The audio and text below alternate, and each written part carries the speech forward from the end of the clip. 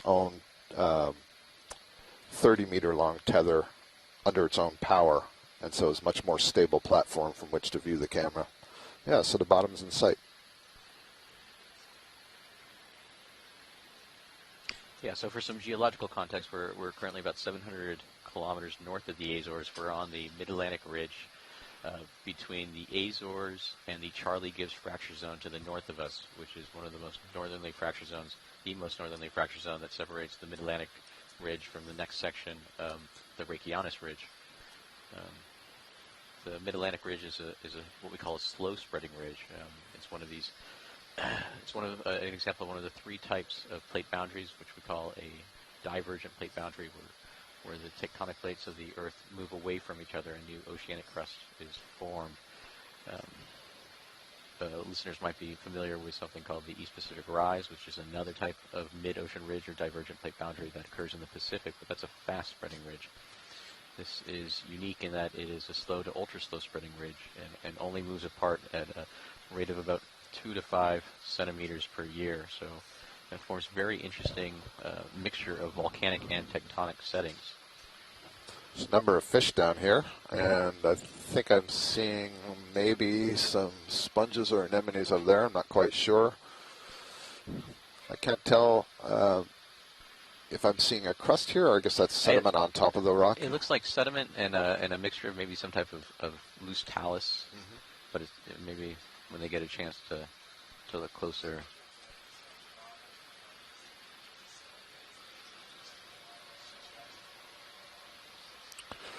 I recognize these fish, but I'm waiting for an ID from shore.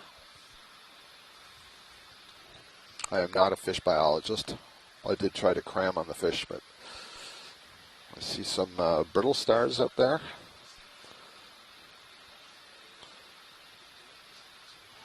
Looks like a lot of dead sponges here in the foreground. We get a bit closer, we might give you a better idea of fish, but from the looks of it, it looks like they're Oplostepsmus atlantis, which is a very common fish. Usually there's some quite dense aggregations at this depth. I'm sorry, did you say black-bellied rosefish?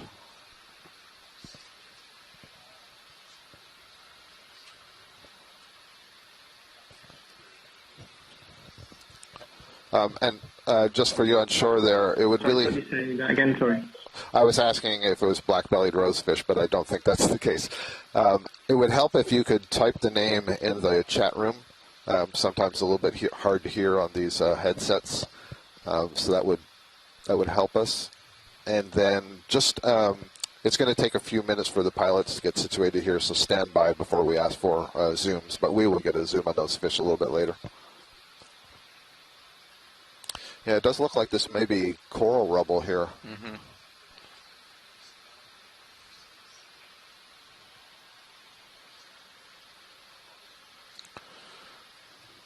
Depth here is 832 meters. We're still about the back of D2 is about 2 to 2.5 meters above bottom.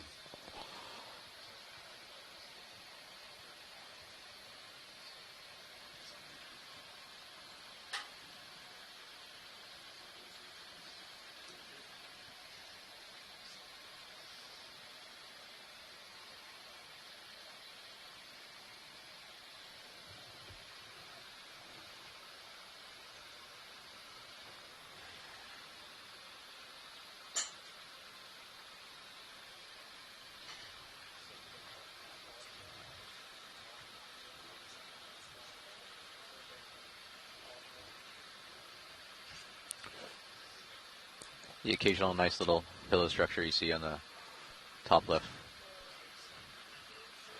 And then yeah, and I think I'm seeing these sort of dead fan-shaped sponges that are coated in black, and then there's a yellow one above it that's alive. Yep. So I suspect those the blackened ones are the same type. They've just been dead for a very long time.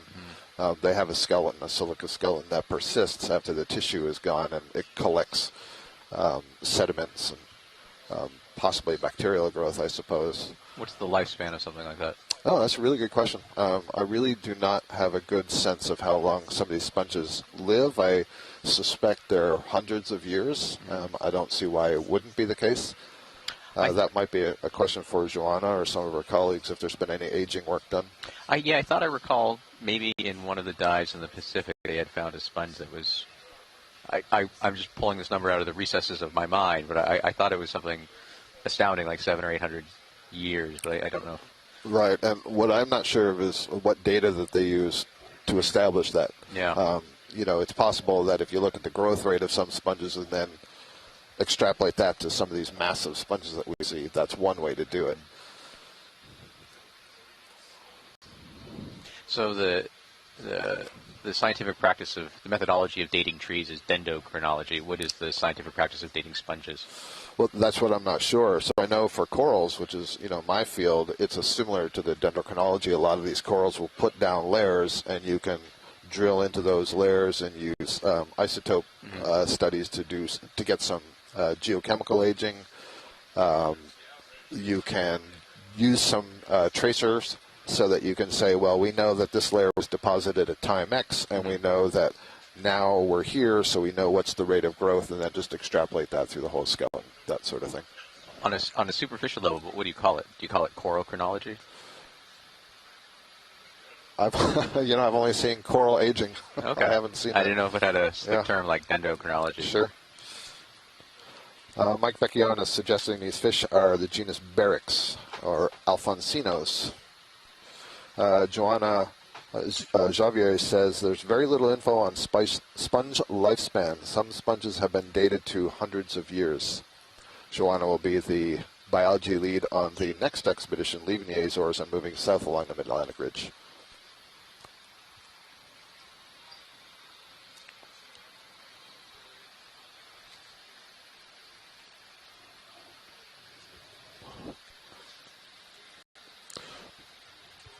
And we're still getting settled here, which is why you see we're just kind of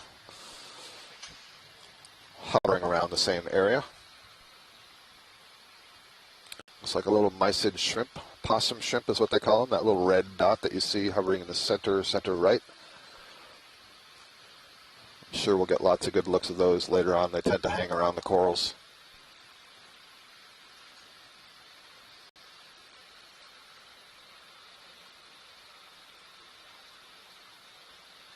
Oh, I missed this.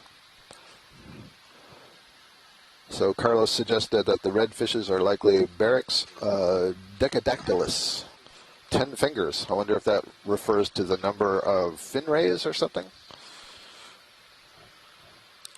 Decadactylus.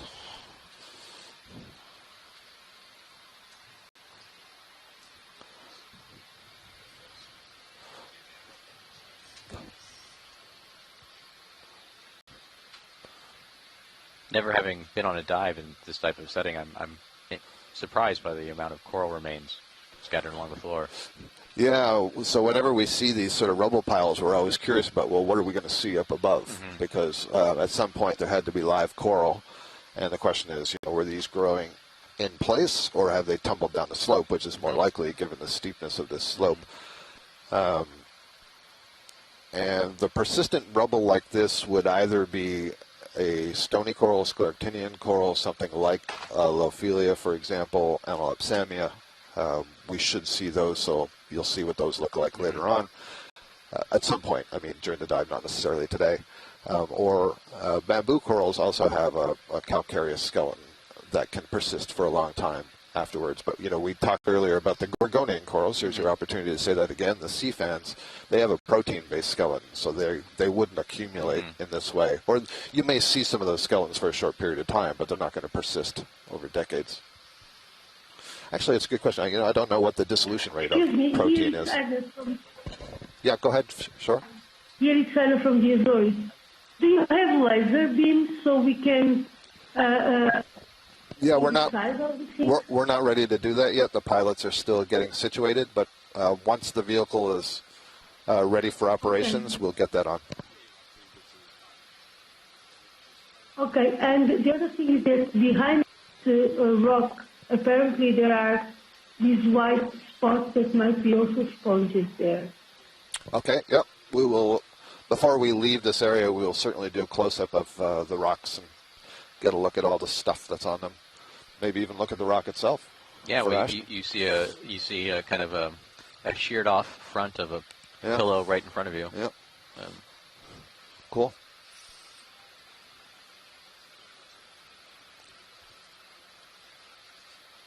I assume that these are polychaete worm tubes.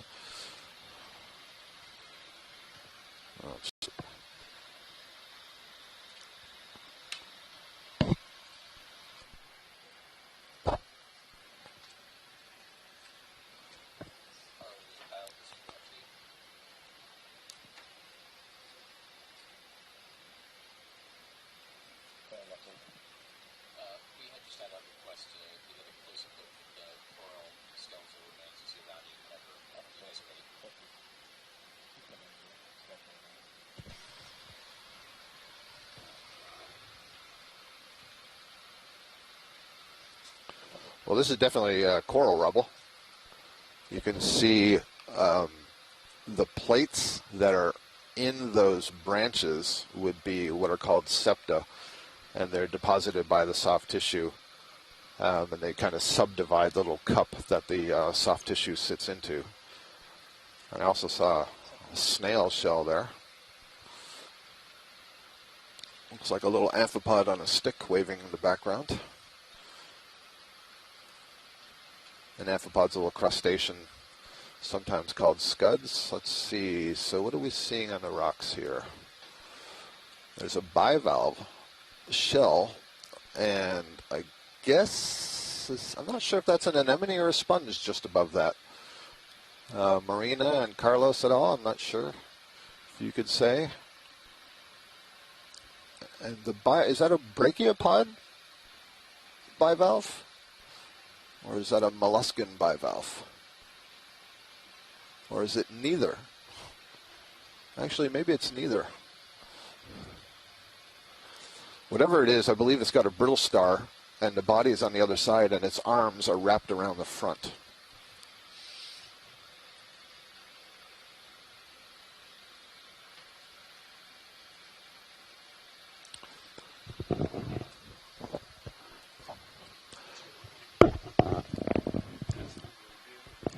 And Pilot, if you could have the lasers on, that would be appreciated. Thank you.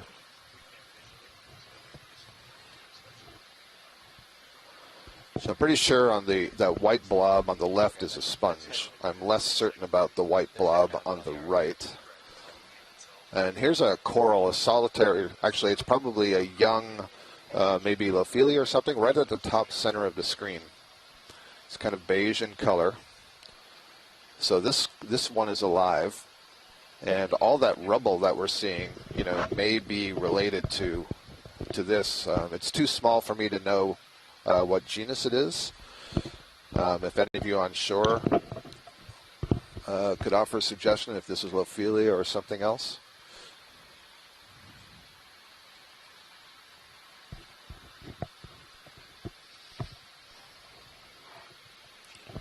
What else am I seeing? This tube that's coming into view, that's probably a fan worm, polychaete worm. And then there's a little bit more, mostly dead coral rubble. And there's a cup coral so on the far right at about 3 o'clock. This would be a solitary coral related to the stony corals.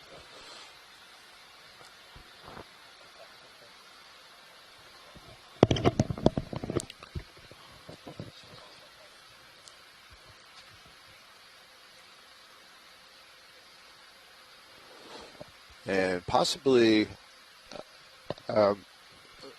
Pilot, if possible, if you could zoom back in, there's a small bright white structure just right of center on the edge of a rock. A little branching bright white. Now it's at the top of the screen. There we go. Yep, that's the one. I believe that's a Stylostrid Hydrocoral. So this is another kind of coral. It's really small, but it's not a stony coral. It's actually more closely related to the siphonophores that we saw earlier. I believe that's what that is. Look for sure for confirmation. And then this interesting ribbon-like thing that's on the lower left looks to me like some funky kind of sponge. I don't know. Joanna, you ever seen anything like that that's sponge-like? Looks like a Cryptalia. I'm sorry, I didn't recognize the name. Did you say Crypthalia for the Hydrazone? Hi, I'm Manuela Ramos. I think the Hydrazone is still a Cryptalia genus. So if you could, again, write that in the chat room, that would be very helpful. Thank you. That's good, Pilot. Thank you.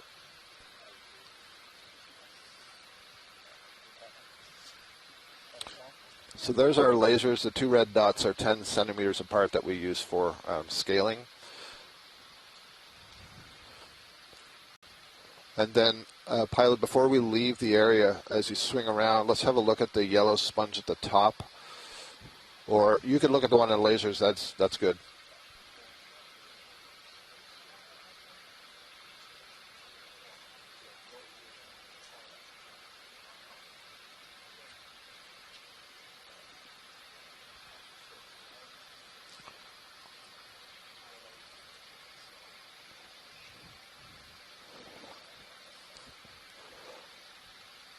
Yeah, so that's good. I believe this is a demo sponge. So we have two major groups of sponges, the glass sponges and the demo sponges.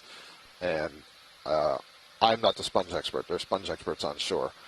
But I believe that this is the demo sponge group. And there's a nice view of one of these stony corals that I'm not sure if that's Madrepora or Lophelia. It doesn't really look Lophelia-like to me, so I'll have to wait for folks on shore. All right, thank you. Joanna is giving a name to that sponge of Phyla, so that is great. There's a couple of these colonies. So I think all this rubble is coming from these branching corals that you're seeing, and presumably there are much more of them, or there are bigger mounds as we go upward. And Pilot, I'll just leave it to you. There was a request earlier when you see those fish again, if you can get a close-up of the fish, but otherwise I think we're ready to explore a little. Oh, we're exploring already.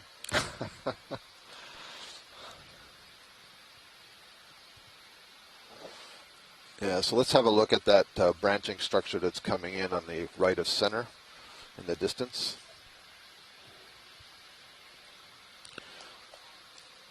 Looks like maybe there's a large urchin over there to the left, and there's going to be a lot of stuff on that rock going up the slope on the left side. So this, I think, is more clumps of what I'm calling, I don't know, Lophelia or Madrepora. Is there anyone on shore who can help me with that identification?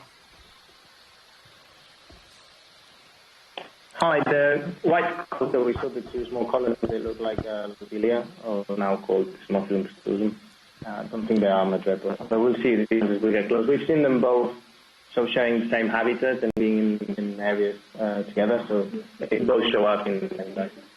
Great, thank you. Yeah, so we may actually have both right here, the white one on the left and then this sort of beige pinky one on the right. The right one would be the Lophelia. So there's a few things to note here. So the first pilot, I was remiss to say that when we got to the bottom, we should take our second water sample. So if you could trigger water sample number 2, that would be helpful. Thank you.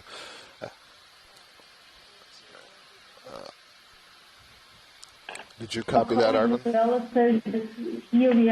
Arvin was the one who asked me to ask you. He's on top of the game.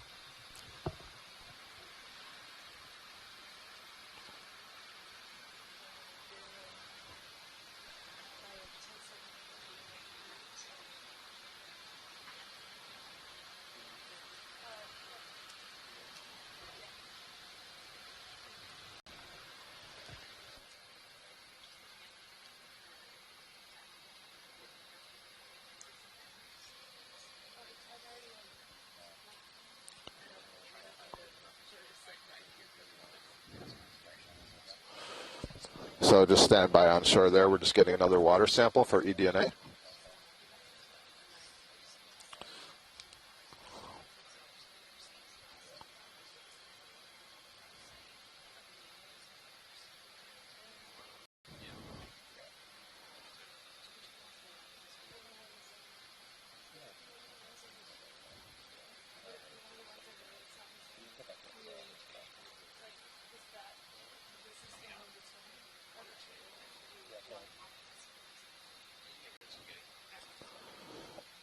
One of the interesting things that I'm seeing on this colony on the upper right here, you see that there's a larger opening that's probably a tube that's been formed by the interaction of a polychaete worm, a scale worm, or a unicid worm with the coral.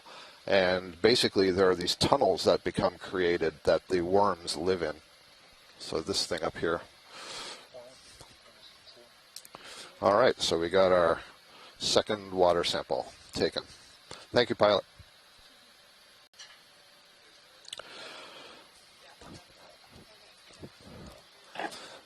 So this is a bush of Madrepora, and we can see the tube of the polychaete predator of these colonies.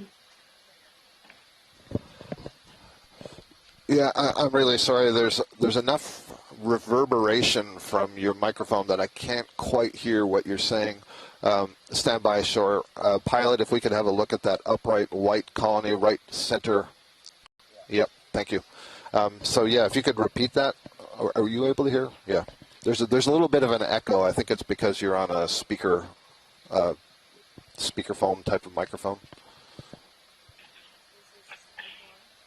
I was saying that the colony was the Madrepora, and that we could see the tubes of the Nisnar version in the Madrepora colony. Oh, great. Okay, so Madrepora.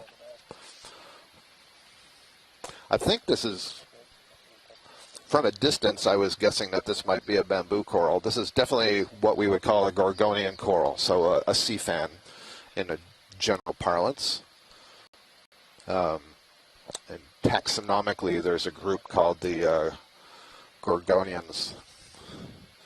So it's not a bamboo coral. But it is definitely an Octa Coral. And it has several crinoids that are growing on it.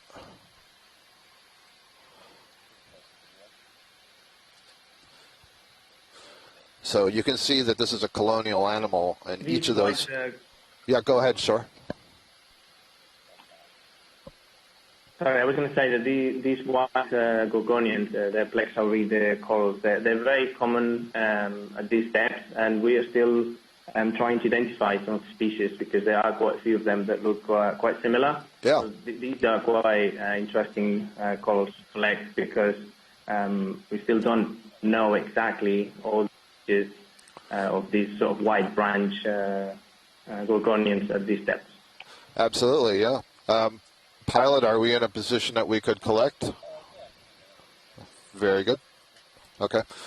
Okay, Shore, so give us a few minutes to get set up here. The cereals get into position so the ROV is not being tugged, and we will make a collection of this sample. In the meantime, we can have a look at some of the stuff on the rocks. I noticed there was a snail on the rock just behind this coral, and I'm seeing several polychaete worm tubes. Ashton, is this the kind of place that would be interesting to get a rock sample from? It could be. What we see mainly right now is just a continuation of Phyla basalts. It looks like there might be a top of the screen some darker brown material from Phyla biological, or it might be kind of untitled, which is more of a fragmentation material as some of these corals form. Oh, I realized I was talking for the last minute without actually... It was all very interesting, yeah. Shore. He's going to tell us all again. So right now what you're seeing geologically is just a continuation of these stacks of pillow lava flows. So these underwater erupted extrusive basalts that form the mid-ocean ridge system and the oceanic crust. Although we're about 800 meters below the topographic high, you still see mainly just the base of the pile of extrusive material. You don't see any more dense, mineralogically rich material from the dike system or the underlying ocean crust. So it doesn't seem like it's been exhumed at all. It's just a stack of continuous lava flows. There might be some darker brown material at the top of the ROV screen that you see right now. It's hard to tell whether that's a biologic mat or whether that's a hyaloclastite, which is a fragmentation product formed during these extrusive eruptions. That's a mixture of volcanic glass and breccia. Scott was asking whether it's an interesting place to get a geological sample, and it is. The hardest part is finding something that you can actually pick up in this field. Everything looks fairly consolidated and well stuck together. We can try and pick up a piece of basaltic talus or a loose rock, but on this sheer relief, it's really hard to tell where it came from, whether it came from primary here or whether it dropped down upslope. So I figure sounds like we're going to get a biological sample coming up, and then if we see a rock of opportunity, we might try and grab that as well.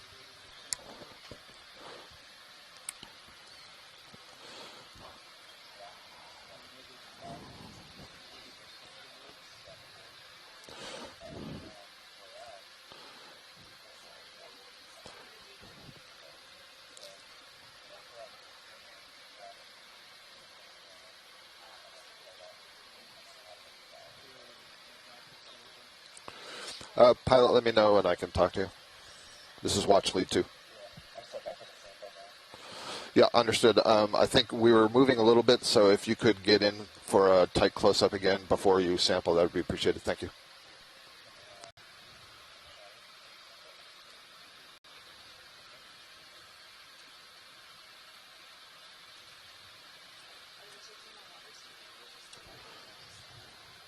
Coral sample.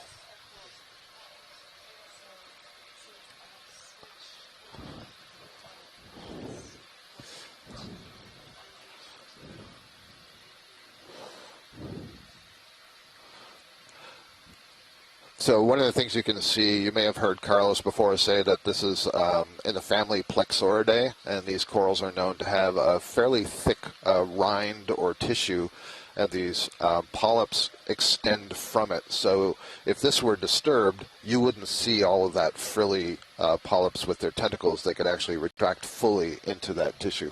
Mm-hmm. So this one is out where basically the polyps are in their feeding position. That's pretty good. So basically a clipping somewhere near the top, maybe, I don't know how easy it is for you, but I'm looking at the upper right side. There's a branch point where the two branches come together like a V. If you could clip just below that, that would be great. Thank you. And this should be one that's really easy to cut. It's not easy to snap, but it will cut very easily.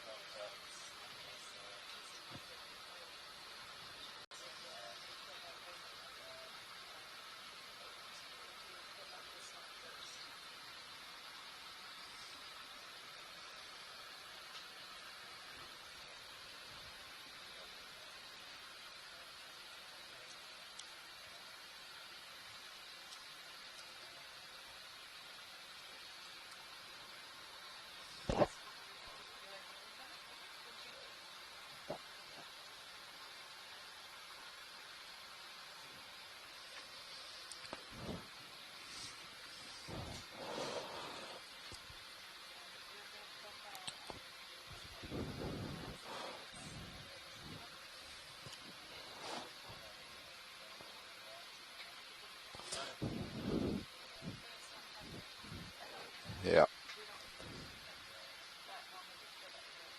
Yep. That works.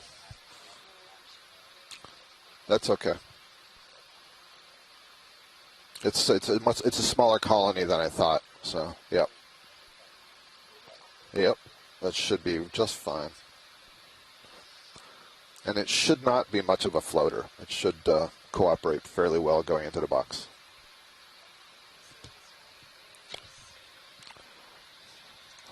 All bio boxes are open.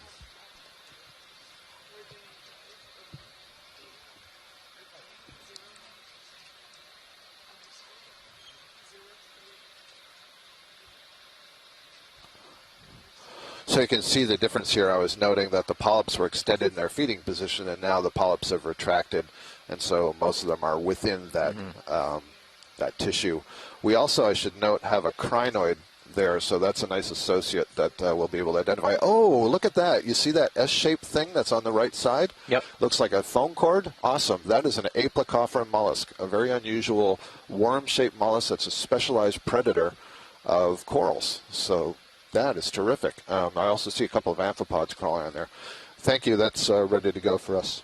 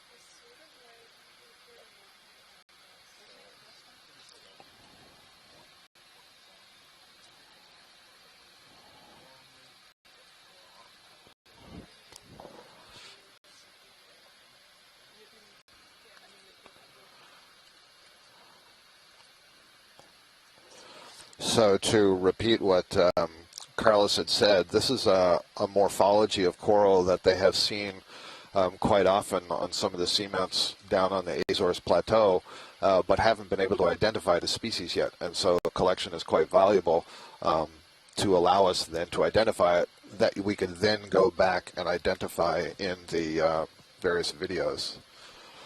All right, so this is.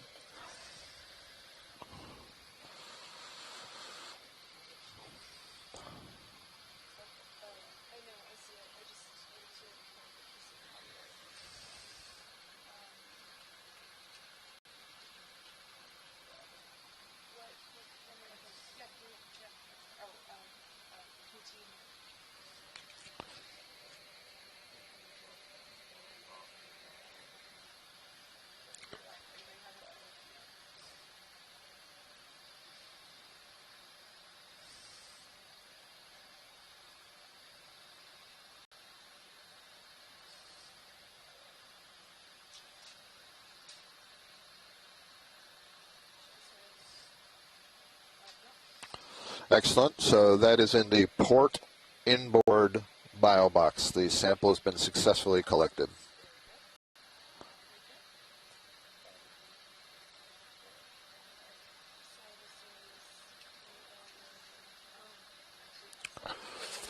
Arvind, are you able to tell if that went in? I'm not sure if I got the right message there. I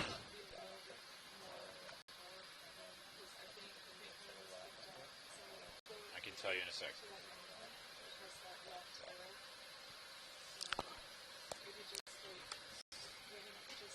Yeah, for some reason that collection information didn't take.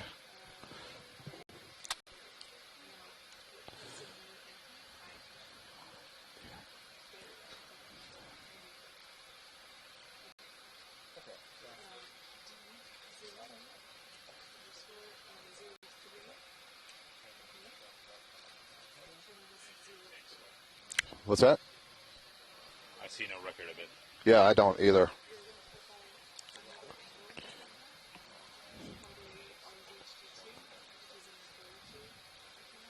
I know why.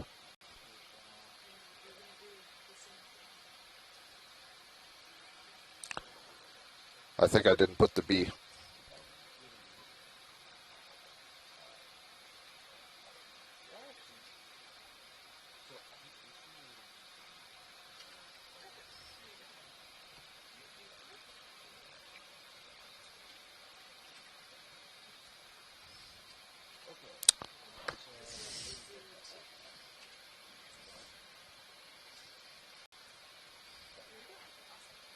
I don't know what the problem is, but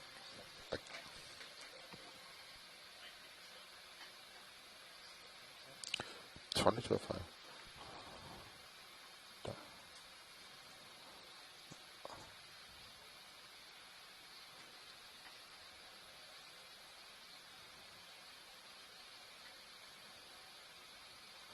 It worked that time. Third time was the charm. I got it.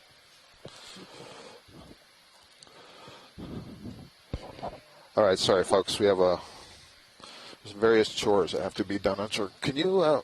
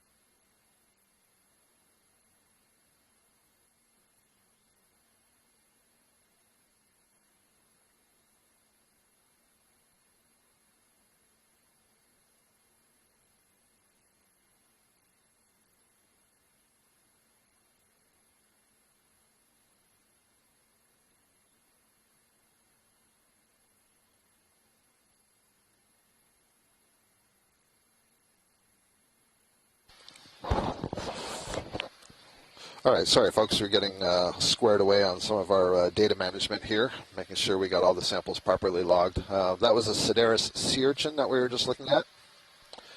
And I think while I was making notes, Mike Vecchione points out that there was a squid that went by. So still a lot of rubble that I'm seeing here that the urchins are climbing on.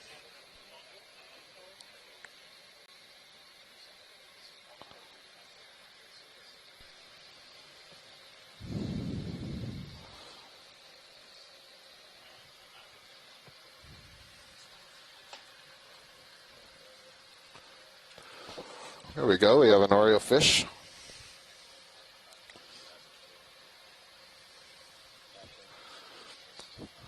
Okay, we got the scale there, now we're going to turn the lasers off. So that fish looked like it was maybe 20 centimeters in length.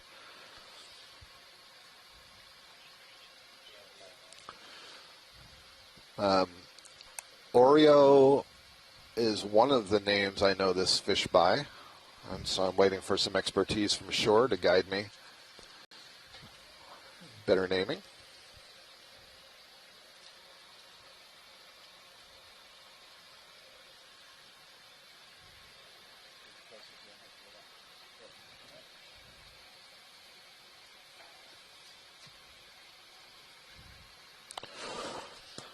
Now, I'm pretty sure that these are or have been relatively common on some of these seamounts, and I believe there was a fishery for, if not this species, related species.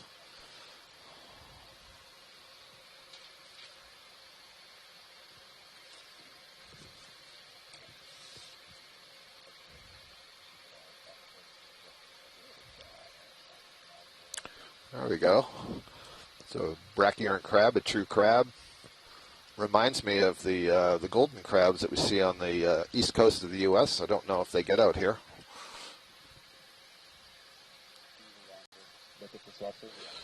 A little bit longer, please.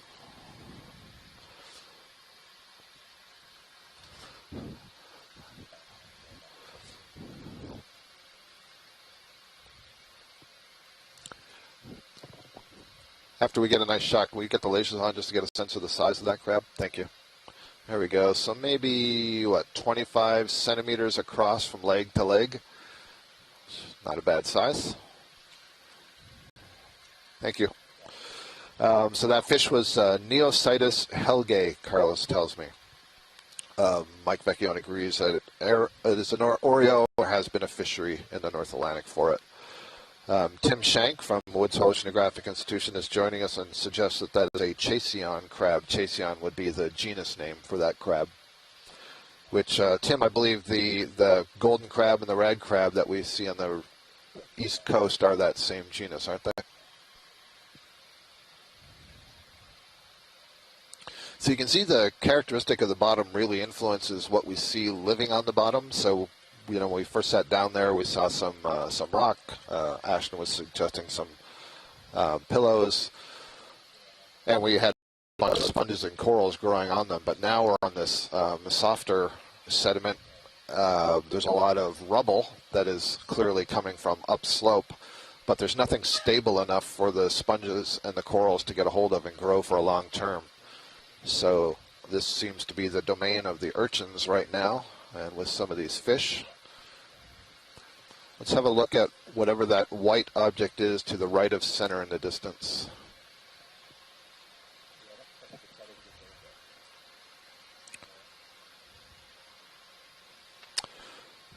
Tim Shank says, yes, it is the same genus that we see on the east coast of the United States. That the genus is distributed at least out to the mid-Atlantic ridge, and Carlos says that's likely Chasion affinis, so the species name would be affinis.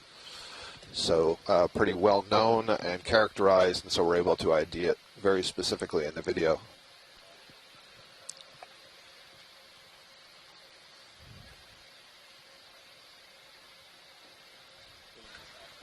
Thanks, Scott. I was dealing with some technical difficulties. I was trying not to double laptop. But.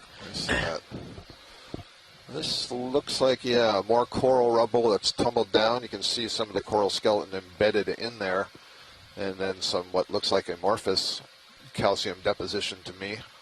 There's a fan worm is extended from its tube. So that circular C-shaped tube that you see is calcium carbonate deposited by that worm.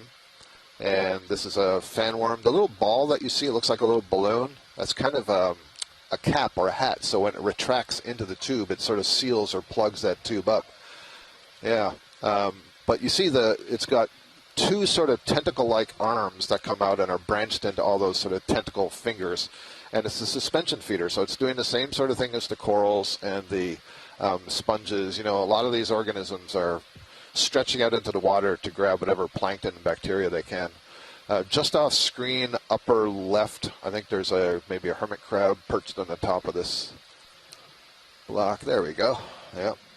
Yep, that's a small one. You can see various arms that are extending from the crevices of this coral. Those are brittle stars. Yeah, all kinds of stuff. I'm not sure who said it earlier. Was it you, Ashton? Somebody said earlier that, oh, no, it was one of the ship's crew. Yeah, it was the XO who said that he has learned that, you know, in these dives, while it may look like there's nothing from a distance, you know, we say, it's just rubble, there's a whole bunch of rubble. When you actually zoom in with this fantastic camera system and get these really magnified shots, you see that there's just a ton of stuff, small stuff living in all this space. Yeah, I was going to say, you have a good eye. I couldn't even pick out that little crab. What was the size of that? Small. Small. Yeah, very small. Very I think it's small. in the very small category. Yeah, and as you said, there's no outcropping of any basalt, any pillows that we see right now. It's draped in this rubble. You can think of the upper layer of the oceanic crust is formed through extrusive volcanism, so actual underwater eruption, and it's only 1 to 2 kilometers thick, that outer layer of pillows. And so if we're starting at about 800 meters, or we're starting at about 800 meters below that peak. This looks like a little hatchet fish, or maybe. Sorry, keep going. I was just saying that, if we're starting about 800 meters below that peak and we're transiting those 800 meters up, we're probably right near the middle of that outer extrusive layer of oceanic crust. So we should probably just continue to see mainly just pillow outcroppings occasionally.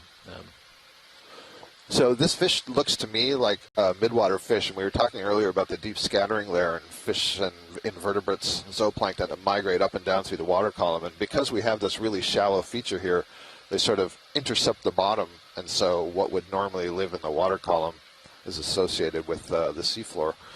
So we'll have to wait for our scientists on shore to be able to help me with an ID there. One of the things I wanted to follow up on when you talk about the geology, so when we were talking about where to have the dive track, one of the things that I had noted is I don't like diving in chutes because you get this sort of thing. All the rubble tends to accumulate in the chute feature. And as I look at the dive track and the bathymetry, I see that we're sort of climbing up this, the side of this little ridge that's kind of like a fold in the overall feature that we're climbing. The term I would use for that is an arete. A ret? Yeah. Okay. So we're in the ret? The arete is that kind of that pinnacle, that knife edge. Oh, I see. Okay. So we want to get up onto the top of that ret and then hopefully see less rubble and more of this. Now, I will say I'm not sure if that's purely a geology term or it's a climbing term.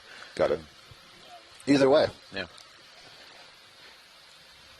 Yeah, I mean, those chutes are nice from the exposure side of making the geology visible once you get up onto that steep portion of it.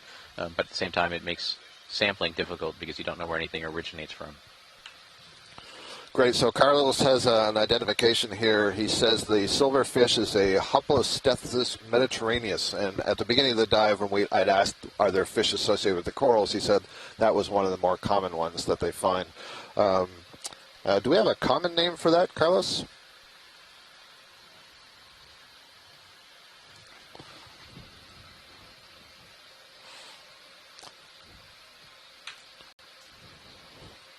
There's another fish on the far left center. Yep, that's the one. Thank you. Oh, that looks like a rat tail to me, a grenadier. Very long dorsal fin. Several genera. Somebody will point that out to me, but I think they get this name rat tail. You can see they have a very bulbous front of the body and then an extended long tail. All right, we may need to get you Googling that name for a common name. that one, the Hoplostethsis.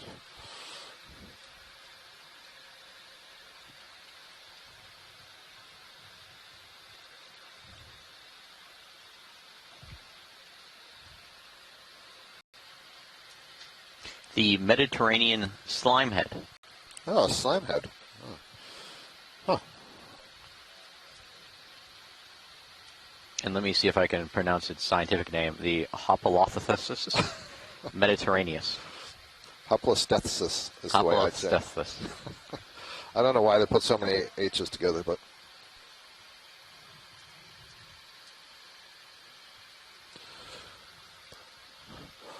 Yeah, so now we're back to our rat tail, also called grenadiers.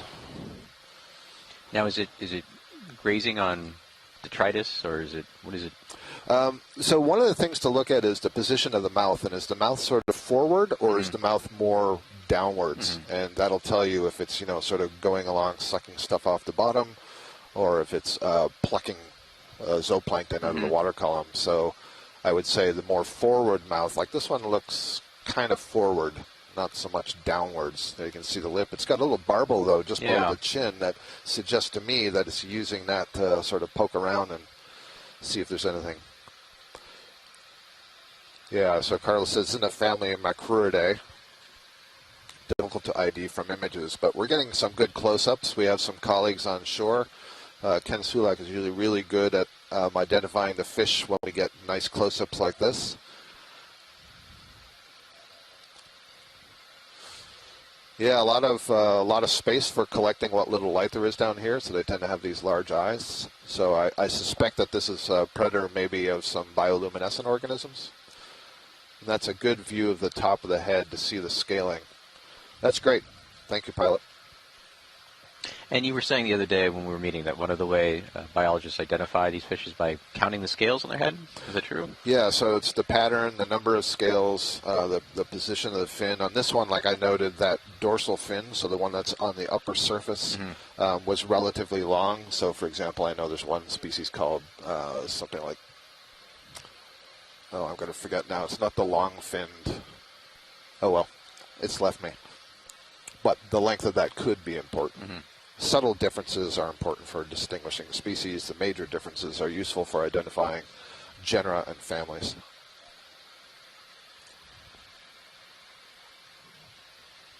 Now, somewhere on here, there it is. That's what I'm looking for. Right here, pilot. Thank you. Very good.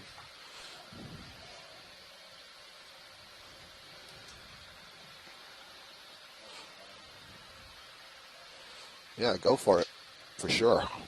Nice. Anemone, there's a fanworm again on the left side. So that anemone you see is very transparent. You see that dark tube in the center, that would be its pharynx, actually. So on the upper surface, in the middle of that ring of tentacles, it would have a mouth. And then that would go into the equivalent of our throat. And then at the base of it, they would release into what's called the gastrovascular space, which is the stomach.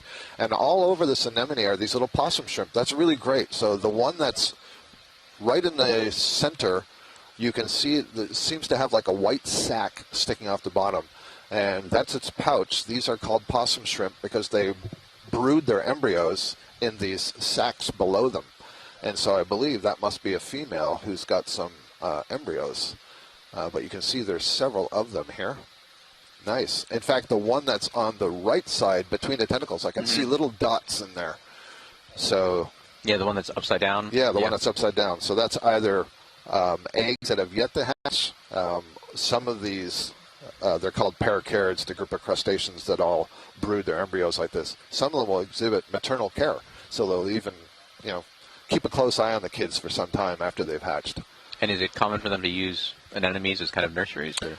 I haven't seen them on anemones before, but we do see them associated with corals and sponges, so they're probably just looking for some substrate that's above the rock to settle on. Excellent. Nice view. Sure. Yeah, it's interesting. This one is quite transparent. You see it's got the white tip to the tentacles.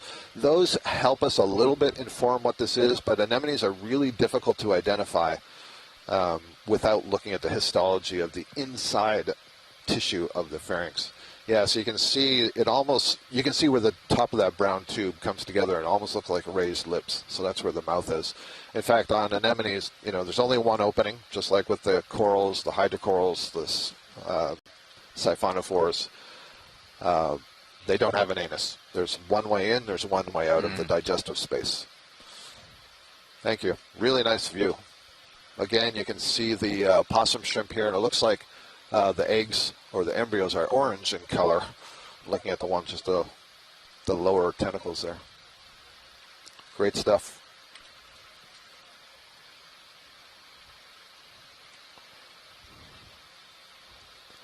Another thing you can see as we're playing with the lighting here to get some really nice imagery, you notice that the entire anemone seems to be dotted. And those would be packets of nematocysts, or nidi. A nidi is the name for, or a cnidocyte is a cell that contains a little package, an organelle called a nida, which can fire a thread-like structure. And in some cases, those thread-like structures are sticky, and in some cases, they're piercing, and they can inject the toxin to paralyze their prey. Apparently, these mysids are not too concerned, so I guess they're not the prey. So that anemone just caught something. Something just swam in, and you see the tentacles are curling and moving towards the mouth. That is fantastic. Watch out, mysids. You're going towards the mouth. So it was purple in color. And you see them all sort of closing down. Oh, they move fast. Yeah. Oh, yeah. Those tails, they're related to shrimp and lobsters. They have very muscular tails that they can use to get out of danger. So the anemone and the corals, you know, they don't have teeth or anything, so they will subdue their prey with those nematocysts, basically paralyze it, get it into that digestive space, and then just leave it in there with a lot of potent enzymes that'll break it down. Good stuff. We'll have to rewind there and see what it caught. Yep.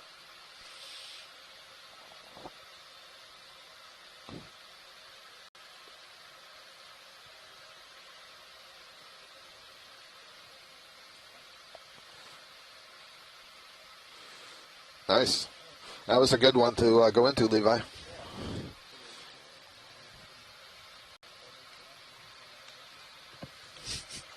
Oops. Looks very much like here. All right, so we got Courage 38.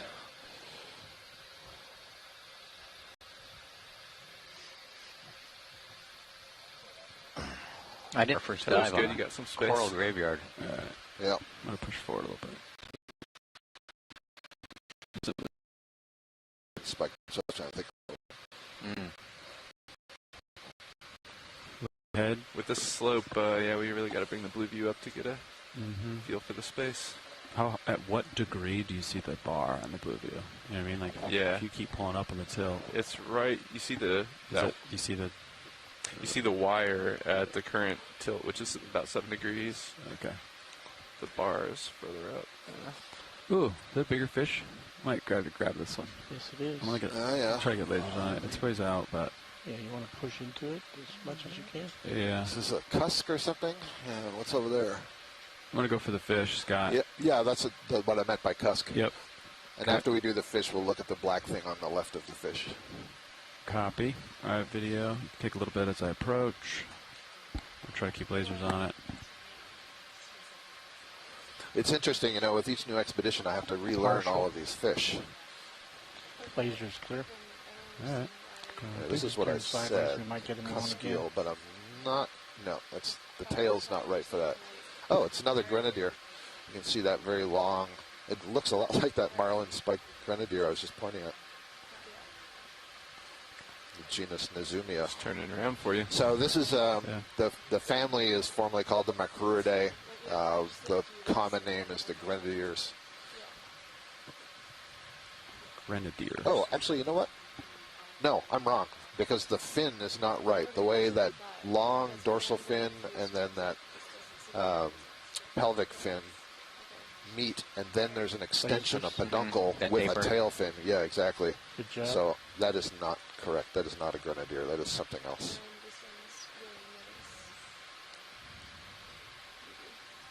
It's very nice for him to give us a nice turn. Yeah. He's behaving. Coming up. All right, so There's one just above him. get an additional cookie or Oreo.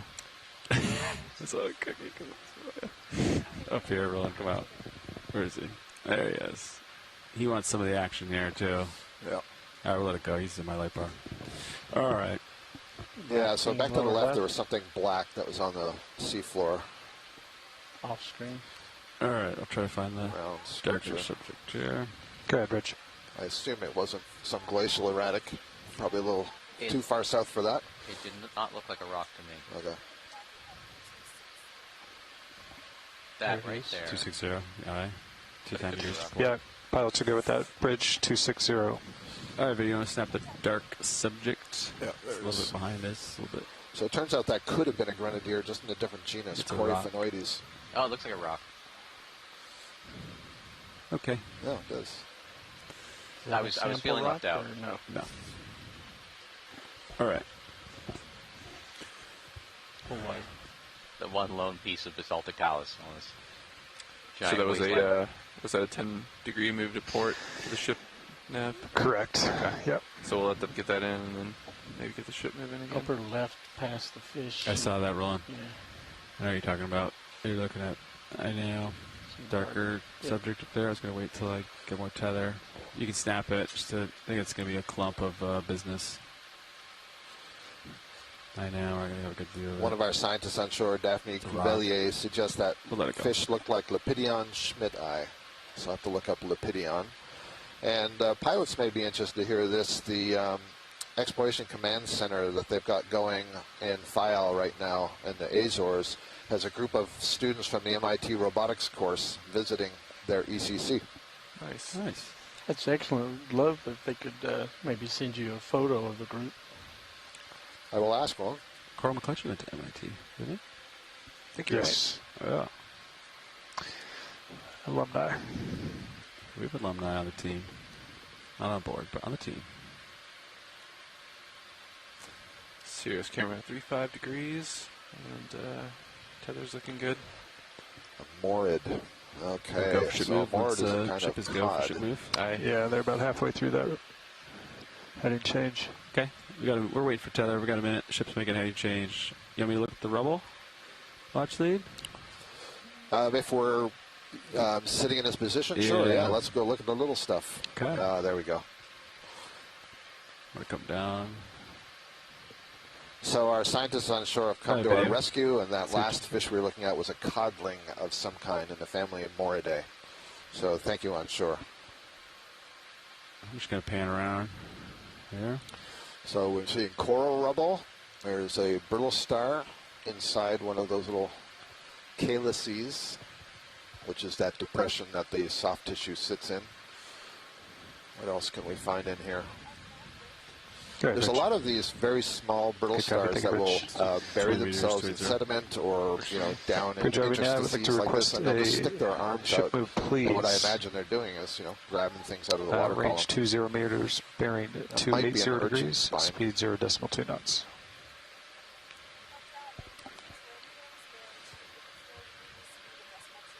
Good copy. Thank you, Rich. Just going to do a slow pan. Or tilt, slow tilt up. That's how you introduce new characters. Not sure if that's, that looks like the hoof of an urchin spine. You have to trust me on that till we see one later. On the urchin spine, or the fact that it has a hoof? On the urchin spine. Okay. I'm really excited to see what the top of this feature looks like, given all these remains. Yeah. So the question about the remains, of course, is are these 10,000-year-old remains, or are these 20-year-old remains, in which case we may see a whole lot up top. We know that the oceanographic conditions, the water column conditions, the temperature, so many things change through Fish time. really And wants to hang out with us today. what may have been look an at that. ideal What community is that? in the past. There's interesting Sure. fish on camera 2, the Serial's camera. Cool. Just went, oh, he's still there. Could tilt down if you wanted to look at Yeah, it a little bit. I'll take a quick look. I'll stay right here. He might be gone by now. Yeah, Yeah, so he's conditions moving. may have There he is. changed such that they don't support Lophelia anymore, which is why there's so much dead rubble. We've already seen a few live colonies, so we know that the Lophelia can live here. Yeah, Like, given yeah. the distance we are It's from disappearing into the dark. Look at all the that. axial valley, I So think it's we're really- probably it's really anywhere from attracted 100 to your to lights. 200 Yeah, the light year old pool. All that in terms business. of the substrate Video coming on being Squishy. erupted. So D2. Let's Like the see 3.5? what's swimming here. Looks like an amphipod, I think. Yes, it is. That is a Hyperion amphipod. So this is basically the inspiration for the alien in Aliens, or Alien. And you see it's got this massive head Take it. that is mostly eye. Take It the had zoom. those very large claws. This is a pelagic kind of amphipod that usually is associated either with jellyfish or larvation houses, and it uses those large claws to hang on. Thanks. Really cool thing. All right. Oh, you want the jelly? Video, take it. And let's see this. Oh, and here's one. Perfect. So there's one of those Hyperion amphipods inside a larvation house. It's taken over the larvation house. oh yeah, And there you go. Wow. And he just plows around with it. And you see that whitish tissue is nervous tissue. You can see a couple of the black dots, but that whole thing is basically eye. It's got all of these omatidia, which are the individual units of arthropod eyes. And so, sorry, could you explain why it takes it over? I'm not sure. Okay. You know, this It's like an would umbrella. normally be Like a little- a pelagic organism of its own. It's a zooplankton that would be a filter protective. feeder. I guess it's some You can kind of see the protection. alien, Yeah. Like the eyes You know, glow I'm and then not the sure. big head. Using it See as that? a net to catch more food. Yeah, possibly. Enjoying the It's ride. like he picked up a little What car. a crazy animal. It's like those Yeah, I think bubble it's rare suits. that you see one It's good animal wearing follow, another Levi. animal as That a is good hat. follow. Not in the deep sea. All things are possible. Very transparent. Except Yeah, it's- very transparent. except You can it's like- actually, we're getting a nice view of what I was saying before, the pleopods. So the back half of this crustacean more. is called You got the, it's an abdomen, Okay, that's a lot. and That's a lot of zoom. it's also called a pleon in technical terms. And so those are swimmerettes. They're specialized flat Trying paddles to for roll. swimming. And then the forward part of the body, the thorax, You're nice and has stable. those more like walking legs that typically have the pincer type of Take it. claw-like structures. And in this case, it's adapted to hang on to Gotta that lead it. Okay. well, larvation house. I think that's a larvation house. There's a slim possibility that that could be a tunicate. Okay. Hopefully our viewers aren't too sick by this. Yeah, no, that's great. I'm not sick. I'm enjoying it. Thank you. Okay, Rich. Good follow. Good So, comment. Thank you, Rich. Joanna has put in the chat room here, asked the question, the fish have is we back. discussed Ship's off why standby. we think there's so much coral rubble and so little live coral? And so, coming Joanna, we talked a little bit about it. John, We're anticipating that 280. either more of the live got my fish coral friend goes back. up at the top of this feature. We're on a pretty Hang on, I'll steep get it. wall. Oh, what's going on? It's- Oh, That's that my fish thoughts. is back on camera yeah, two. Fish in the camera too. Record CPHD. Is that like a on paddle your fish main or something, cam. or an oar fish? I don't know my fish, but that word is in my brain for some reason. Wow. So any fish biologists, we're going to try to get a capture of that Coming image. back But up, losing up. it's very different, very interesting. It's not something I'm used to ever seeing on these dives. Okay, so it looks like you're heading. Let's see. Coming up a bit.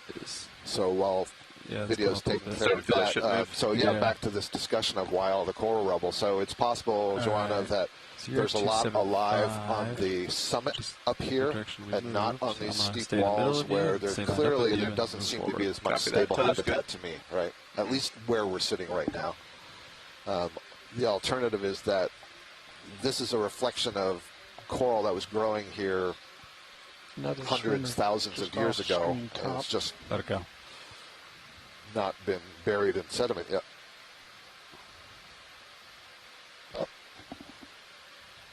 Yeah, Tim Shank is suggesting that because we're not seeing a black coating, a manganese coating on this rubble, that this rubble is in fact not all that old. which would suggest that it's relatively recently produced rubble. The fact that it's also not buried in pelagic sediments. Yeah, I don't know the manganese precipitation, the expected manganese precipitation rate here in the Atlantic. Huh. You know, I'm used to more in the Pacific and around Hawaii, where we get precipitation of manganese on the order of millimeters per million year. 275. Yeah, we're definitely So, I'll be 275. we're in such a young area. I wouldn't expect much manganese precipitate in general. Right? Crazy. If we're on a substrate They're that might close, only but be yeah, 200,000 years old at the Hear me? oldest. Okay. All right. Well, waypoint 2, D2, bearing 280, basically. Okay. So just for context on shore, we're just past the 800-meter mark, so we're at 799 meters deep. We are moving up a relatively steep slope. Yes. We're on the south side of a little bit of a fold, or ridge, if you want, that extends up to the summit. So far. And depending on where the current flow is coming from, we may be in a little bit of a shadow of that current, or a little bit of a chute, which is why we're seeing so much accumulation right here. But we expect to be getting up on top of that feature shortly, and that may change the characteristics of the bottom that we're seeing, and hopefully we'll see more hard bottom. Yeah, is this an upright coral here? What's going on? 280. Oh, this I think it's a siphonophore? yeah. Sounds good now. Yeah. Got the Bridge Argonav. Is it retracting? Go in. Hey, Bridge, this is probably a ctenophore then. Range 20 meters, bearing 280 degrees, speed 0.2 Yeah, this knots. is a ctenophore with two very long tentacles, and you see the way, looks like there are these waves of light moving on the body, very characteristic of a ctenophore. So ctenophores have these long retractable tentacles that they use to fish. Very nice. It's in my lens. Very common in the plankton. This one clearly has its tentacles way extended, and they have these structures in them that they can And we're back. essentially fire that are sticky. And so it's like fishing line. All right, you did 20 meters, 280. Now, Is that are these the correct? same type of structures you see in the anemones, or no? Yeah, no, it's not. It's really interesting. They've independently evolved these subcellular structures that they can use to capture things. Shadows, some dips. But the morphology of it, the construction of it, and the way they work are entirely different. They're not related at all. There's actually a lot of really interesting work going on right now to try to understand where are ctenophores evolutionarily with respect to all the other animals. It used to be I think that's D2's thought that they were declination that might be a little off. related to, that's waypoint 4. Super close, super close. Yep. It's going to be That steepest. was probably a siphonophore, but possibly a tunicate. Swam right at my lens. Tim has responded to your manganese coating there, if you want to check that out. I think we could snap this one. I believe is the same. Yeah, if somebody has species. a good reference for exolution rate of. Yes, one of these grenadiers that we imaged pretty well earlier. Okay. Thank you. We'll let it go video and we'll keep moving. Just to finish the thought, the question is, are ctenophores essentially at the base of animals even before sponges evolved, or are they more closely related to the cnidarians? And what's important about that evolutionarily is it would mean that a nervous system has evolved more than once, and some other very fascinating characteristics. So a lot of work going on trying to resolve that question. Okay. Bottom line, they're more complex than It's it the might accuracy seem. of Sirius's altitude. Depends on bottom. Yeah. It's pretty. Definitely seems off the tad.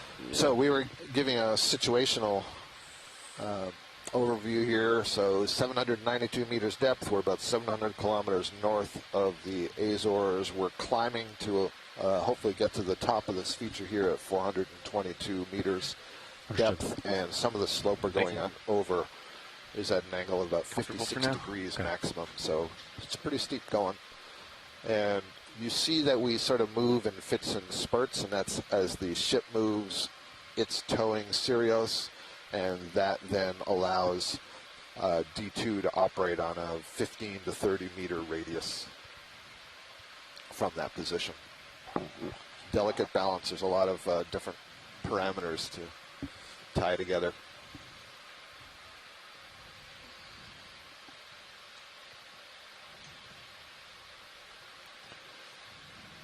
And the heading D2 is at 280, so it's almost pointing due west.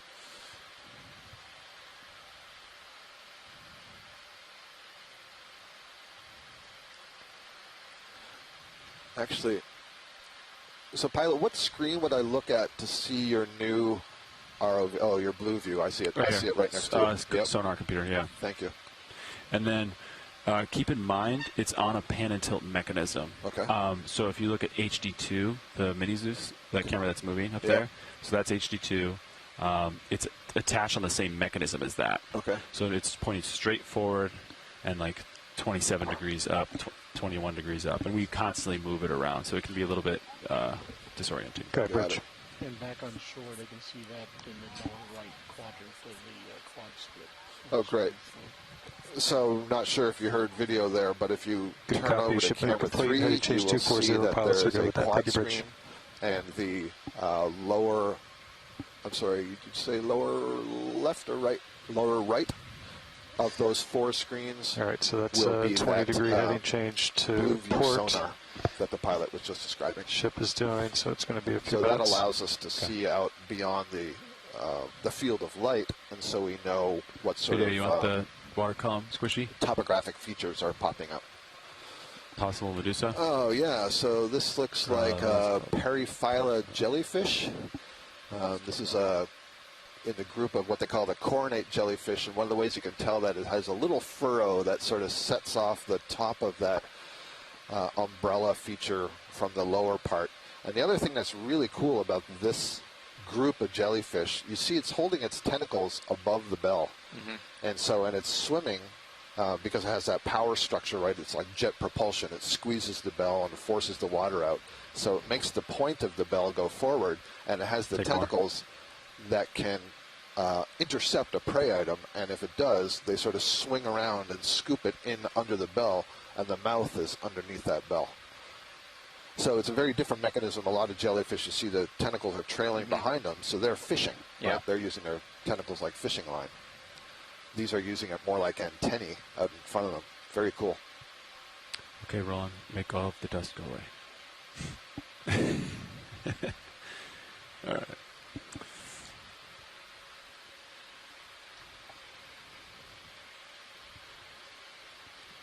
We'll want to be cognizant of the angle of our ship moves here. We're getting a little closer to Sirius. It's another one of those tower-like rocks. You could turn back to port a little bit if you want. If that's what it was. Sled bearing 285, we're at 281. What next waypoint? Okay, back to the center of your view here. Go by. Copy that. There's an eel. I don't think we've seen this one yet. We could snap it. I guess some lasers on the ground. Let's go for the head. I heard they identify it by the up there. Oh, look at that mouth.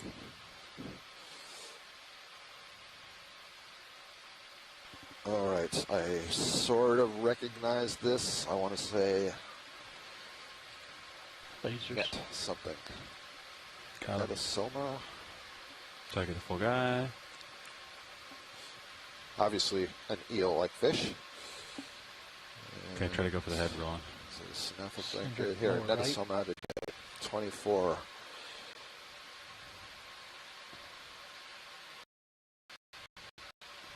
Oh, look at those teeth. There we go. Duckbill eel. Netasomatidae. That's your port side. Wow, I remembered something. Yeah.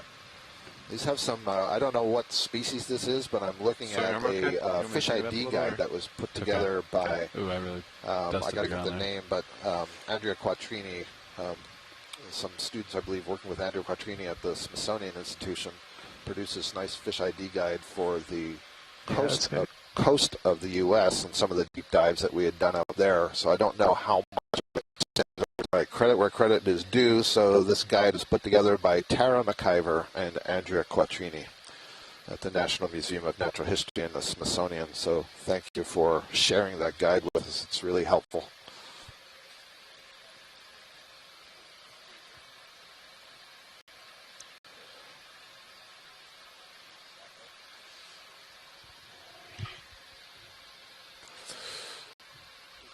And this looks like our little, what did we call that before?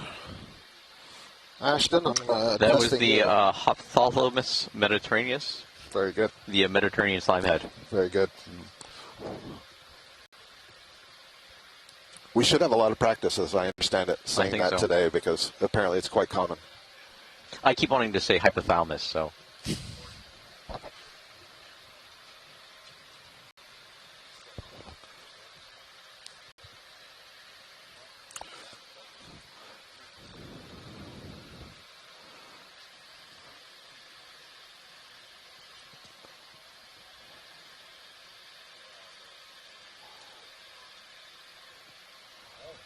Oh, line, look at that. Yep.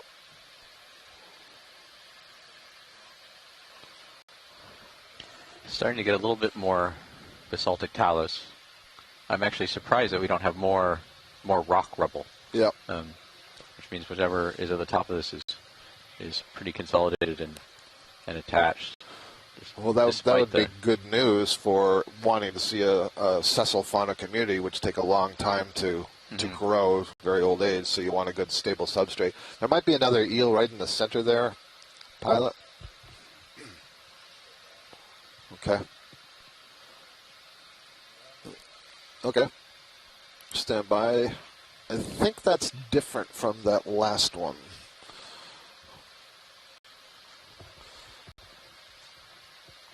It doesn't have the sharp nose to this one. So that might be a synaphobranchid eel. So let me check that out.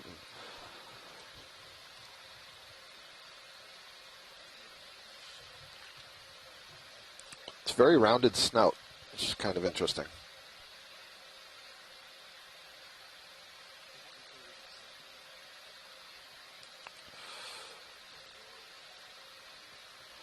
I think the snout is too rounded for a halosaur.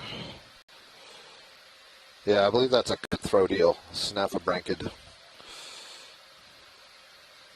Spiny eel, says Mike Vecchione.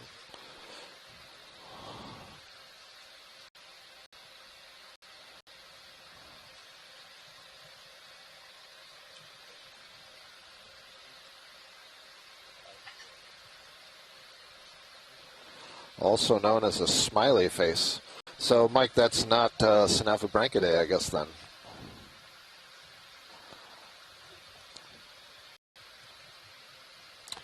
And this is our the codling, I believe we saw earlier.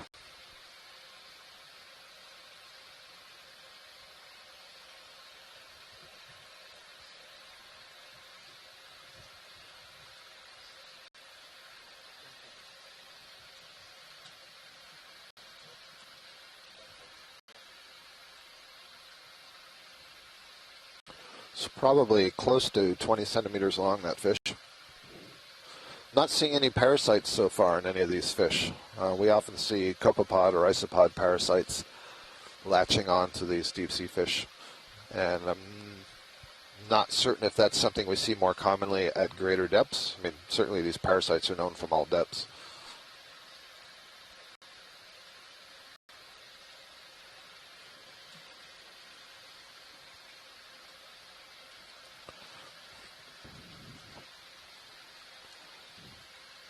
So, yeah, it looks like maybe we're getting up onto this little fold or ridge or ret. Is that what you called it? A ret. Yeah. R-E-T or R-A-R-R-E-T? Oh, yeah, okay. Yep, there's some exposed rock. I'm not sure what the, that's a dead cup coral, the white at the base there, so that's okay. We can move up to these larger ones. This looks like somewhat larger Lophelia reef coming ahead. I shouldn't say reef, pardon me, colony.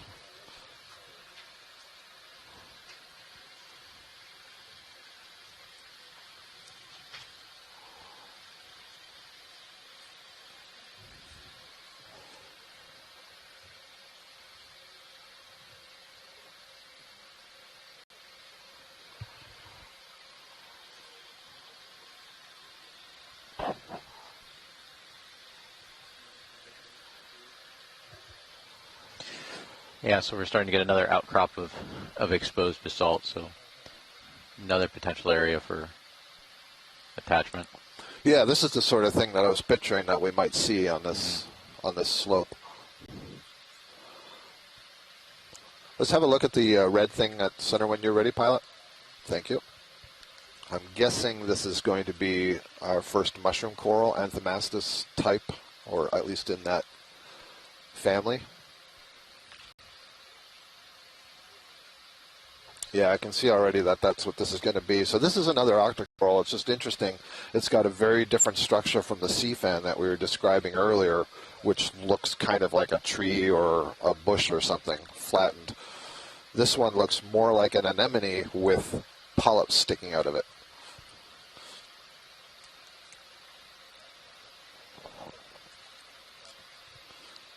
Yeah, very nice.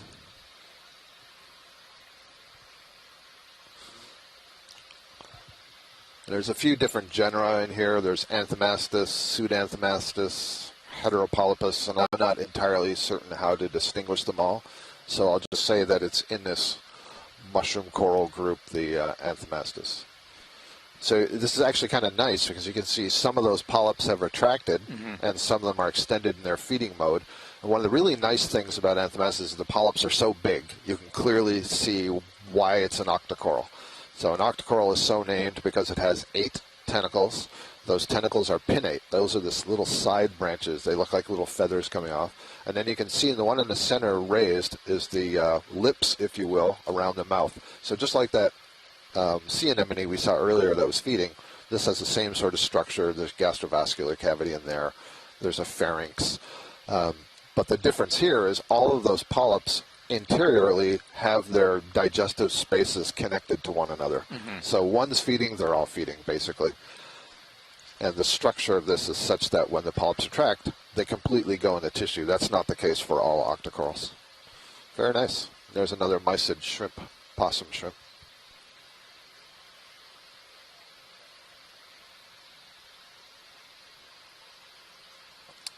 There's another different kind of anemone in the background there, white.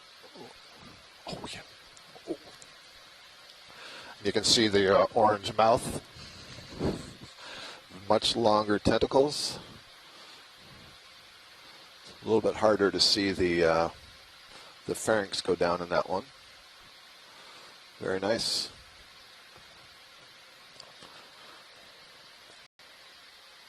Oh, that is beautiful work with the focus. Well done. Well done. Somebody was listening yesterday. That's really good. Another one of the possum shrimp with its pouch full of embryos there. That was sweet. Oh, it looks like a little brachiopod down here. This bivalve shell that's tucked into the rock on the right. Brachiopod is... there's a huge fossil record, so most geologists know about brachiopods because they're preserved in the fossils so well. They look like clams, but they're not clams. They are filter feeders that have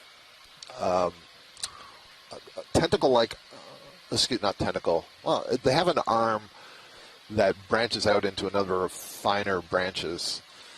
So it's like a series of tentacles that they use to capture their food. Very interesting. Is that the arm of a little brittle star that just... Yep. Yep. Another anemone in the foreground. Thanks, Pilot. I just said thank you. Brachiopod. Yeah. Yeah, I was describing and kind of hesitating because of the angle. It's kind of facing away. So I'm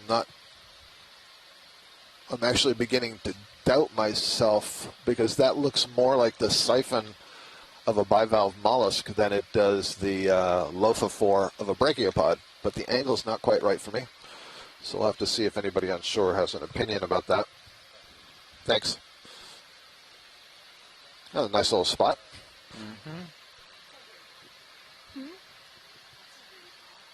Yeah, there's a lot of stuff on it. There's a lot of stuff. I see some more Lophelia. Oh, I wonder if that's the solitary hydroids they were talking about. Sponges, maybe plexaurid. I think these yellow things are little cup corals.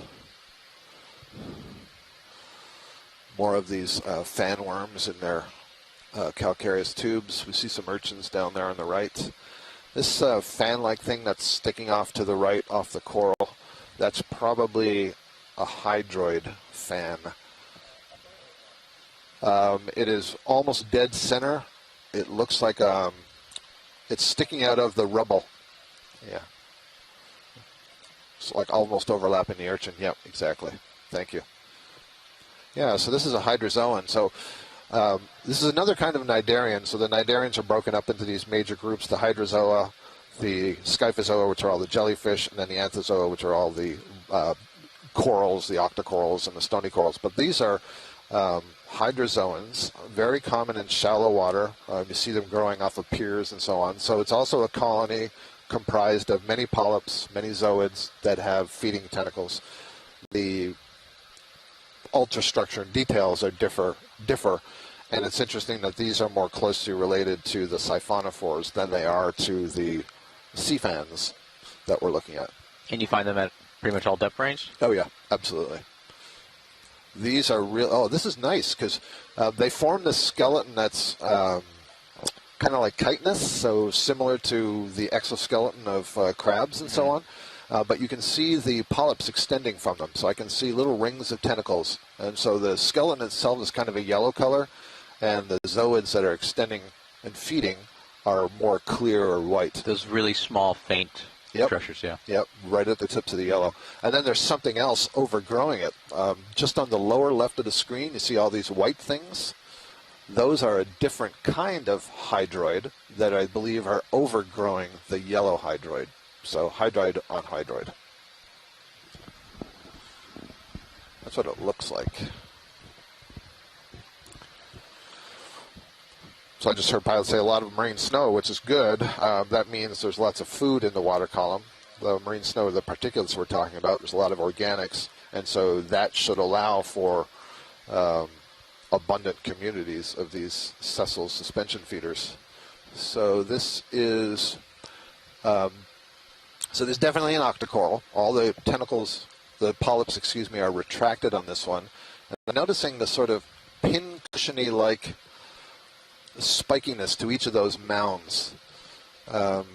This is probably a plexaurid of some kind. So the family Plexauridae, that collection that we made earlier was the same family.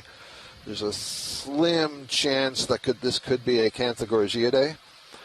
And I notice in the chat room here and also working on the video annotations is James Aubrey. He's a PhD student in my lab whose dissertation is on the family Acanthogorgiidae, so he may know more than I do about what this is. Most Acanthogorgiids, though, the polyps are more obvious and they don't retract that way, so I suspect that's a plexaurid.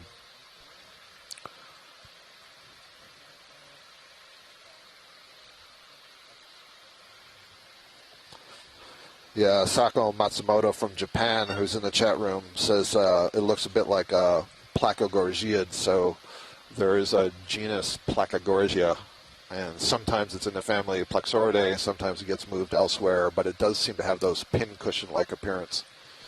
Lots of urchins here. So, yeah, go for it. We've seen a few of those, and I haven't got a close look. I think it's a cup coral, but I'm not... Yes. It's certainly... that's enough. It's got a mycin on it. Thank you. Actually, I don't think it's a cup coral.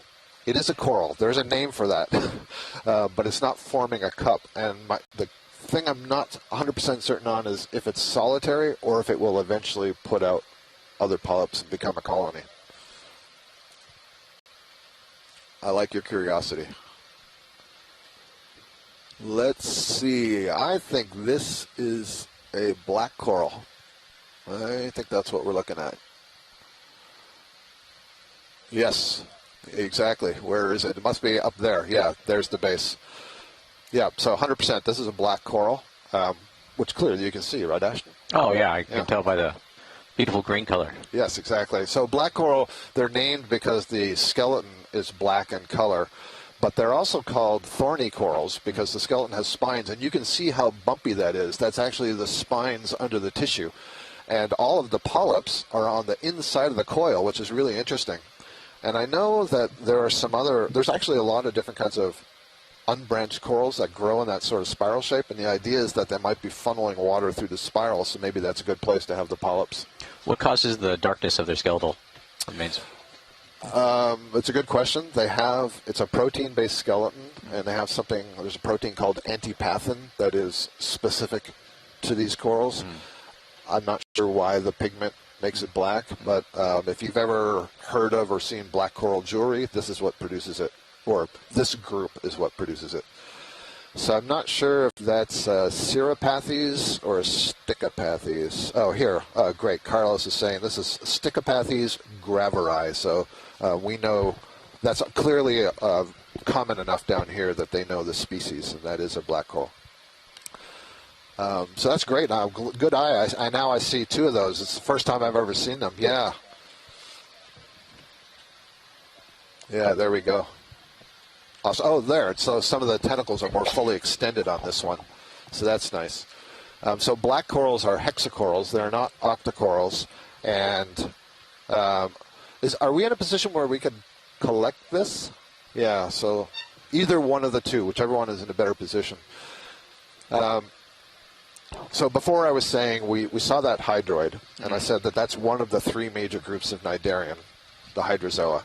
Another is the anthozoa, and the anthozoa has two major groups in it, the octacorals and the hexacorals. Stony corals, shallow water corals, the ones that build the beautiful coral reefs that people like to snorkel and scuba dive on, those are in the hexacorals.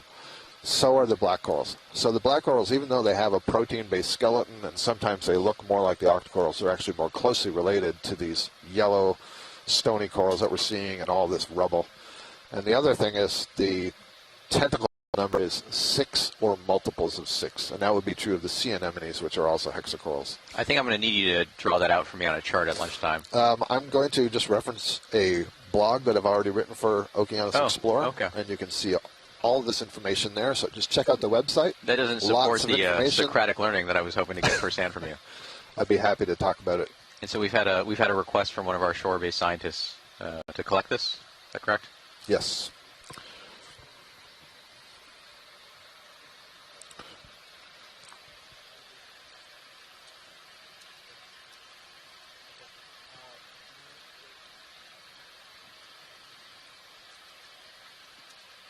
And I assume that spiral shape is not just happenstance. There's no, the skeleton is locked in there. Yeah, but there's some type of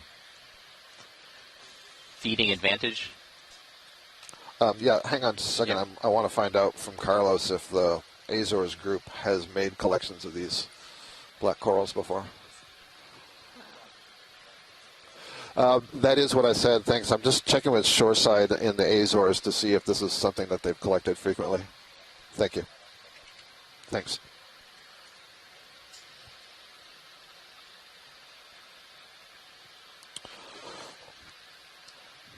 So it turns out that Carl says they have collected these already, so I think we can take a pass on it. Sorry about that.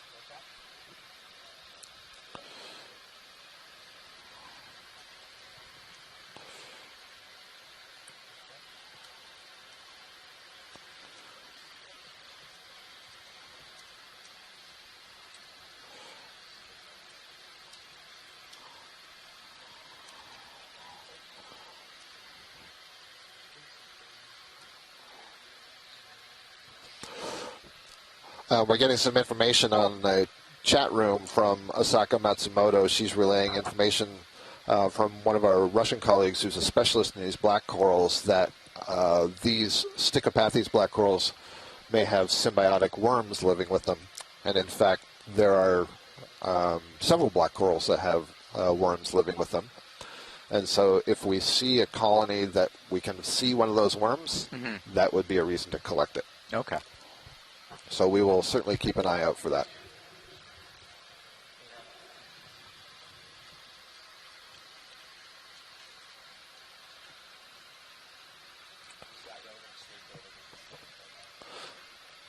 Sounds good. Thank you. Oh, look at this. That's good. So now we're maybe out of that chute onto the spine, and you can start to see actually, kind of a vertical cross section of these low bait pillow structures. Yeah. Would you like to get a close look at that? I think the transect's okay for now. Okay. Yeah. So while we were looking at those black corals, James Aubrey did give an opinion here, and he thought possibly the genus Muracella for that one that we were looking at that had kind of the pincushion-looking appearance. Probably a plexaurid, since Muracella is more of a shallow water genus. But if it was going to be Acanthogorgiidae, it would be Muracella. Yeah, this is a really nice cross section. This whole thickness was formed by possibly hundreds of kind of individual pillow volcanoes, and the hypothesis is that a lot of times they start with big sheet flows. So one of the things I'm trying to keep an eye out for is any possible transition from that more low bait pillow structure that we saw before to more a layered stratigraphy of a sheet flow. But definitely gives some hard rock for these biological communities to latch onto. We're zooming in on yet another black coral, and so this is a very characteristic form that we see. This is the genus Bathypathes. Grows as this kind of feather-like morphology with a central axis and then these branches that come out on either side.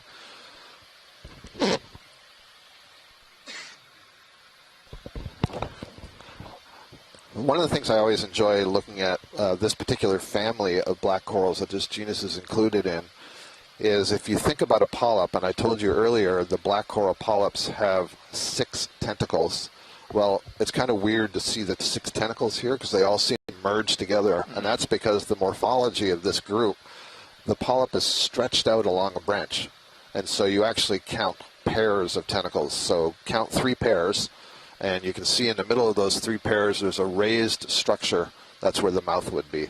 So instead of a round polyp, it's more of an elongated polyp. And are those the worms you were talking about on the bottom branches of those? I haven't seen it yet. Normally the worms on these Bathypathes are right in the center. So do you see those little rings it's yep, wearing? I see what you mean. Those do look, I can't tell if those are worms singular, or that actually looks a little bit like a ribbon worm to me, a Nemerdian. There, invertebrate zoology students around the world hate that there are so many different kinds of worms. So a worm is not a worm. But that is a worm. In your expert opinion. In my expert opinion. Maybe a couple. Joanna's asking if that is Bathypathes alternata or pseudo-alternata. I'm afraid I cannot tell you, Joanna. She's basically asking which species is this. So that, I think, is an amphipod, and it looks like it's just been captured. So these black corals have nematocysts in their tentacles, stinging cells. They also have... why am I forgetting what the other ones are called? It'll come to me, but the sticky kind of threads. That did look like it captured that thing, which is fascinating. I don't believe I've ever seen a black coral catch a zooplankton before. Yeah, you can see on this view, note that, again, the tentacles are studded with dots. Those would be those stinging cells. Wow. And it looks like maybe it's another one that's up over here. You can all see me pointing at the screen, right?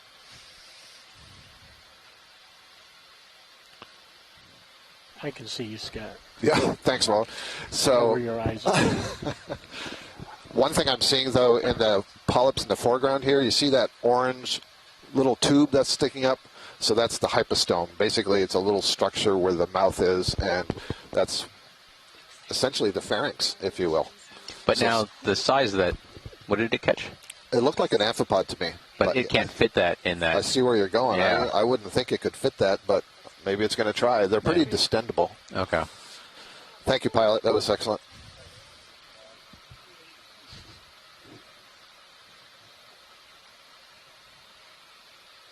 And presumably, if it can't fit it, does it just kind of hold on to it until it naturally kind of decomposes and then? Not that I'm aware of.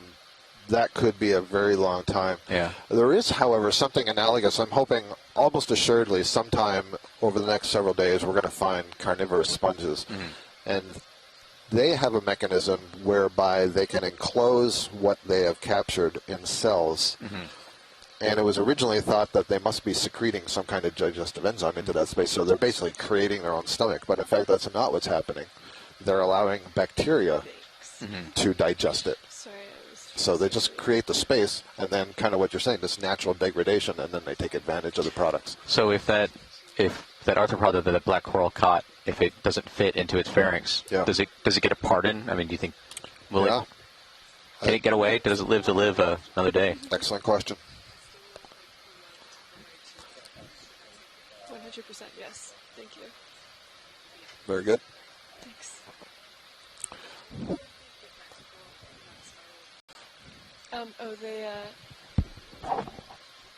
Sounds good. Really what we were doing at those waypoints was trying to acquire exactly what we're looking at right now and then just climbing it up slope.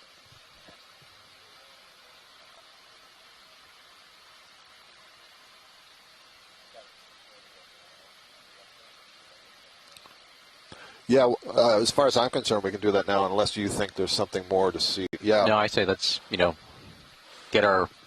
get to the top in the most kind of direct way. And yep.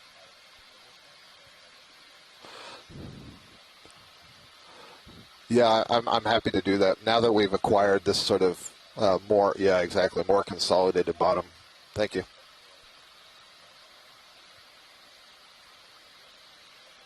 It's great. So we're at 763 meters. We've been moving a little bit sort of north on this feature, and we're now going to sort of turn to the west and head straight up this feature that we've acquired. We've got about another 350 meters of relief to go until we're at the top of it.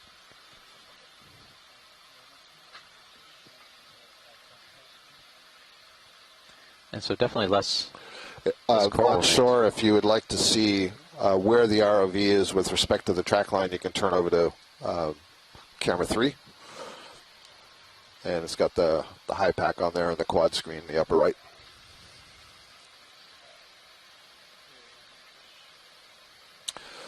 This is a codling again, so we've seen this a few times today. Oh, and just in front of it is yet another kind of black coral. I believe that is a Parantipathes. Yes, please.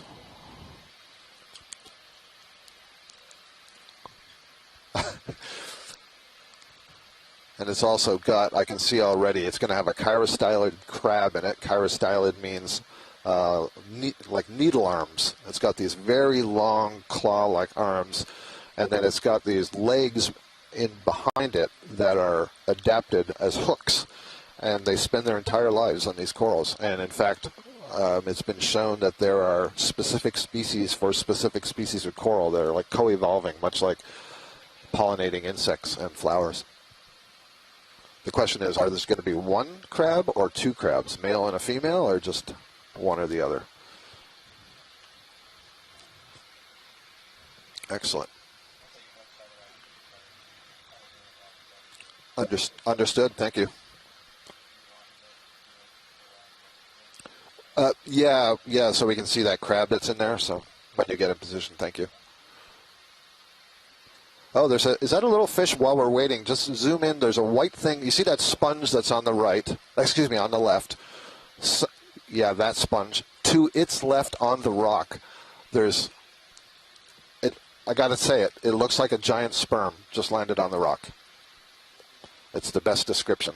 It's it's just off screen center. There we go. So maybe I'm the only one who saw it move, but trust me, it swam in there. And I saw it. Yep. But I think it's swims. See, oh really? I don't think so, Roland. Huh. Okay, well, as we watch the black coral, I'm going to see if that thing swims again. It's the thing immediately to the right. This is a really nice view of that Chirostylic crab, though.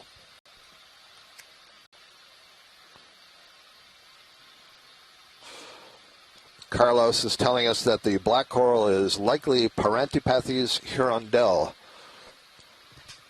And if I recall correctly, the hirondelle was a sailing ship in the late 1800s run by the Prince of Monaco and did a bunch of oceanographic expeditions. So I think there's a lot of different things that are named after the hirondelle. So that's cool. I'm continually impressed by your knowledge of the origins of names. Of Etymology, minutia. Yeah. Minutia. Nice. Yeah, so we're only seeing one crab here, so we're not seeing a mated pair. But you can almost see that those back legs are hooked around the branches of that black coral. And you see on this black coral, the polyps are much, much smaller. Mm-hmm. There's a lot of diversity there. Thank you for that. That was good. And is it typically just one of those crabs per coral? What do you see? Often you see a male and a female. Yeah. Yep.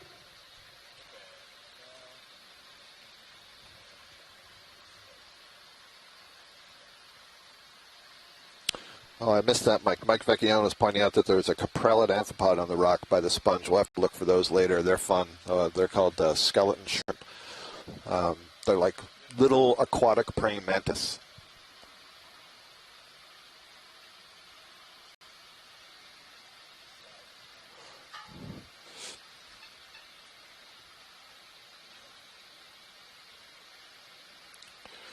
Lots of amphipods swimming around in the water here.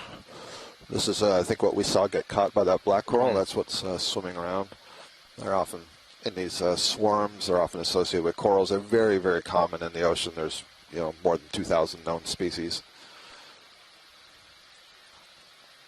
On the beach, if you see scuds or beach fleas or beach hoppers, those are also amphipods.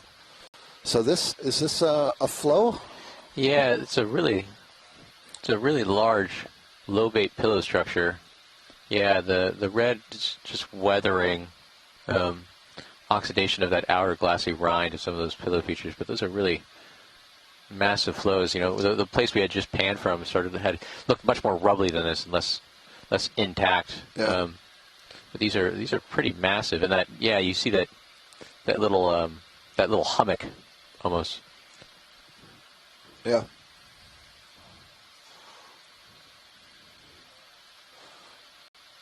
It looks like it's extending from what we're seeing upslope here.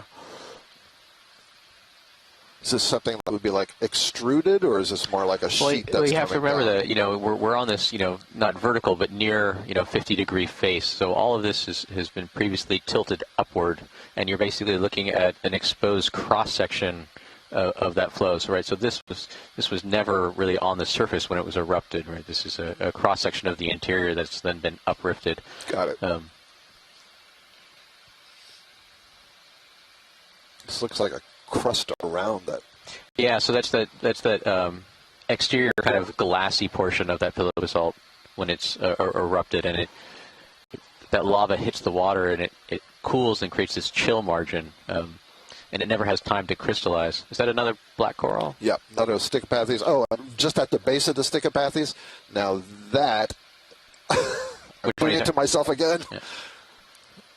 I was going to say that's a brachipod, but actually it looks like that's a mantle with a whole bunch of tentacles. Is that an acesta? Is that a file clam? Can somebody help me out here? If it's a file clam, we've got a request from colleagues in Canada at the Canadian Museum of Nature, Jean-Marc Gagnon, who's been studying acesta file clams, and they believe that there's a different species out here on the Mid-Atlantic Ridge.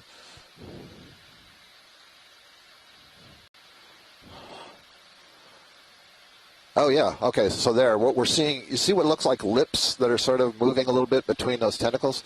So that's a siphon. So this is definitely a mollusk, a clam. And the question is it a file clam?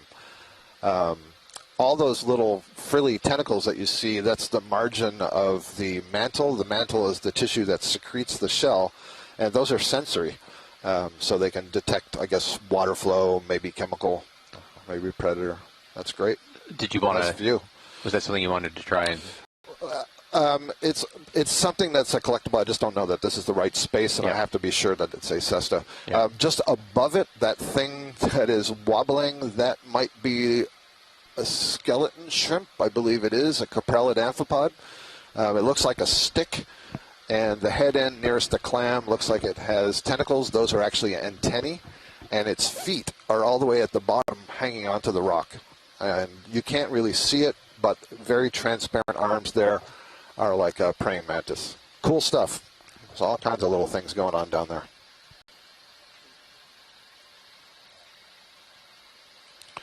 There's more fan worms, cup corals. I believe it's an Acesta file clam. I wonder if Jean-Marc sent me images of that.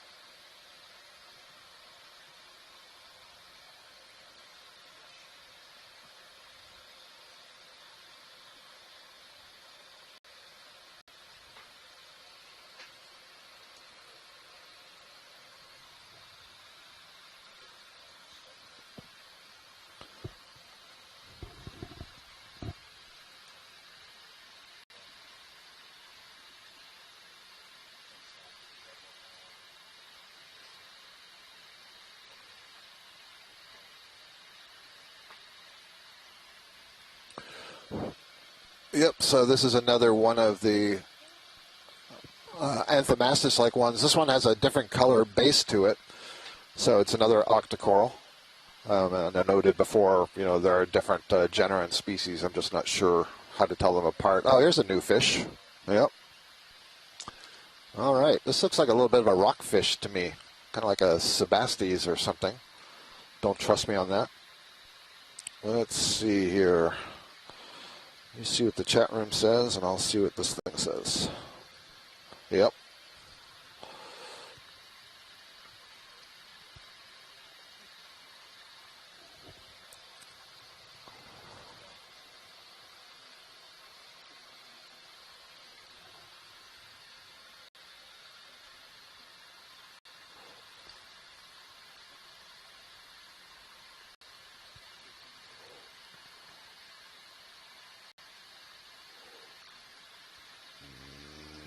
Nope. It's not a scorpion fish. Nope. Nope. Yep. There we go. It is a scorpion fish. It's a scorpion fish of some kind. Oh, maybe. No, this is what I said earlier. Black belly roadfish. I knew the one we first saw, that Hopless deathless. Scorpioniid. All right. So Mike Vecchione is confirming that. Excellent. Thank you.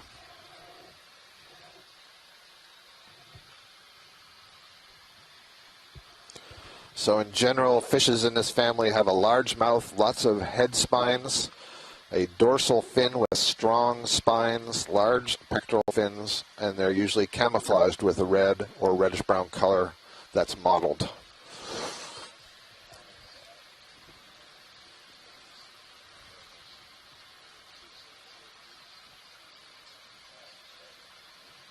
Oh, it's the same. Oh, so it is a black belly rosefish, says Carlos. How about that? So I guess they extend from the west, from the east coast of the United States out here to the mid-Atlantic ridge at least.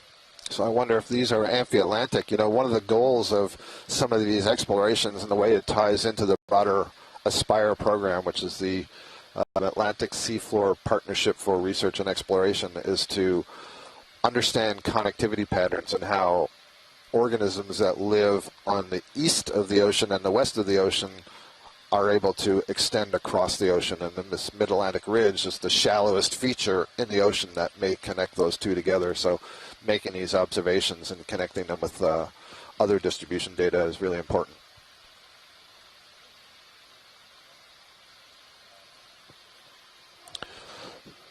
Yeah, so just hearing from Roland that we haven't had any introductions yet, so this is a great time to do so. So we're going to hear from the GFOE team that's actually running this show.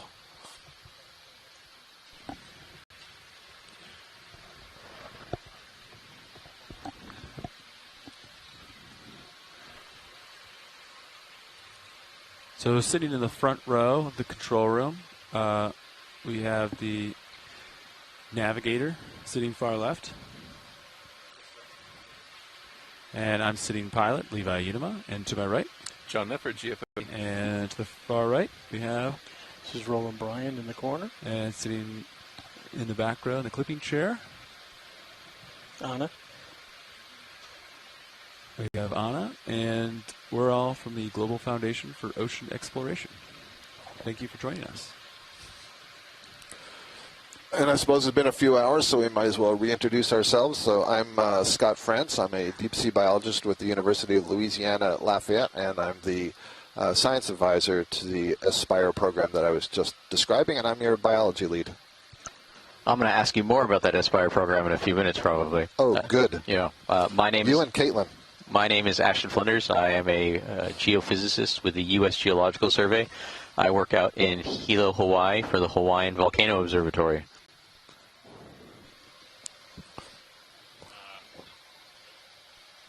Hi, everyone. I'm Arvind Shantaram. I'm the sample data manager for EX2205. I'm coming in from the Stennis branch of NCEI, working with them through the Northern Gulf Institute, also known as NGI.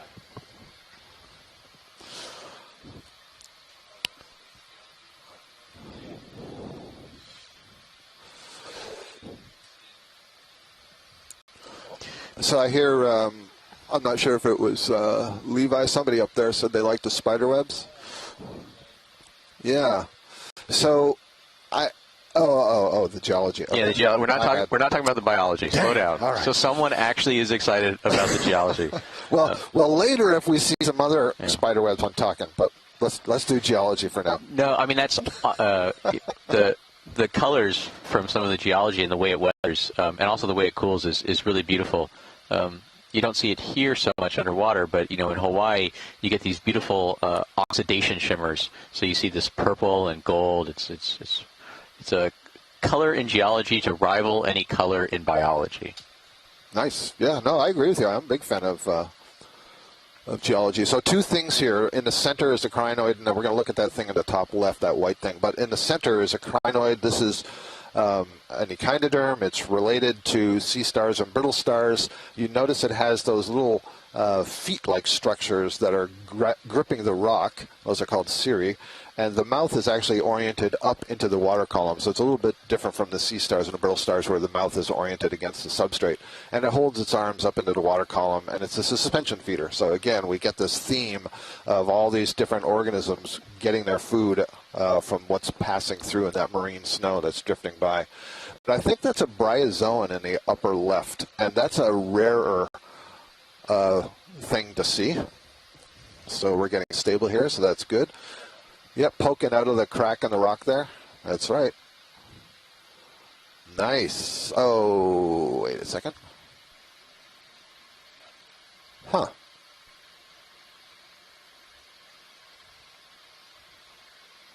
Well, that looks like a fan worm at the far right, but am I seeing, it must be the body of the fan worm, and it's not in a tube, I guess. Oh, and I believe that's an isopod at its left end, the tail end, that thing that looks like a centipede. Mm-hmm. I believe that's an isopod. And that must be a little sponge just above this. So, yeah, I guess this is a fan worm that is not encased in a tube. Maybe it's growing in a sponge. How interesting. Anybody recognize this on shore?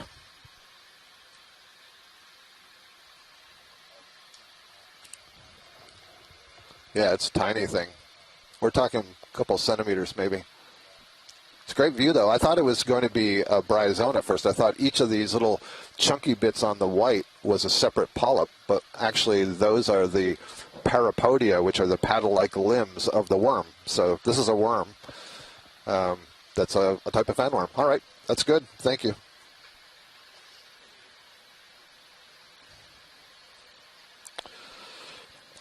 Nolan Barrett in the chat room is asking if we've explained anything about light and camouflage in the deep sea. You know, we're able to see all these great images, and just there was a good example where we turned on additional light. Is this a different fish, or is this the codling again? This might be different. Let's get a good look at this, just in case. Thank you. Doesn't seem to have the same barbels. And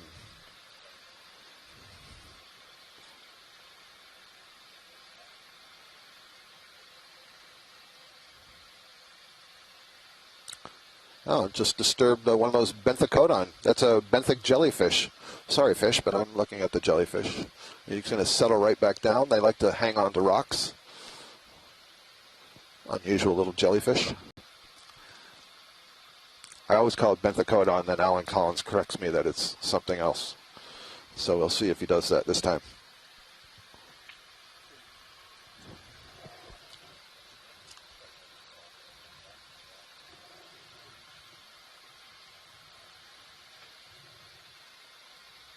So as we're getting a good shot of this fish so that the fish biologist can identify it later on, I'll just continue what I was saying there, but no, I won't. What's this yellow thing?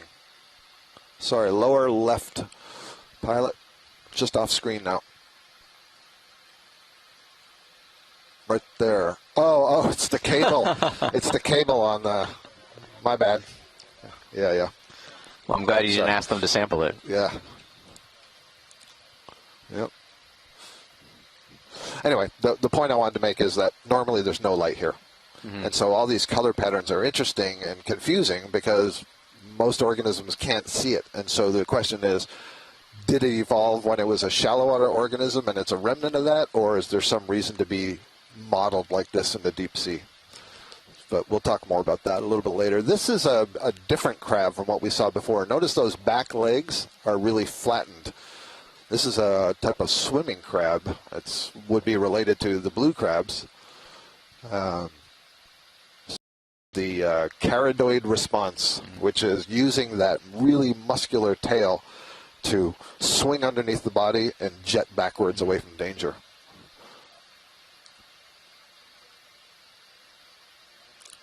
You can see his mouth parts are going really fast.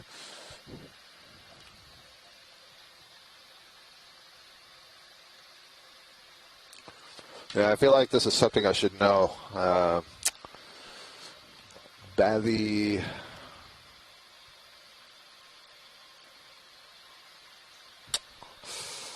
Can't remember the name.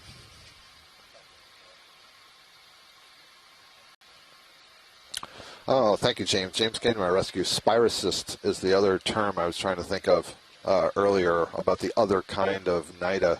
So we have two more of those Hyperiid amphipods in there carrying their little houses, or not their houses, the houses that they've stolen. Fantastic. Look at those claws. If I recall, I was reading a study on these Hyperiids. Some of the eyes can actually look down through their head. Wild.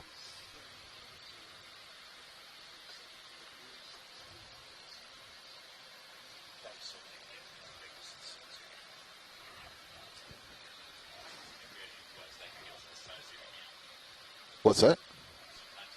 Oh, the Hyperiid? Oh, Arvind is saying that some of those Hyperiid amphipods that we just saw, I don't know if there's a common name for those, can get the size of your hand. His hand is really big, so that's pretty, it's bigger than mine.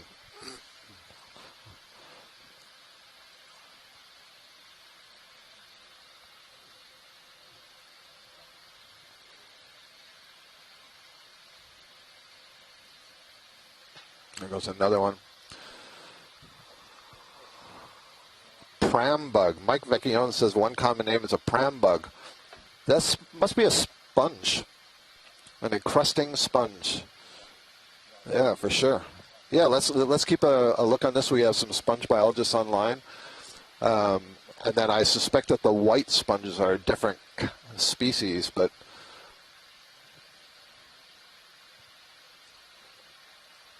For sure, I would call that, if it were me, the orange vomit sponge. There you go.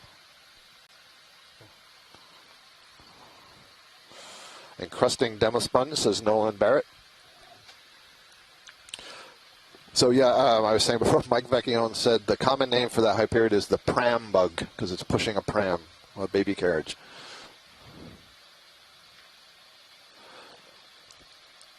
Lots of different morphologies of sponges, and so they're all, well, all except the carnivorous ones we'll get to later, suspension feeders. So this is encrusting over the rock, but it's got a series of very small holes on it where it pulls in water, filters out organics, probably bacteria-sized stuff, and then consolidates the water through tubes into larger tubes, and then there'll be a fewer number of excurrent openings where the filtered water is ejected and pushed away from the colony so that they don't refilter it. Thank you. Good view.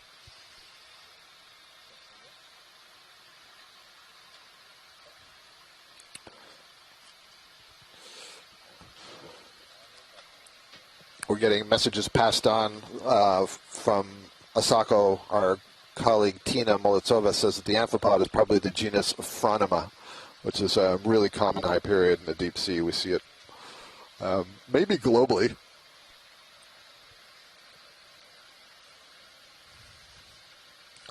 Yeah, this doesn't look quite right for a Lophelia, so this is probably an Octa Coral.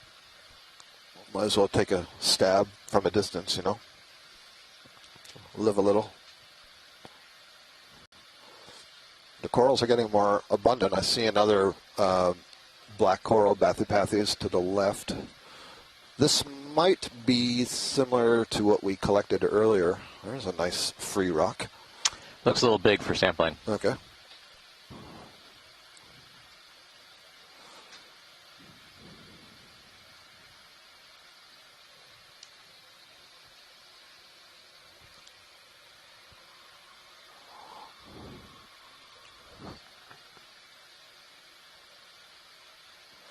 I'm now starting to doubt myself that it's an Octa Coral. It's looking more and more colored like a Lophelia.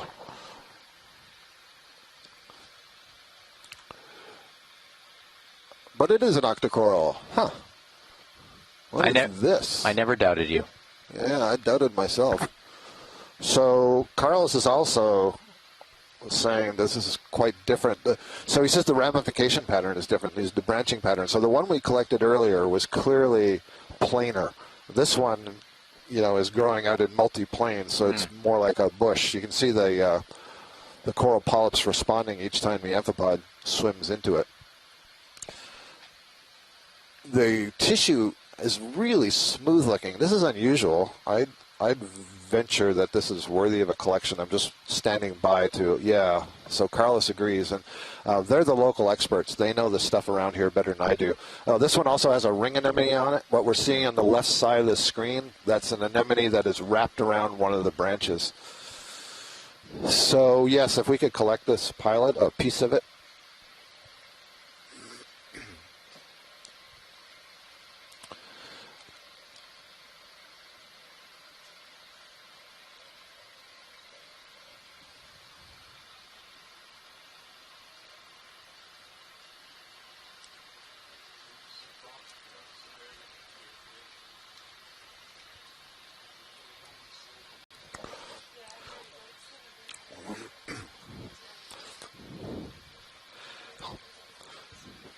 So this is quite impressive. Our colleague Rian Waller, who was the biology lead last summer on the New England Seamounts expedition, has just joined us in the chat room.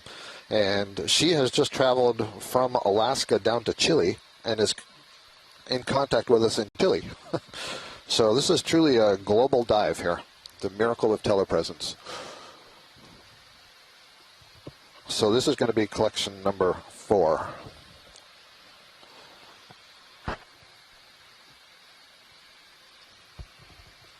So I'm going to be busy making some notes here and not paying attention to the chat room.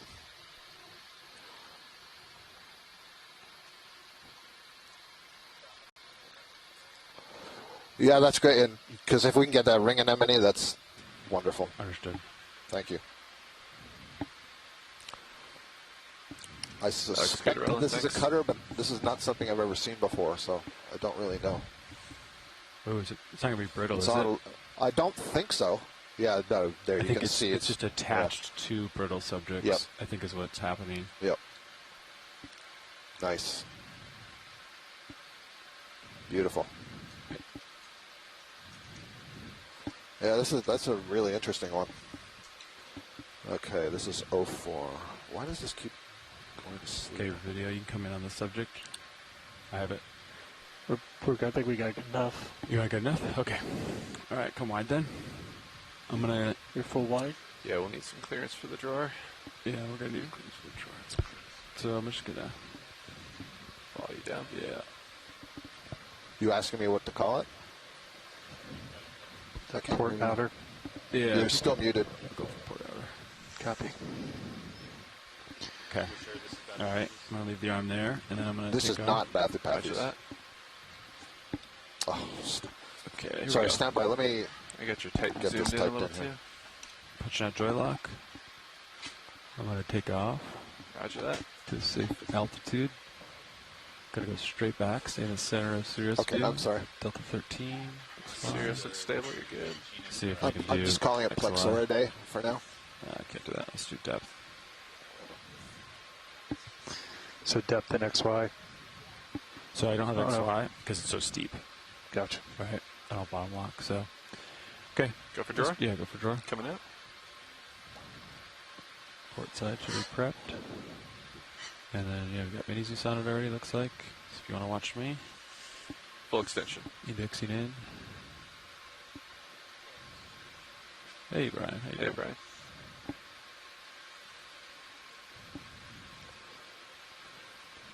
Okay, it should drop in there.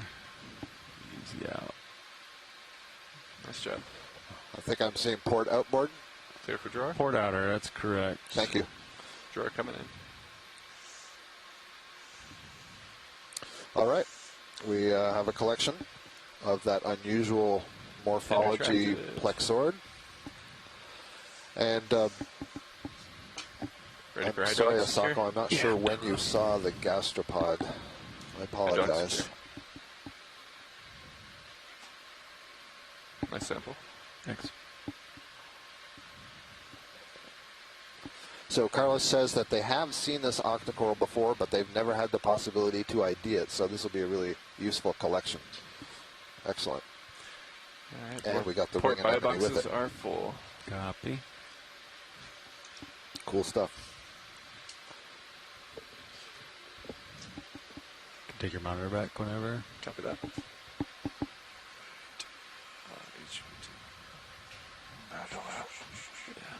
Thanks. Roll beach hit. He did. Negative. Or actually, it was Chris. Oh. Thanks, buddy. Yeah, Chief Nav over there. I just got to remind myself how to do those quickly. I'm gonna work my way up this hill. If you want to work up with me. Coming up. I'm gonna saddle back to the center of your camera here. So it's good that the blue view can see a little bit. What's this? Can you snap this? Again, my This curiosity. black thing, I think this is Parentopathes again. Oh yeah. Yeah. Okay. And it's got that. By all means, follow the curiosity. That's great. I can't help the myself. question is whether it's got one or more crabs in it. Okay. I'm gonna come up with you. Oh. Okay.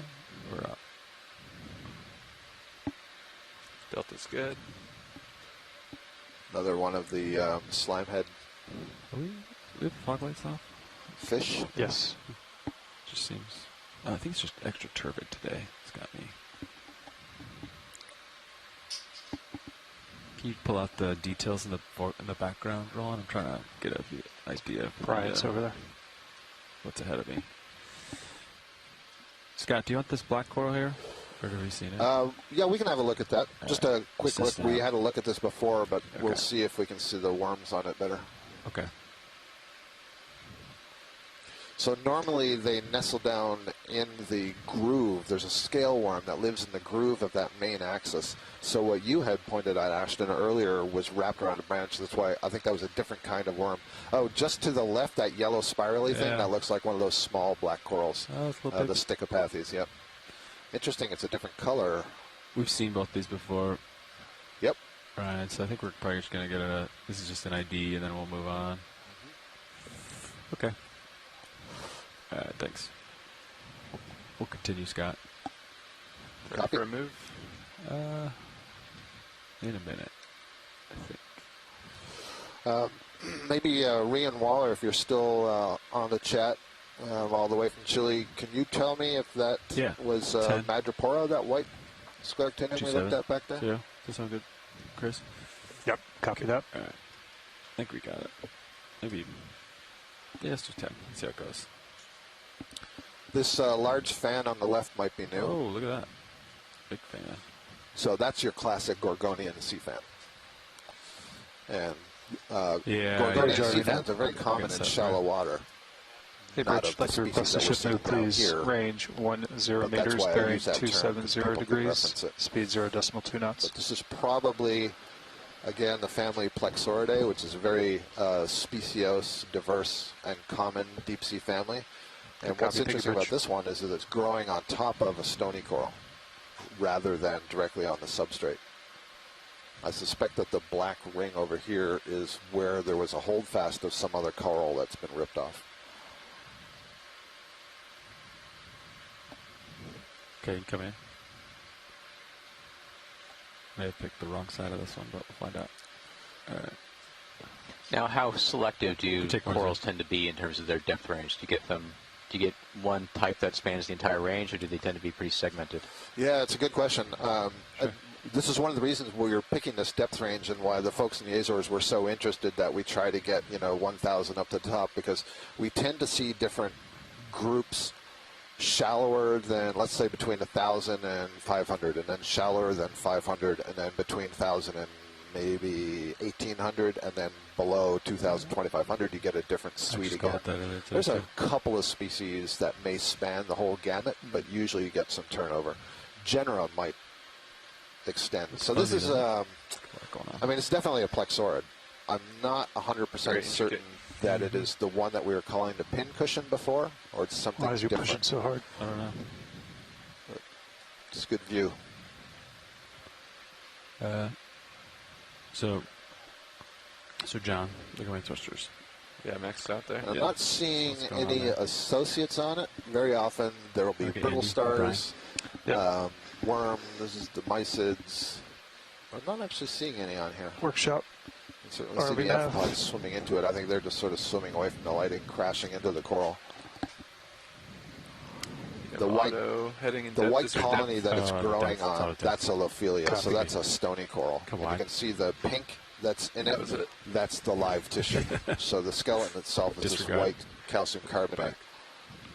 Thank you, pilot. It's good. Okay. One of the things I'm always amazed by is that, there's one. John. No worries. So how was that not pushing you off? Did you have a toe down? Yeah, toe down. So I saw the vibration too, I think. Okay, continue up. Yeah, I just looked over and saw it's another everything max. Black coral. Can you just snap on the right about 4 o'clock? Sure. All right. Now, I was going to say that we've seen this Gorgonian Coral as well in the past. We don't have a sample for it, and I was going to say whether it's possible. It's too late now. Okay. Copy that. Thank you. We'll look for another one. I'm pretty sure this is Storopathes, so this is yet another type of black coral. It'll be, the 4th today at least? We've had that Stichopathes, little foam-cored one. Yep. We've had the Parantipathes, which looks like kind of a bottle brush, would have had the little Chirostylic crabs on it. We've had this one now, which is Storopathes, and then we had the feather-like one, Bathopathes. Right, yeah, so this one... A lot more branching going on. Here you can finally see the black coral skeleton because the tissue is so thin that that black shines through it. There's something pink on that lower branch. Might be another one of the aplacophora mollusks, or it could be some kind of worm. Yeah, I'm going to get steady and then I'll let you know. Okay. While the pilot's getting steady, Rian Waller's asking if we've seen any Desmophyllum dianthus. I think we may have seen one earlier, Rian, but maybe Brian, you can tell me what the yellow more zoom on the black one is right here.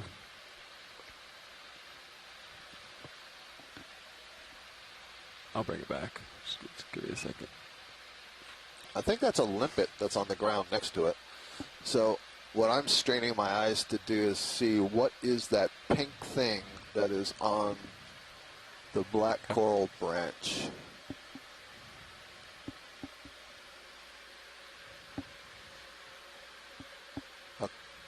Huh.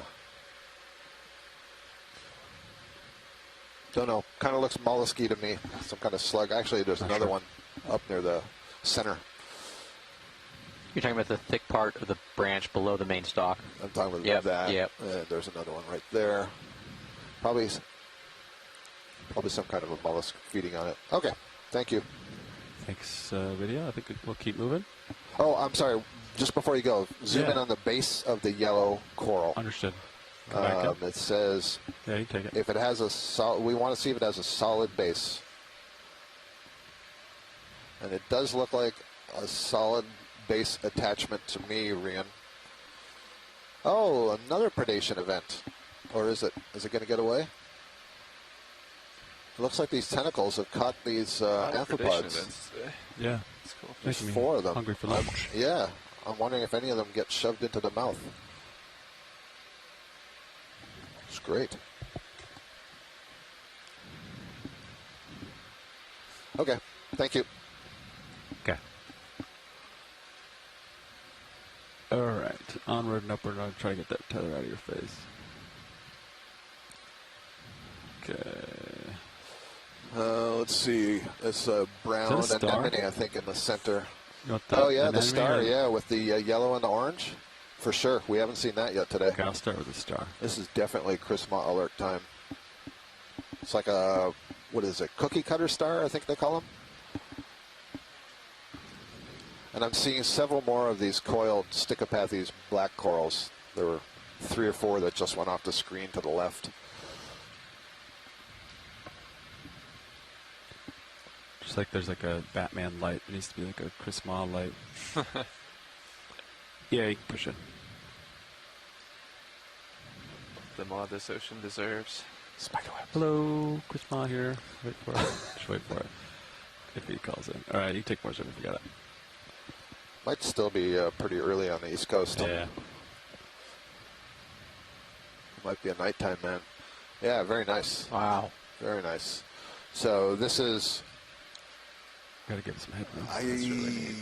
I want to say the family Goniasteridae. I'm not sure. Let's see if Nolan usually remembers these. Pattern on it. Yeah, I think that's what he said. Oh, good. Excellent. Thank you, Nolan. Goniasteridae is the family this belongs to. And you can see these thickened plates along the outside. You can just sort of see some sensory tube feet sticking up at each of the points. But otherwise, the tube feet are kind of sealed into these grooves that are on the underside, and the mouth would be pressed against the rock. There's a cup coral stuck in the rock that's closed up on the far left. All right, I think we can go. I haven't heard from Chris yet, so... Copy. The black spiral? Yeah, the black spiral. I love the way the polyps are facing inwards into that coil. Okay. And I really believe it's something about the efficiency of food capture and channeling the flow through the coil. That is very cool. Pretty slinky. Okay. Video, you can come out, and I think they wanted to see a red potential anemone. Yeah, it was like sort of dark brown red. Yeah, right there. Okay. So it's possible earlier when we were looking at one of those... so right now I'm watching my starboard lower. You can stow it more if you want. Copy that. Oh, maybe even here. So, Pilot, I just want to warn you, that last yellow sea fan that we were looking at the base, there looked like there was something kind of like a limpet, and somebody suggested it might be a monoplacophoran, which is a very rare deep-sea mollusk. And if it is, we're going to want to look at it again and maybe even suction it. And I'm wondering if that's what that white thing is at the base of this anemone. Okay, come in. Yeah. You can take more zoom video This if you want. kind of feels to me like a Corallimorpharian instead of a white anemone. mollusk we're looking for. Did you do what mollusk you're talking about? Yeah. Yeah, I got your arm stowed a little more. I don't know. It could be. We did see one that was sort of this color. That was red kind of anemone. Yeah, we'll start there. We saw. Yeah. Right in the center here. Yeah, and then also they're looking for a A rare mollusk. Like the little... It just looks like a little limpet, a little cap, but white in color? Yeah. That's what we're looking for? Yeah, but that's not what this is here. We'll keep our eyes out. This is a slit shell, I think, below this anemone. So yeah, I don't know if this is your standard actiniarian sea anemone, true sea anemone, or if this is what they call a corallomorpharian, which is very closely related. But another star to your star. Can't tell them apart from these in situ images. And then that's a nice cup coral, just to the right below the anemone. And yeah, this gastropod snail, which might be a slit snail. It's pretty reflective. Slit shell, I think is what they call them, excuse me. Yeah, nice. Yeah, these are the sorts of things we see at these sort of shallower depths of the deep sea that I'm not used to seeing at, 1,500 and 2,000 meters. All right, that's good. Thank you. We can move upslope. Okay. Nolan Barrett provides a possible ID for that cookie star that we were looking at earlier. Thanks, video. I'll let you pronounce that. Scott, we saw one more sea star. We're going to just do a snap zoom for you, Scott. Very good. Tina Molitsova from Asako Matsumoto agrees that that's probably a corallomorph. That's great. We don't see those too often. And one of the ways that I'm distinguishing it, there's no common name, sorry, is I call it diaphanous. It's really transparent and it looks kind of, really wavy and loose, whereas a sea anemone is more like rubbery. Let's see if we need it close or not. Scott, do you want to take time on this or not? Absolutely, yeah. Okay. This is a new one, so this is definitely different from any that we've seen earlier. Get it between the toes. Asteroid sea star, so your common sea star. You can see the arms are longer than that cookie star we were just looking at, and clearly the coloration is different. Another thing you can see are these warty-like structures on the upper surface. These are spine-like structures that actually have some musculature associated with them and can kind of move around a little bit. These sea stars are really complicated. This is a good spot for me. Or echinoderms. If you ever want the forward fog lights on, just let one of the hallmarks of that phylum in the name is spiny skin. So they have a lot of what are called ossicles, calcium carbonate structures that are embedded in the tissue. Usually, and the sea stars do some pretty amazing things with those. That's good. This one has some pretty long tube feet. Copy. And I believe that little ring circle that you see on the right is what they call the madreporite. I think that's what that is. And so that would be a little kind of filter plate that allows water to be exchanged with the surrounding environment into the system of canals that controls the tube feet. The other thing you can see here is at the end of these arms, you see that little red dot? That's on the tip of a tube foot, and it's sensory in nature. And it can detect light. There we go. So they have kind of like little eyes on the end of those tube feet. Okay. Cool. Go ahead, survey. Here comes another... All right, go back in. What was it? Pram what?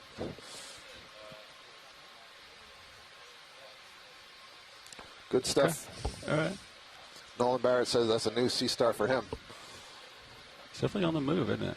Yep. Yeah, these sea stars can move pretty fast. Right, starboard, 10 degrees to 260 heading. These look more like papillae than they do spines. I was describing spines, but these look soft. And if they are, they're basically soft extensions from the inside of the snail to the outside that they use for gas exchange.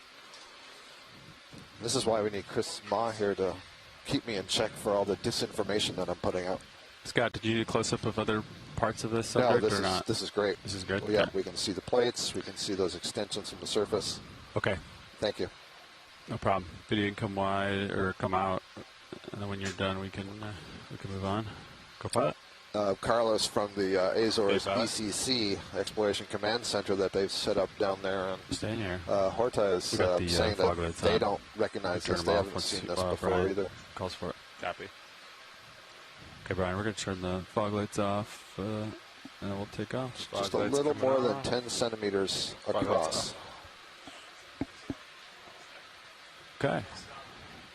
Onward and upward. I want to kind of get in the center of your view. We're going straight uphill. Looks like it's been maybe a little to your port, maybe a little 260 if you want to. Yeah, you want to line that up? Yeah, you can turn port a little bit, and I'll kind of center with you.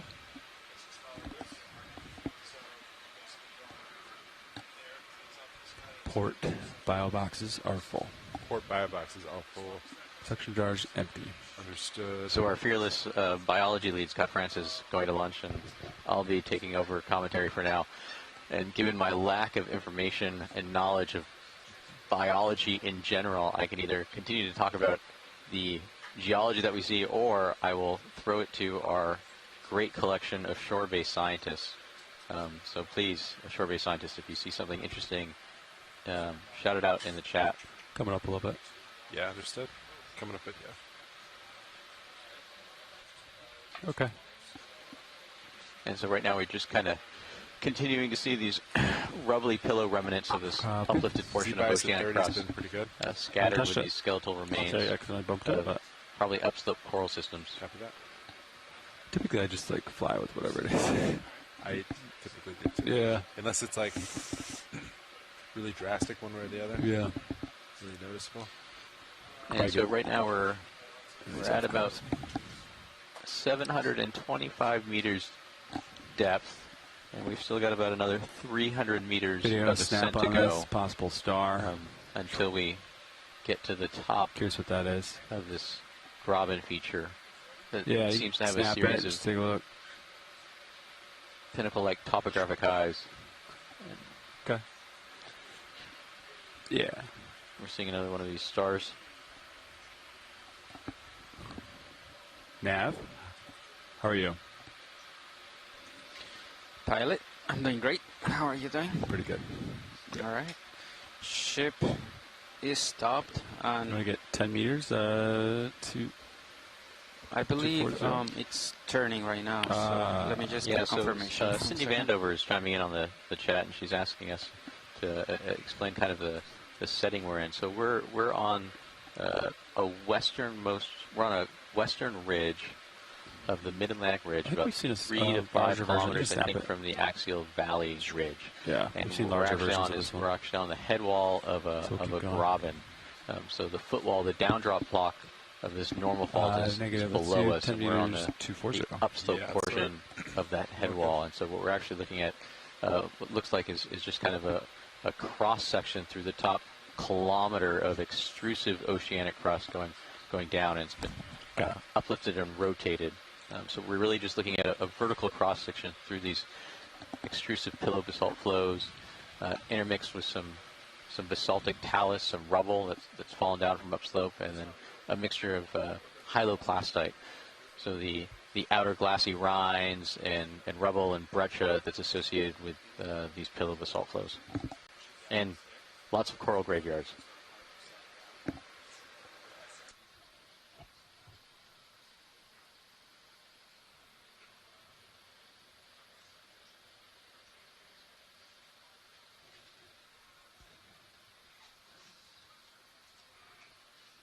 And so we're just going through an ROV shift change right now, so we're just kind of holding steady.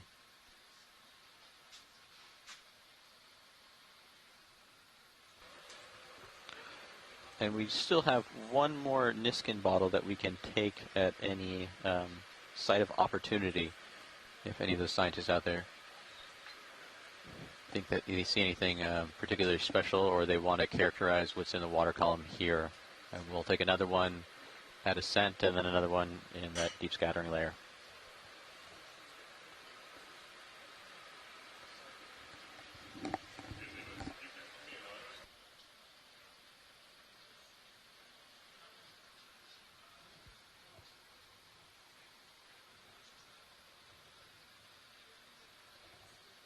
And so that's some of the more rubbly texture that I was talking about. You see the orange-brown coloring of the weathering of the glass, but much significantly more different than some of the larger low-bait pillow structures we saw beneath us, about 1,000 meters deeper than where we are now.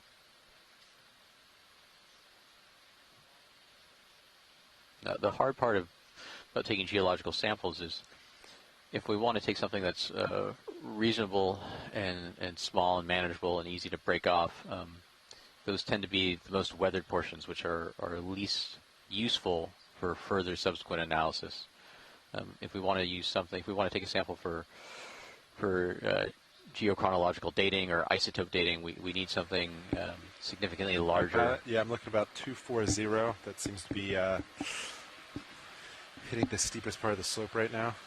Good copy, 240. And I believe so it'll be interesting to see when we get to the top of this fault whether we have similar biological communities that are feeding this kind of skeletal graveyard beneath it.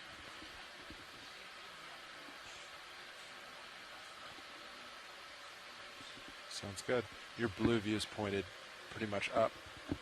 I think that's the only way for us to get a good reading. Copy that. So it's pretty steep here, as expected.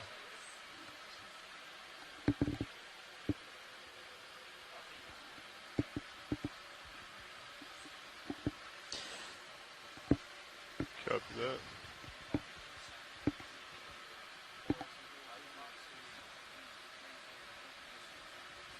Copy. 1 and 2 Nuspens.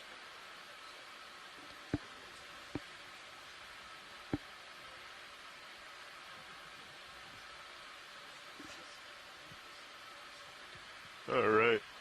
Watch lead video. I believe the front row is settled after that exchange. Feel free to start calling things out. If we don't hear anything, we'll just keep making our way uphill.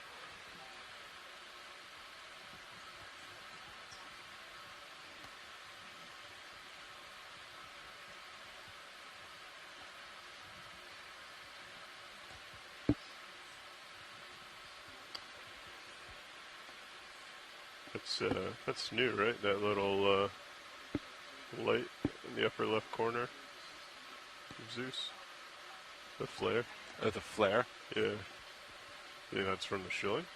I don't know. You try adjusting your tilt and see if it moves. Yeah.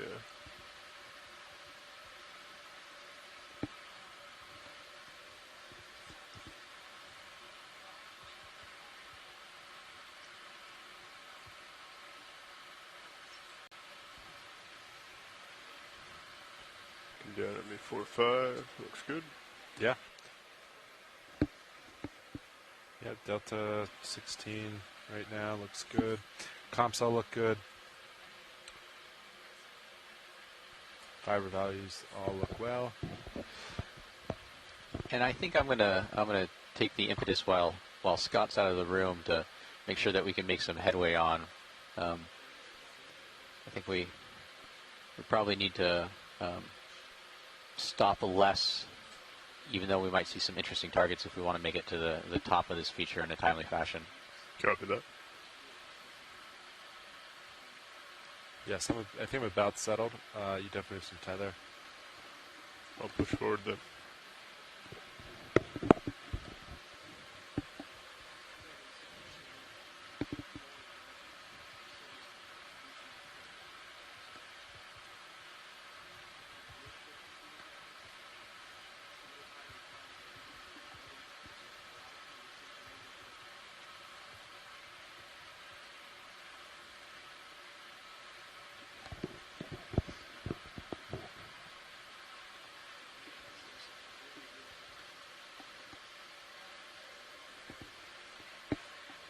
Yeah, the vertical relief is really impressive, and you're kind of just seeing these cross sections of pillow basalts. You can see some of those pillow flows on the bottom left, and then more rubbly talus.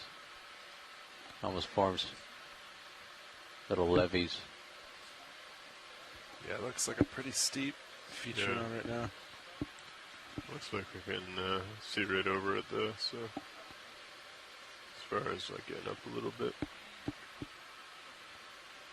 Just check it out real quick while we're here.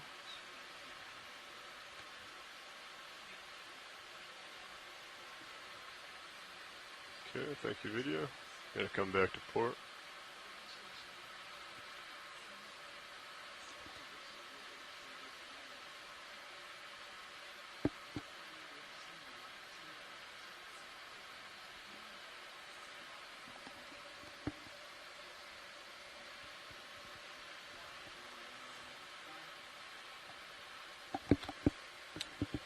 That's for pilot. Yeah, I think it sounds like we were going to try and make some tracks here, so... Yeah. Alright, coming back to center video. Rise a little bit. Get some eyes right above us and then go from there. Copy that. Yeah, let me come up over this a little bit.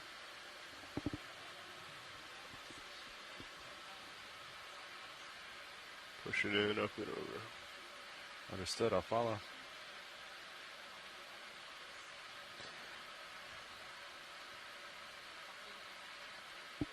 Yeah, I would say just go ahead and ascend at your own discretion and your own pace that feels comfortable to you. I'll shout if I see anything geological interesting, and I'm sure by the time Scott gets back, he'll tell you to stop somewhere. Good copy. Understood, Watchley. Thank you. Yeah, so I can see relief now there from Blue View. So yeah, we could do another 10 meters. Pilot's ready. I'm ready. Do we do like 245? I think that's about what my sonar is picking up right now.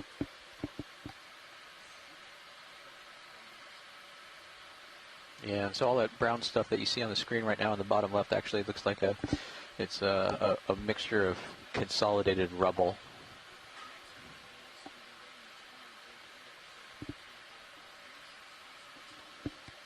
None of this looks like primary in place. It all looks like rubble that's probably fallen from downslope and then been cemented together.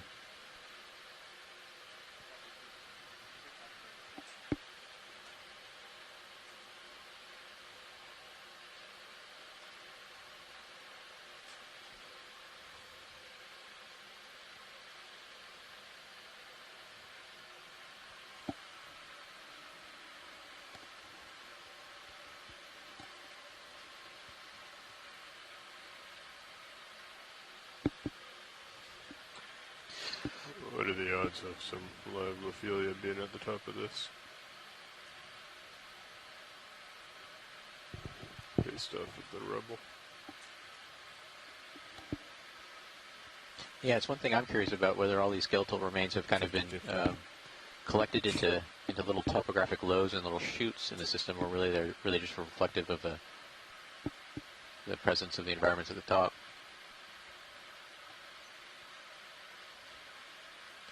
Come back over to port a little bit there, co-pilot.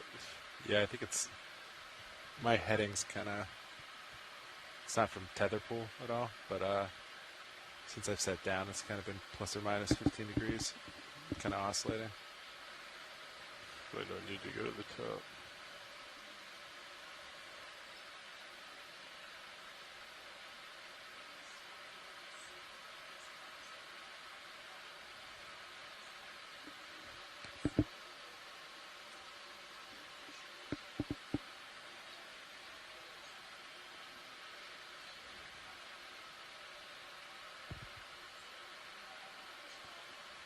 Are the lasers on?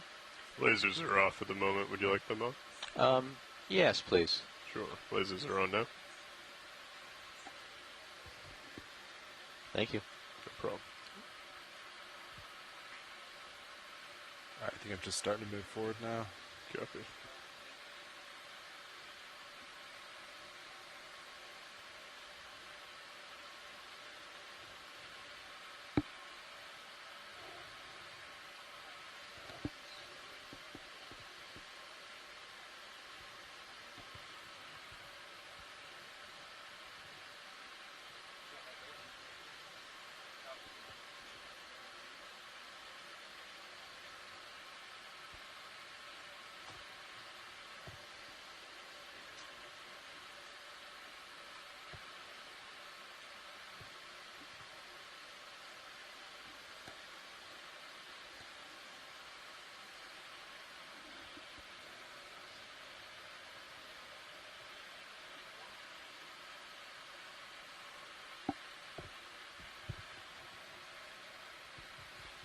Still seeing quite a bit of open ahead of us.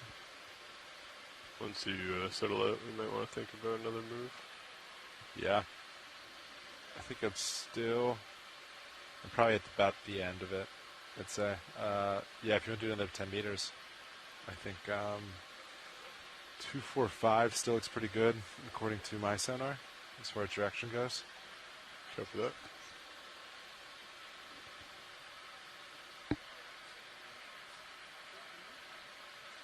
maybe muted, but I think I heard what you said. Or you're not talking to us, that's fine. Yes, gotcha.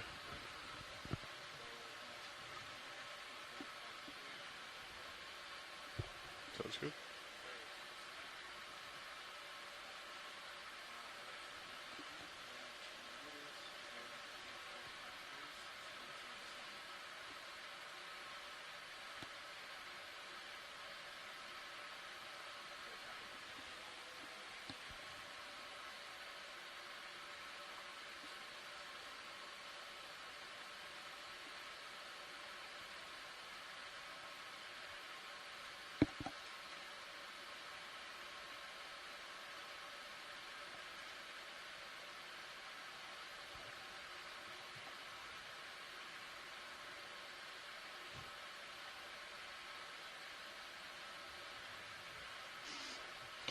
It's a lonely conversation without Scott here.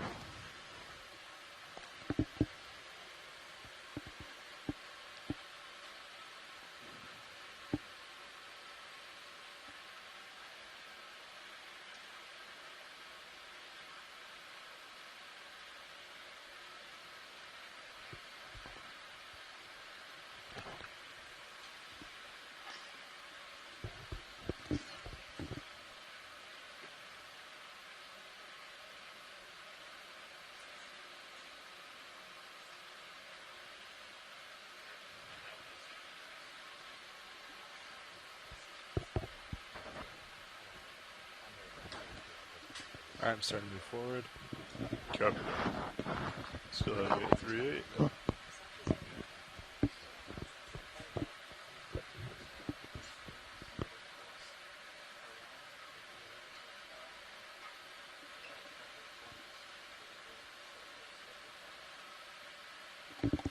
Copy that.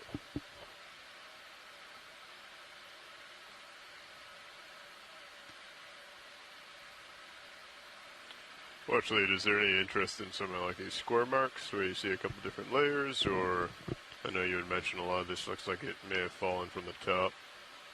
No, this looks like kind of just cementation on the top of it. I'm probably going to see once we get to the top what it looks like, and if we do try and grab a sample, I want to grab something youngest and freshest at the summit.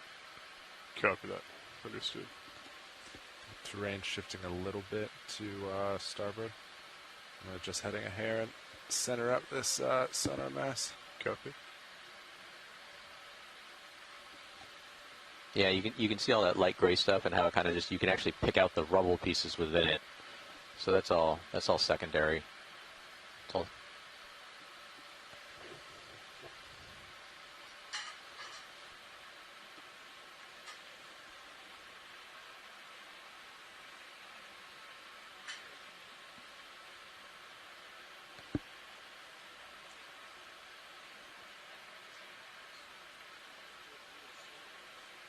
Just going to tilt down 5 degrees to keep you centered. Copy that. Keep pushing up. Hold in there. Yeah, blue view. Let's see. Yeah. Looks somewhat clear ahead. Nothing jumps out.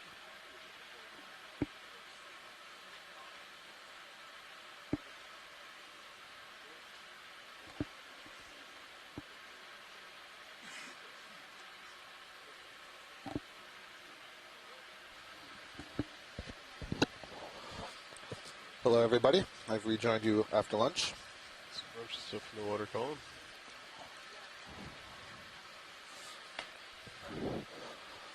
This is interesting. This yellowish fan looks like the same fan that we saw earlier, also growing on Olophilia. What's that purple-pink thing down there? Feel free to steer by the lasers. Yeah. What I was looking at just went off screen to the lower left. I don't know if you've seen something like it before. I thought it was maybe a sea cucumber. Is it stationary? It's stationary, yeah. Copy. Right there, it just came into view. Laser is slightly above it right now. To the left of the lasers. Copy. About 7 o'clock.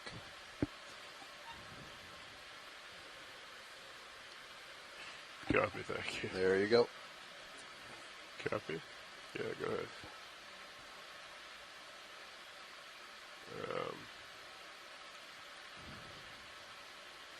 This. Oh, it's a series. It's 3 or 4 different mushroom corals in the Anthomastus group. Look at that spiral, though. I think that's eggs that have been deposited probably by a snail. You see the spiral just to its upper right? Copy. I'll bet that's what that is. This is pretty small. Let me get a toe down video. Huh. Is this of interest? Well, there's a gastropod. Oh, I'm seeing below it a chitin just below. Bottom of the screen just went off the screen. That's of interest. Okay. The snail that's... If you want to come out full wide video, I'll get a toe in and then we can... yeah, there's a bunch of interesting things some tight views. Thank you. No problem. How are we on a ship move? Yeah.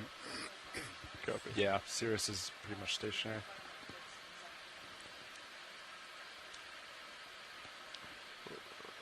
Good copy video, thank you. Lasers are off for now. So, alright, what would you like to come in on first?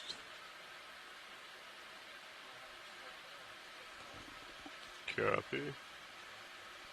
Sorry, pilots, just chatting with video there. So let's go to the center where there's a rock, and I see a snail sticking off it. It's just to the left of that round white pancake. Good. Yeah, so what we're seeing here is a rock, and growing on the rock, there are 3 separate colonies of the Octa Coral that's related to Anthomastus. And then the lower one seems to have 2 snails on it. One of them almost looks to me like it's feeding on that Anthomastus, which is really interesting. And it's kind of interesting. There's something else. I can't tell what it's doing. It almost looks... What's the transparent thing on the top? I'm not certain. Yeah, I can come over and try and get center if that would help you focus it, or no? No, let's stand by. Before you leave, or before you move at all, if you would pan down, there was, below the ledge, there was a chitin, which is another, right there. That's another kind of mollusk, and this is a gastropod. Excuse me, it's not a gastropod. It's a polypacophoran, but it's another kind of mollusk. You find them on the seashore rocks. They're often tightly oppressed to the rock, and they scrape. This one's probably eating bacteria that's on the rock. So that's a good observation. So we can move that. Out the Kingseer video. So let's go back up to the ledge, and now we're going to look at that spiral that was just to the upper right of the rock. I think right there. Coming over. No. So to me, this looks like a deposited egg case. There are a variety of snails and nudibranchs that will lay eggs in a pattern like this. So I'm not sure what else it could be, and I'll just check in the chat rooms here if anyone else has some other suggestions. That's my mistake. Asako, thank you. She says that's pseudo-Anthomastus. That's very helpful. I appreciate that. And yeah, so you can see all the little dots in there. Those I'm sure are eggs, and they're deposited in basically this mucilaginous, this mucus-like substrate. And I'm not sure why, but the snail goes in this spiral pattern to deposit them. And it looks like there's a little fan worm maybe on top of it. Yeah, I'm not sure. Older?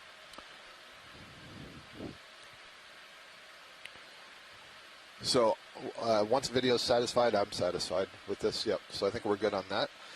And then we can move on from here, but I'll just talk about the conjecture. So that pseudo-Anthomastus that's sticking out on the front of the rock, you could see that it looked like there were some other tentacle-like structures associated with it. And one hypothesis is that when they're being attacked, they may emit these defensive tentacles from inside the gastrovascular cavity. Look good. You have some see a room. sea star. If you want to move. Excuse me, a brittle star moving across the bottom there on its legs. I think 255 looks pretty good. The brittle stars move in a very different manner from the sea stars. The sea stars use their tube feet to sort of glide along the surface, whereas the brittle stars use their arms to lift themselves above the surface. We have a snap zoom on the pink, the branching coral right in the center of this rock failure. It's just, Right here? Yep. Go ahead. Thank you. And I think that's what we got a collection of earlier. We were really kind of mystified because from a distance it looks like a Lophelia, but then the polyps are very clearly Octa Coral. So, yeah, we can move on. That is what we collected. Oh, that's interesting. If you look at the lower right of it, you see there's a bunch of yellowish-like polyps that are growing, and then there's two ribbons there. And I think that's the same thing. So I'll bet that this is an Anthothelidae. The family Anthothelidae can grow kind of like in a mat, and it can overgrow other skeletons. So I wonder if it's begun to overgrow a Lophelia, and then it creates its own branches, which are the soft part. You know what? Those little yellow things, oh, there's some more. Are those solid sea cucumbers, or are those corals or anemones? Isn't it fascinating where I can't even get it to a phylum?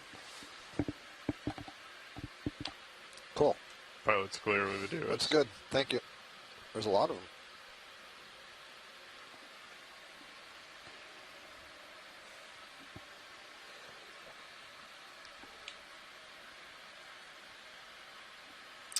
Yeah, Nolan's agreeing that he thinks there might be solid sea cucumbers. There's this one group of sea cucumbers that has a flattened margin. They look much more like anemones, but they're platy, and I thought that's what I saw, those plates in the tissue. And then they have their feeding tentacles appear to be erupting from their back. So bizarre.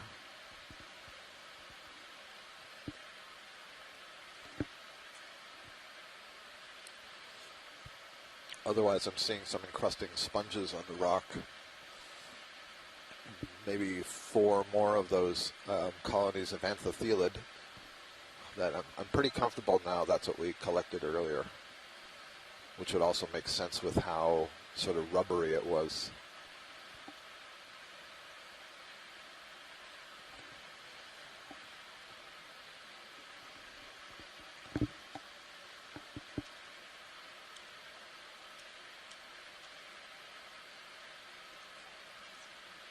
Yeah.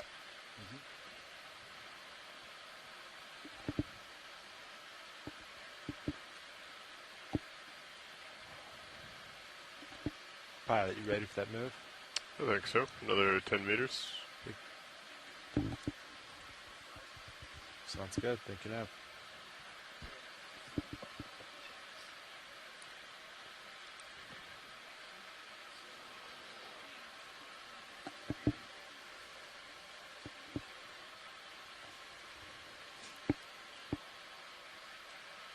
Oh, jeez.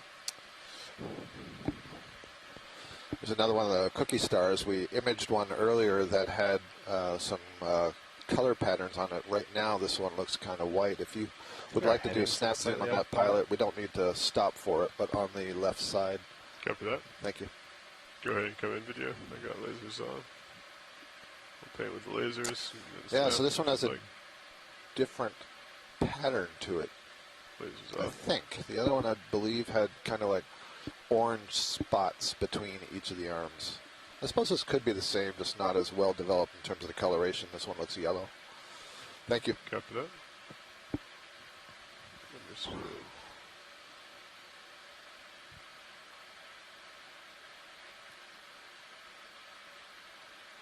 Right. So. Pilot, I think there might be an offset with our headings. Because right now you're reading 280, and I'm reading 260. I'm definitely past you. I think there's like a 30-degree offset between us. Okay. Sorry, video. Just do the skids and then lose them. Thanks.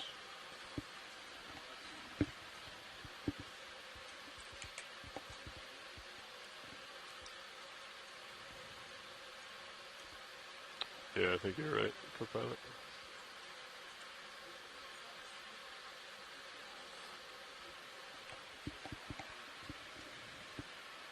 So I guess who is correct? You can see a concentration of some of the suspension feeders on the edge of that ledge, and that's pretty typical.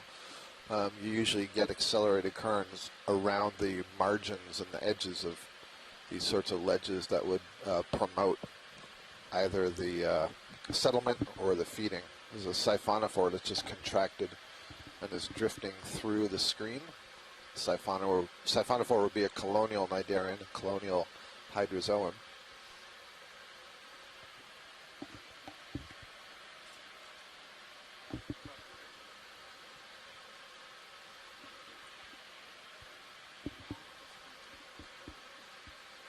Copy that.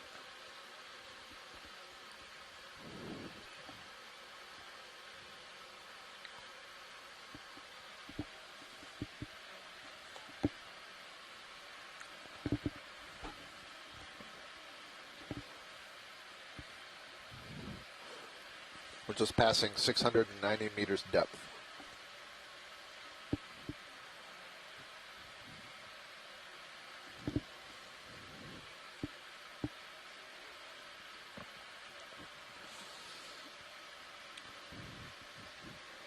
Water temperature is 10 degrees Celsius down here, so sonar, it's really relatively warm for the I know deep we're not sea. really using it, but yeah, it's the. Oh, there's a fish tucked down into the rock on the Go right ahead and side. come in on the. It's a red-bellied rosefish. I think you are correct. Red-bellied roadfish. This will be at least the second one that we've seen today. Nice. Is it rub, R-U-B, or rose, R-O-S-E? Rose. Rose, gotcha. Yep.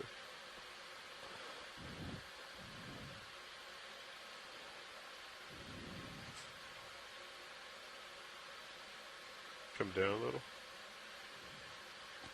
We'll try and, what was it, get the eye on the lower third. Stand by. There.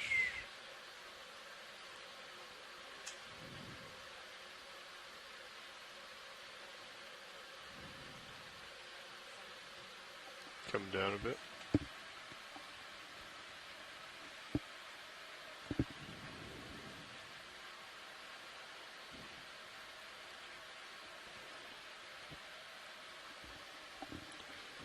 Getting an ID here of the yellow corals that we continually are seeing as being in the Dendrophilidae ballinophilia. Okay. I think I might be drifting out a little bit, but pilot's clear when video is. Copy. Copy.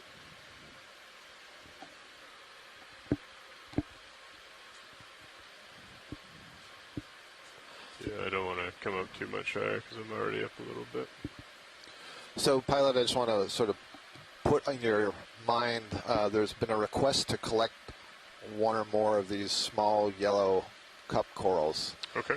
And I see a couple on the ledge here, but I guess I would say when you feel you're in a good position, if we could suction one of them. Yep. One or multiple? Well, I mean, if there's multiple right next to each other, then we could try to suction multiple, but I don't want to have to sit down multiple times to get them. So how about you got 3 right here that are all probably within striking distance? Yeah, if that looks good to you, if this is a good area, let's do it. If you want to do a quick snap, how's the ship? Is it stationary or just finished to move? It's done. Okay, so there's still a little bit. You're looking down at me for 7. For 7. I think this is a good spot. Copy that. I think I can come in right to left. 1, 2, and potentially 3. Yeah. All right. And just to confirm, watch lead, those 3 yellow are what you're looking for, right? That is correct. Thank you. Let's go ahead and get set up for that then. I believe all suction jars are available. Ballinophilia. Are you on the chat? Copy that. Let's see. Yeah, we're in jar 6. Do you know what jar you'd like? Doesn't matter. They all have the same filter. Oh, they do. Probably 1. One sounds great then. They should all have a course. Understood.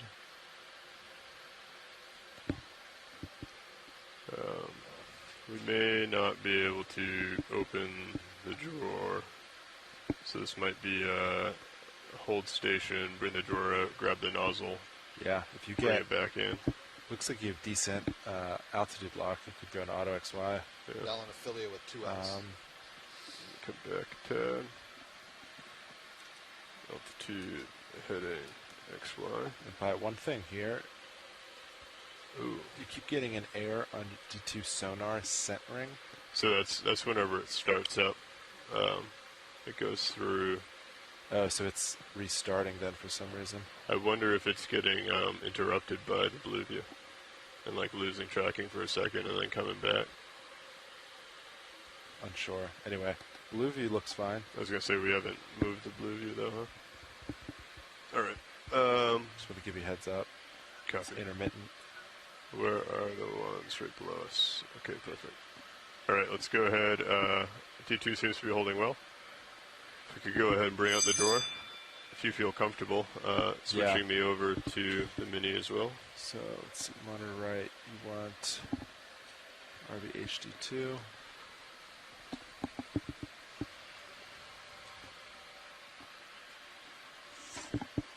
Oop. Oh, sorry. Oh.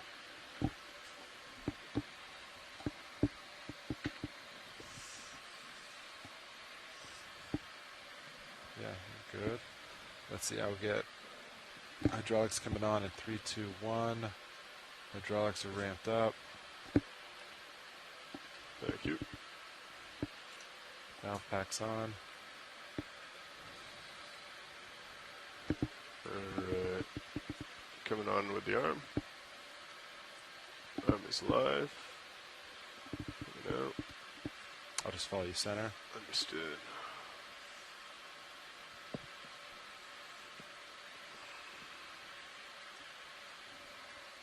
Okay.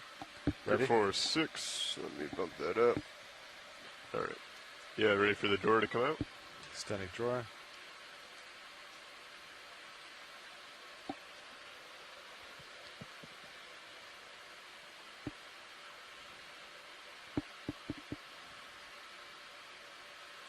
I'm stopping there.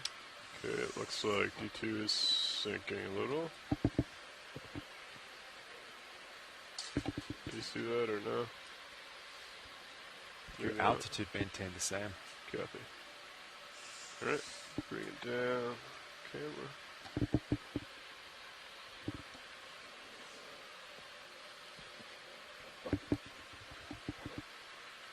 Copy that.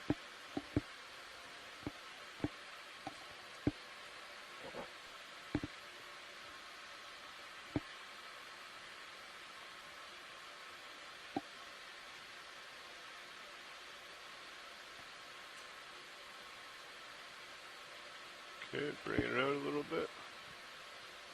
If you want to go ahead and bring the drawer back in. Traction drawer. Thank Drawer you. retracted.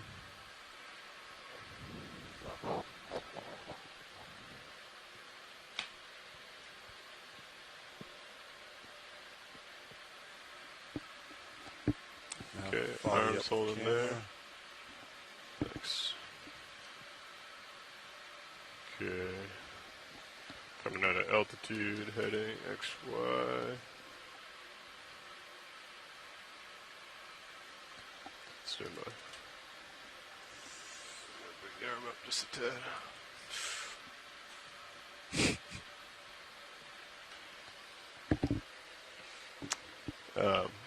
If you could go ahead and bring the drawer back out again.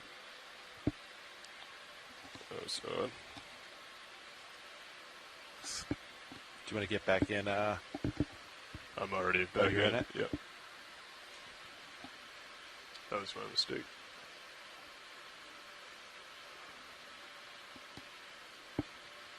Stopping there. Copy.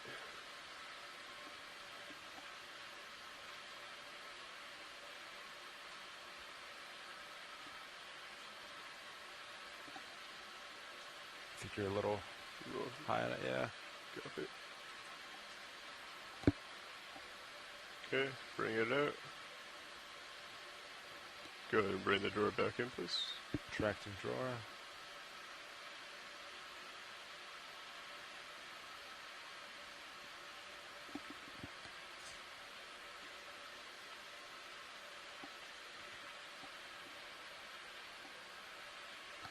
Okay, hold it there. I think I turned my hydraulics off rather than coming out of...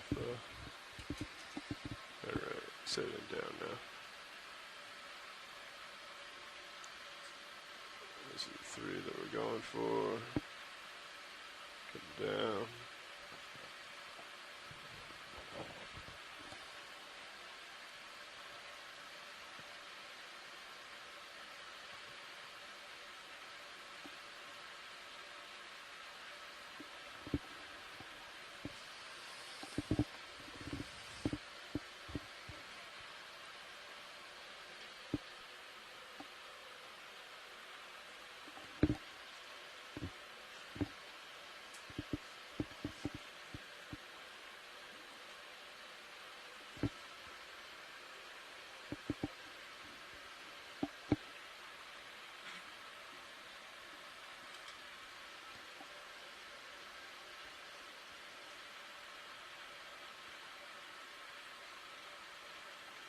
Okay, feels alright.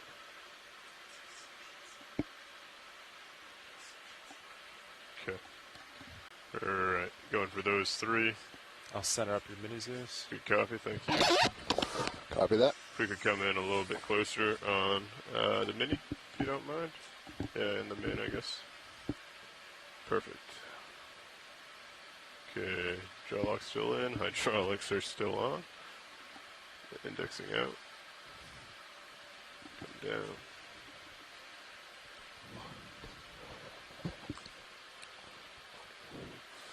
I know those aren't nodules, but they look like nodules. Yeah, those little talus rubble features. Yeah.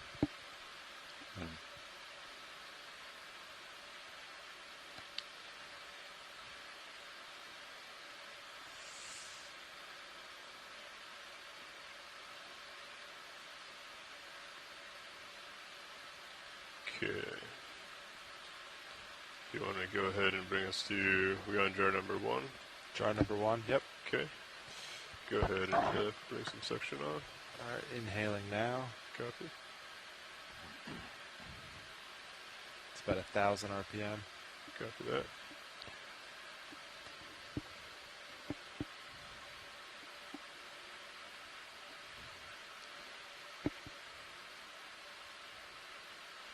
Slurp, slurp, slurp, slurp, slurp.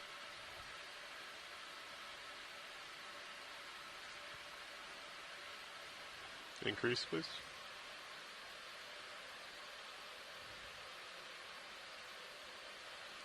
It's about max. Copy. Now, Scott, how well do you expect those to be attached? Did that go? You can see they come off pretty easily. Yeah. Right beneath you, yeah. Understood.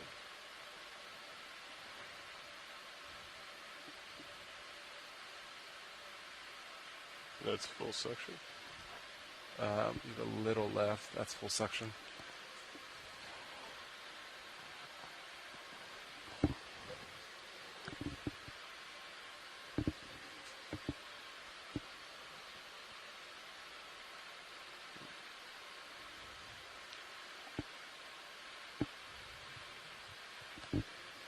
Alright, I saw that one go in to the tube.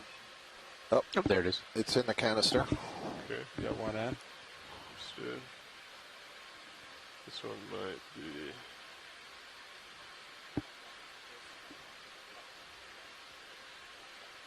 Understood. I just feel kind of bad about leaving this guy. If I don't have to.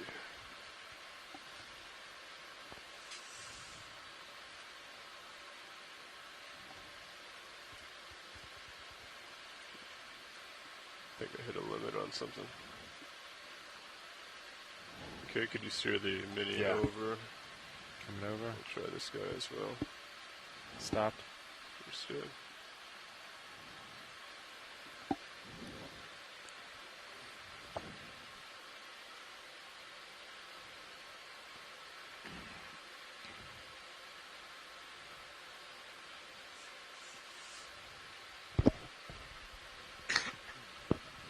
There we go.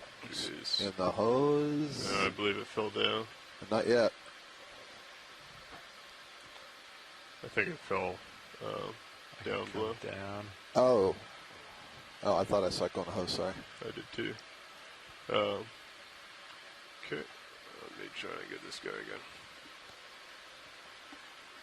Is our nozzle like slightly off center? Oh, it's tilted to the side. That's why.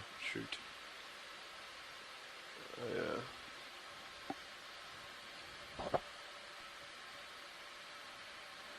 The long piece is not on the bottom.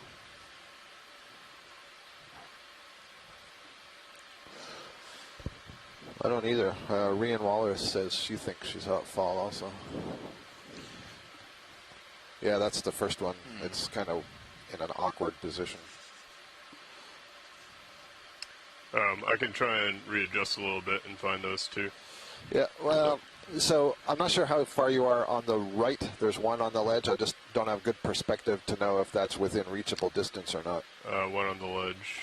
To the right, yeah. There you see. Yeah, it's a little at a reachable far. distance. Okay. I might be able to go for the one that's upper left. You see that one? On the flat, yeah. Yep. All right. Yeah, let's give one more shot, and if not, we'll just be content with the one we have. Copy. I turned that section off. It's wedged. Between. Yeah. Copy that. Advised. Yeah.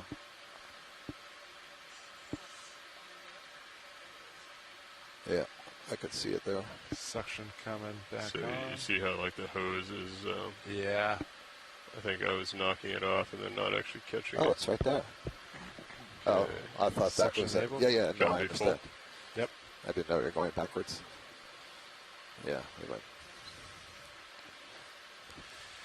Oh, I think that might be just out of maxed on my shoulder. Can I get a little bit more? There we go. All right. Good to know that's a max extent. All right. It's one more. Yeah, you got that one. Okay. Is that canister one? Yes. That is. Great. Okay. Thank you. No problem. All right, so that's good to keep in mind. All right, so we were able to collect 2 individuals into the suction sampler. It's tricky business.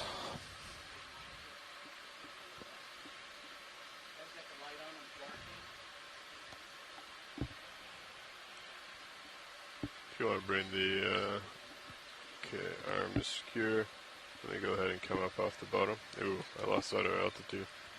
Doing that somewhere along the line. Oh, I thought you put a toe down. You're very stable. Oh, I did. Sorry. Never mind. I'm 3 steps behind.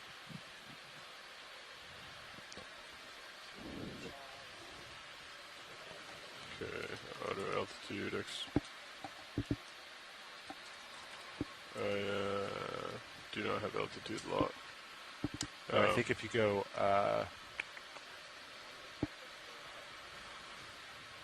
no, I think if you go left, I think you're right over the sand patch. I think you just got to find a hard return and you'll be fine.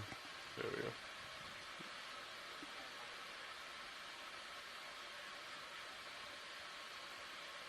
I think just keep moving that way and you'll get it. Yeah.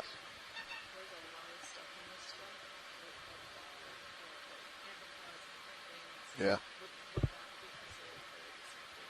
Yeah, in fact, Alan Collins was asking. Yeah.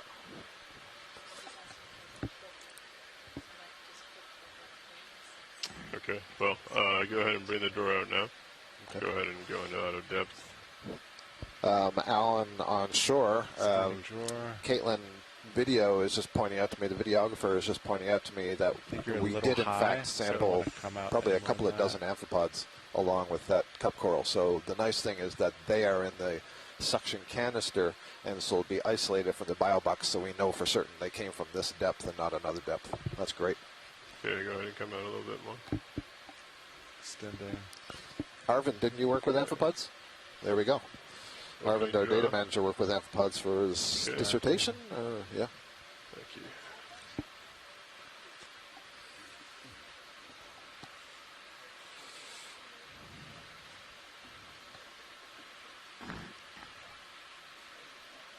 What is it? It's a water column floating. Oh, copy. Alright, now secured. Looks like a fish. Okay, coming back. Coming that auto depth. Alright, I'm gonna put this video, back. we got a big fish here. I'm gonna take my camera back. Oh, is that the oarfish again?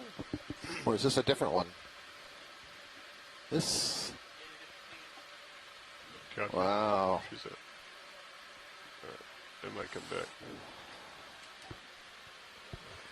Alright. So we definitely saw an oarfish earlier in the Sirius camera. We got some good screenshots of it, and that's been positively identified. So that was kind of exciting. I'm not 100% certain if that was the same thing. Could have been. I'll get line back up. Yeah, copy that. We're ready for a move. We're in a good position if you're ready.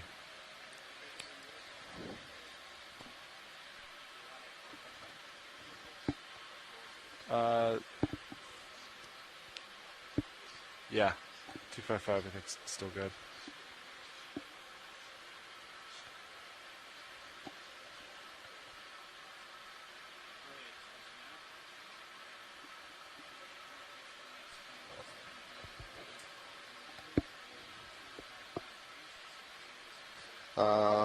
Let me see if Mike says.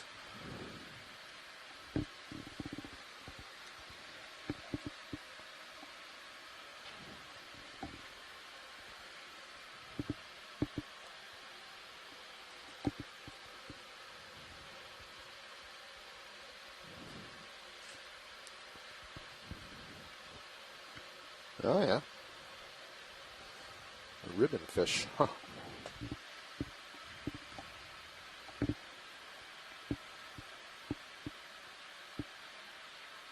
I'm going to rotate just a little bit up my camera, keep you in view. Copy that. It's about 3.5 there. Degrees. So Mike Vecchione just gave us some input in the chat room and says that that is a deal fish, and so I've just looked that up. Is that the? Yeah, Chris showed me that screenshot. Pilot, can I cycle back to your sonar? Sure. See if I'm not sure. It's related to the oarfish, but shorter, so we'll have to check that. You have another fish in here. Video if you want to go ahead and come in on it. Black. So we'll stand by on describing that fish till we look at this one. Oh, this is the codling. We've seen this several times today, so I think we're okay with that. Copy that. Yep. Pilot's clear when video is. Sorry, hang on. We haven't seen this coral with the large crab on it. Understood. This is yet another black coral. This is Leopathes, I'm pretty sure. And I'm sorry. You also have a rat tail in the background.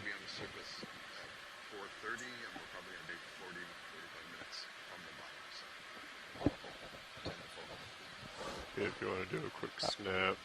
Yeah, so this looks to me like Leopathes. I think that would be our 5th black coral genus of the day. And this is another Chirostylic crab, I believe. I forget the name of this one. Somebody help me. And while I'm waiting for that, one of the cool things about Leopathes, this black coral, is that it is so far the oldest known coral. That is the coral that has been aged using dating techniques, radioisotopes basically, and that I believe was 4,200 years old, the specimen that they looked at, from about the same depth off of Hawaii. So a very long-lived species, really fascinating. Lasers off. I can get a toe down if you want to get a closer view. Yeah, we don't need a closer view of the coral. We're pretty sure what that is, and I think this is good enough for the crab, so we can make some haste up the slope. Copy. There's another fish over to port. Yeah, that's grenadier on that side. A large surefish, that one? Have you seen that? Oh, no, is this a squirrel fish? That's what jumped in my head. I think this is the first one of the day. Lasers are on. I think. Or is this the Hopless Toothus again? No, that was silver. Mm-hmm. You didn't have this when we first got down. Lasers Yeah, on. but we never got an image of him. Right. Yeah, no, you're right. Ooh, they never face you. It's a good shot. Let's see. Stand by for truck and dolly. Oh. Sorry there, buddy. What story are you going to tell?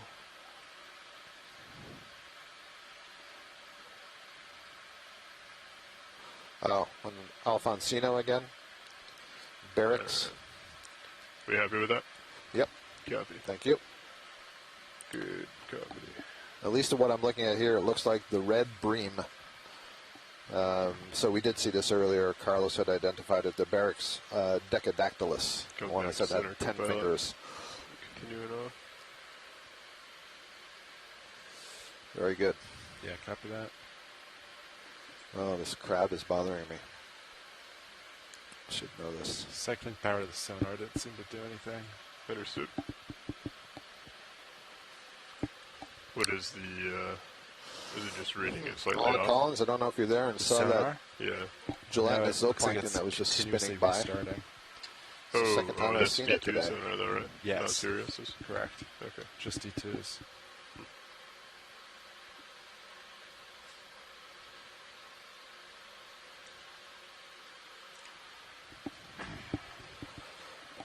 The purple thing in the center is what we collected earlier.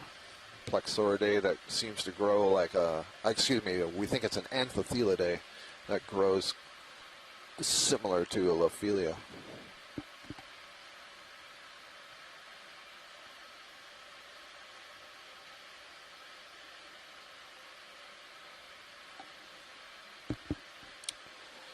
Let's see, where do I want to go?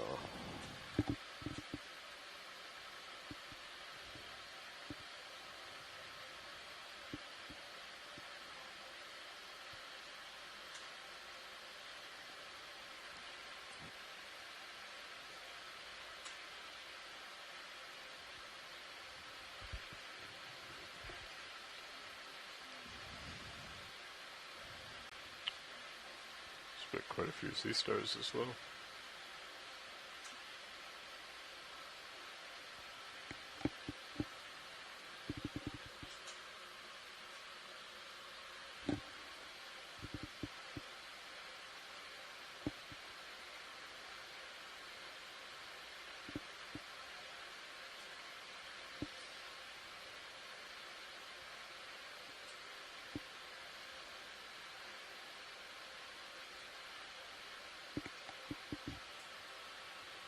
You think we're ready for another move?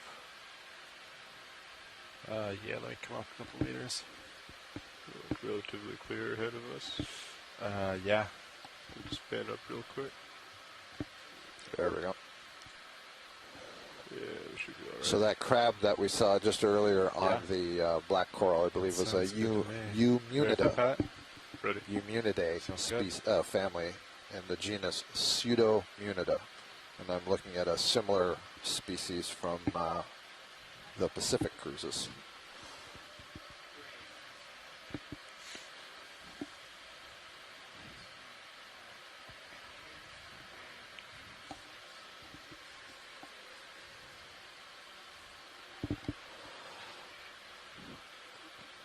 What's going on with this cracked bottom here, Ashton? Yeah, so we continue to see more rubbly broken pillows and fragmentation products that probably drop from upslope and they've been cemented together by either seafloor sediments or maybe some precipitation. Nothing looks primary or intact here.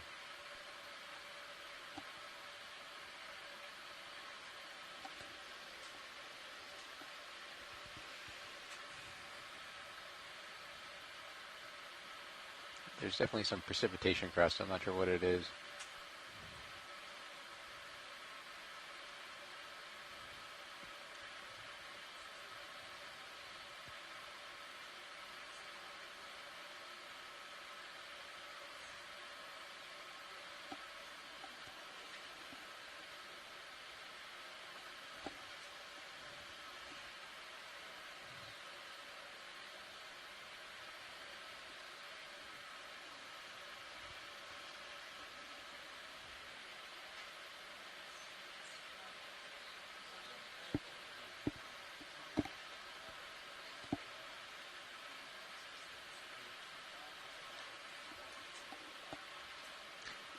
Hexachor, copy.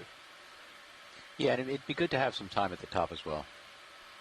Plenty of time to explore up there.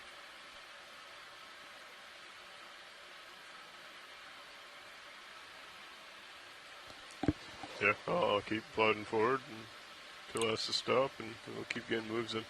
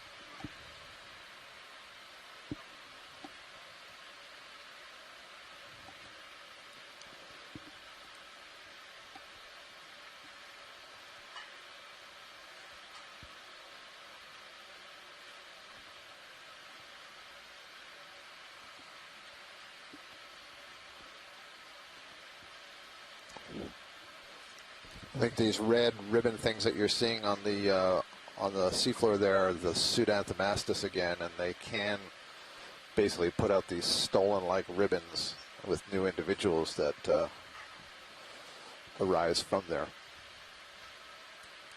At least that's how I'm interpreting that. A couple more of what we think are the Madrepora now. They have these sort of zigzag patterns to the way the polyps come out. That's the white skeletons that we're seeing. Stony coral. Still, you know, if you look closely, there's lots of these hypercoiled black corals, the Stichopathes. I think I just saw 5 of them right there. I don't think the hose seated all the way. Can I draw in and out a little bit? Go ahead. Pseudoanthomastus. Thank you, Asako. Understood. Whoever just called in, just a reminder to please mute your microphone. Yeah, she's good now. Nice. Good catch. Rod packs off, HP off.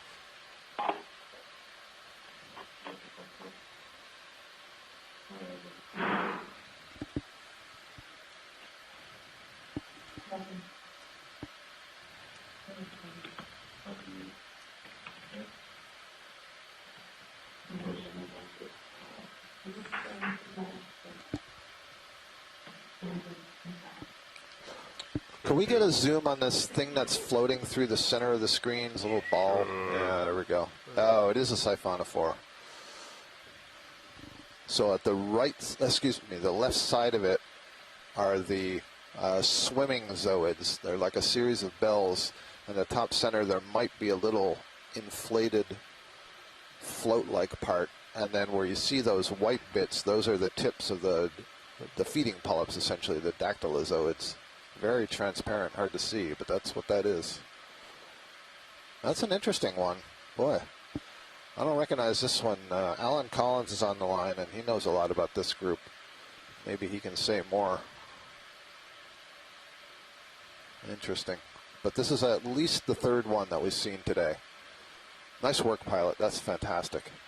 Look at that. Oh, you can really see the upper bell-like. It's like a series of jellyfish that are attached along the stalk, and each of them can squeeze and create jet propulsion. Next tilt. Nice. Very nice. Very nice. Full wide video.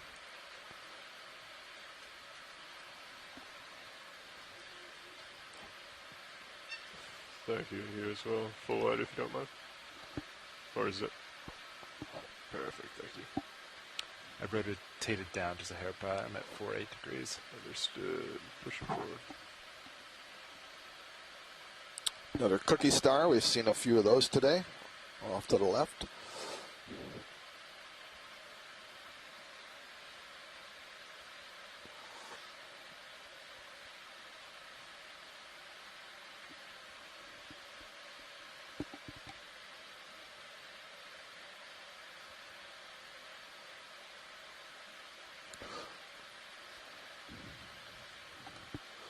So Alan Collins says that it's a Physonect siphonophore, which is a group that describes, I think, the arrangement of the float with the bells.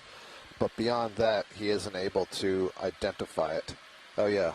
Physonect, because it has the float as well as the swimming bells. Some of them have. Going across right now? Yeah, I think it is. And it's, you know, it's easy to see the trailing tentacles, but you can't really see the flotation part.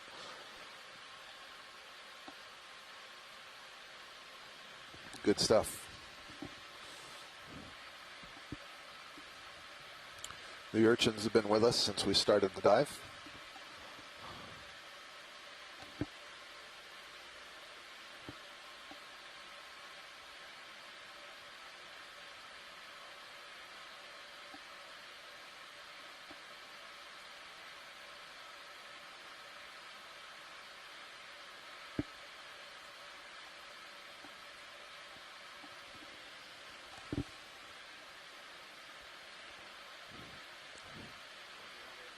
Are these just cracks in the rock, or is this something like a entrepneuse worm on the rock? This black line, or is it just a little ledge or something? No, it's something there, isn't it? Go ahead. It doesn't look like a crack. Oh, it's just a ledge. I see. It's the shadow under a ledge. Okay. Go wide, please. I see. Maybe my eyes want to see something. There you go. Yes. I think I would stick with 255 for now. I think that's still pretty good. Yeah.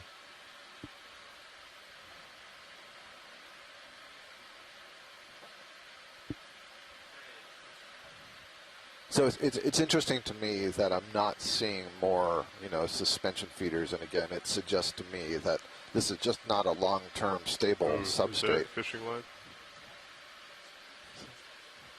I'm not. It could. I'm not sure if it's fishing line or a coral. It might be coral. I don't know. I can't tell. Yeah. I just keep distance from it. Copy. There's an awful lot, big cluster of it. That must be line. All right, full wide, please, with you. If you wouldn't mind just holding off on the zooms until I call for them, please. Thanks.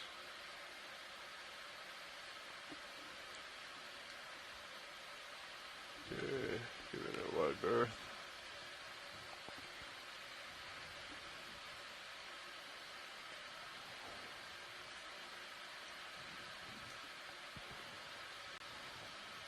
Come back in.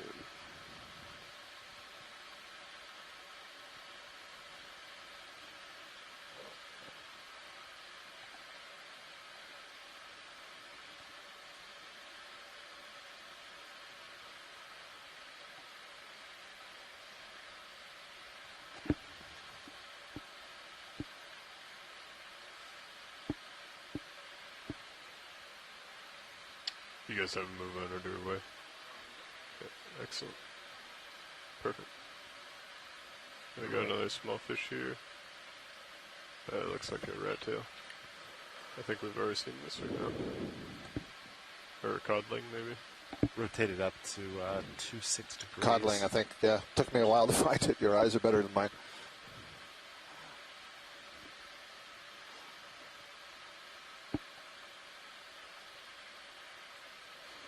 It's interesting that most of the sponge that we've seen today has been of the encrusting variety. Very early on, like maybe we should have a look at this line of, actually, is this a fishing line that's hanging in the water? That large white thing to the right. Yeah, watch out, yeah. That's not what I thought. It was something growing along. It's some kind of cable. You want to take a quick snap zoom on that video? It does look like line. Yeah.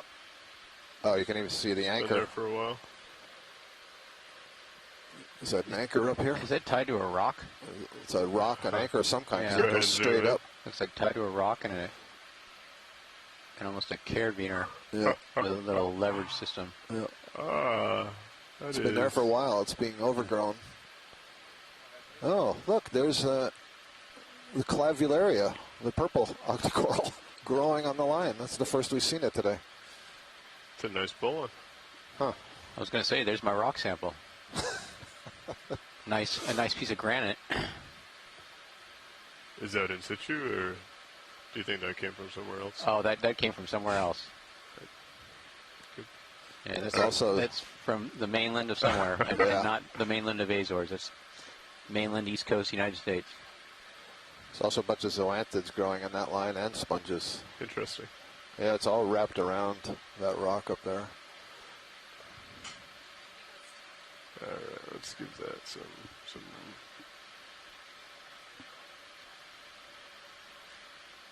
Huh. I went to the Mid-Atlantic Ridge and all I got was a granite. Pretty bad. Well, what I was going to say before we saw that was that most of the sponges have been encrusting, and only near the beginning of the dive did we see those sort of fan-shaped yellow ones. And up. Cindy Vandover says it looks like a beach stone from Cape Cod. Yeah, exactly. There's another one of those. Yep.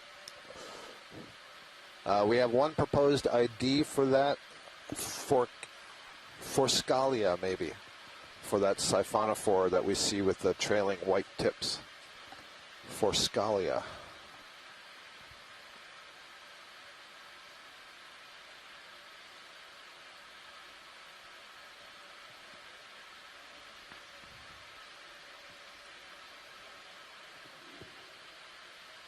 Oh yeah, well, that's good. That rope's still there. Set it. Still going up. Yeah. Looks like it's attached to. Nice.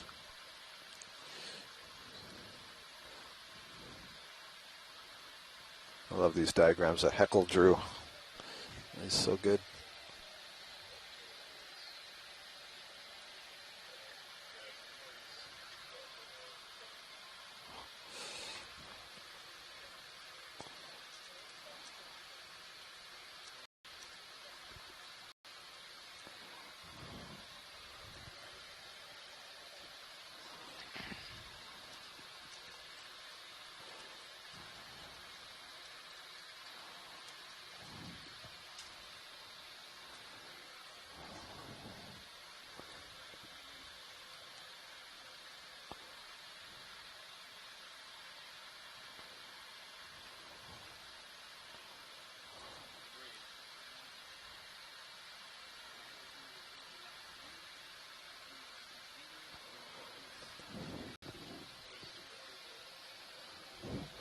Has it got something on it? Wonder if it's one of these is it homolids that are like decorator type crabs, a sponge type crab. They hold. There's some that put sponge and coral on their dorsal surface, on their back, but then there are others that carry it with their legs. Oh, pilots, I've been asked repeatedly to put the lasers on. I forgot to translate that information. Thank you. Sorry, Shoreside, I know you've asked me for that before. Lasers are on. You can see that this is a, 35 centimeter cross crab. It's a good size.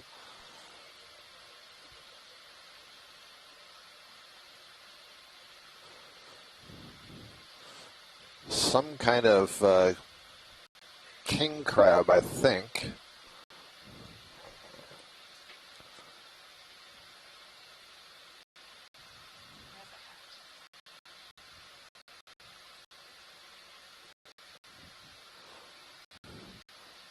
I think that is a carnivorous sponge. The question is it just tucked underneath or is it somehow holding it?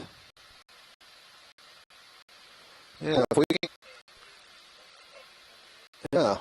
which means it is one of these carrier crabs.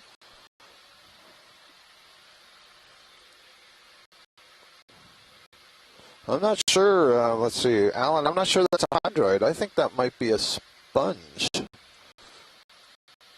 So if we can get any tighter,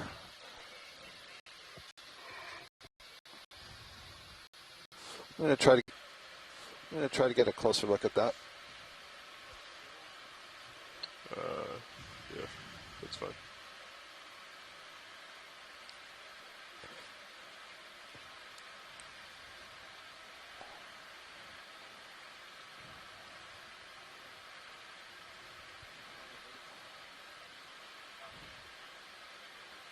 Yes, paramola.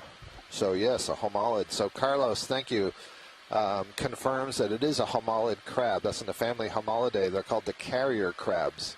So these are crabs that carry sponges and corals, presumably as some kind of disguise or defense, and so it uses the last pair of legs, the last pair of thoracic legs, to hold these up fog lights on above it. Yeah, beautiful. Look at that. That is just magnificent.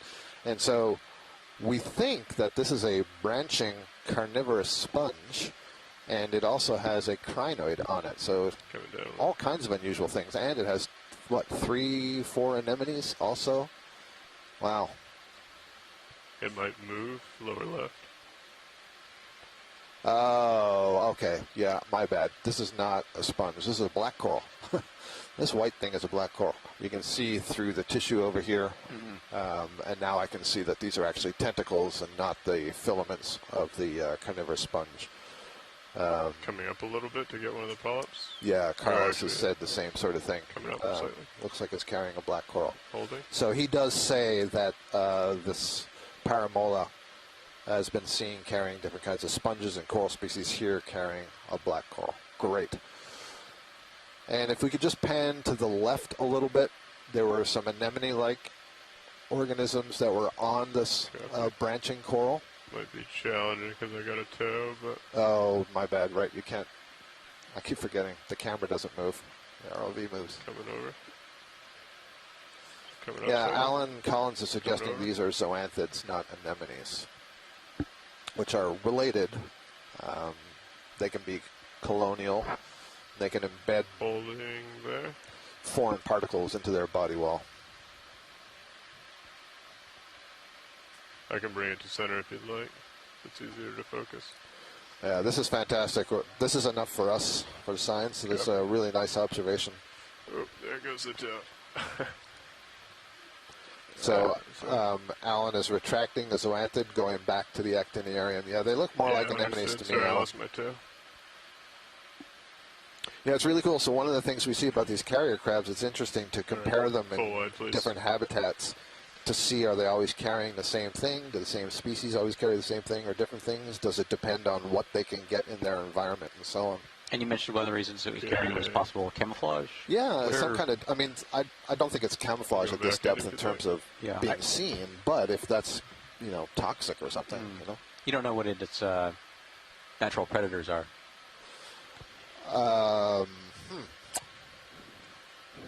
What eats crab? Yeah, right, no, that's, I'm thinking what eats crab at this depth specifically.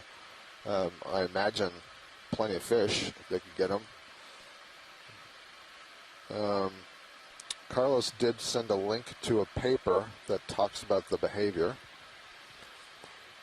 Check that out. Carrying behavior in the deep crab, Paramola cuvieri.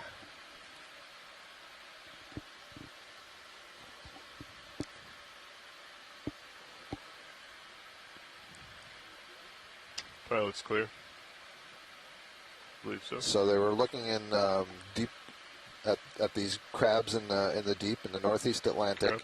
They found that 75% of the crabs were carrying live specimens of sessile invertebrates, mainly sponges and cold water corals. Object selection shows to be a more complex process than previous thought, in which factors such as morphology, size, and weight of objects, and also palatability seem to be more important in the process of object selection than their availability. So that would say they're not just picking whatever's handy, they're making, you know, a quote-unquote conscious choice.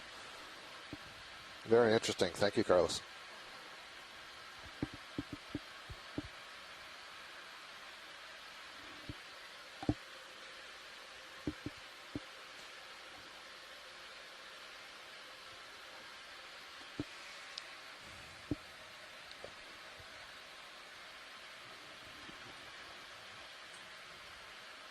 You want to do another 10-meter spot?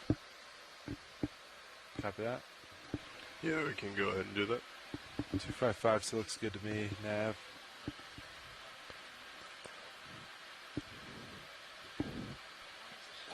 So you'll be happy to know that this paper says in situ observations of this behavior in this genus are scarce, and most of them lack good resolution imagery. So I think we've covered that right there. Yep. We've contributed to that data source.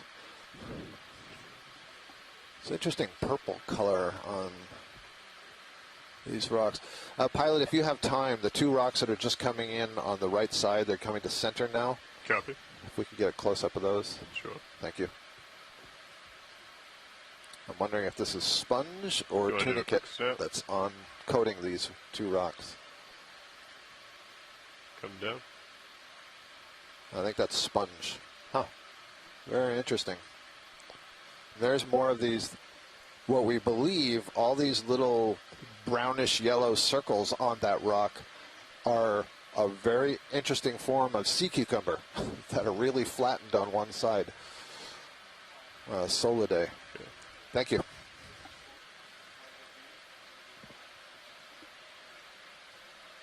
Copy. Pilot's clear. I'm not 100% convinced, but that's what away. we're going with right now.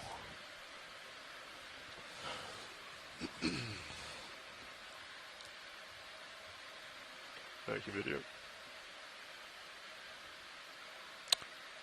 Oh, did I miss any Phanopathidae? Oh, she means, oh.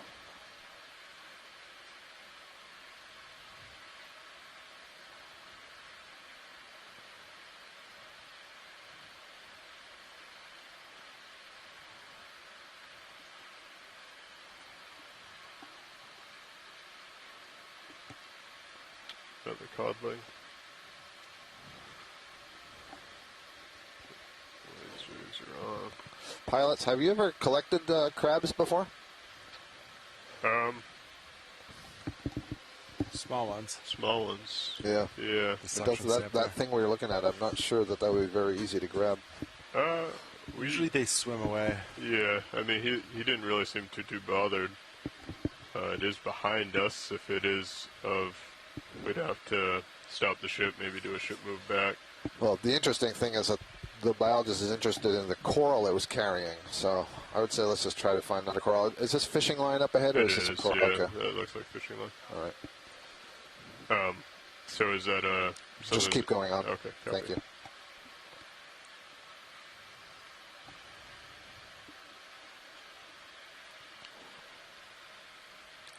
So is that something that the crab would have chopped down and then carried? Yep. And this paper we were just looking at, apparently it doesn't just chop down whatever's closest to it or abundant. It's making a very selective choice on what to chop down. Interesting. Yeah, very. This looks like a Leopathes black coral again, I think. Yes. So that was at least our second scene of that one.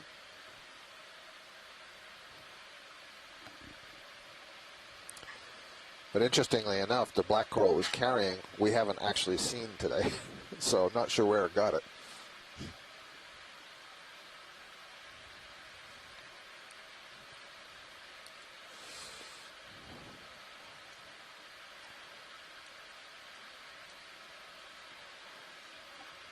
It's another one of those siphonophores. There's quite a few of them.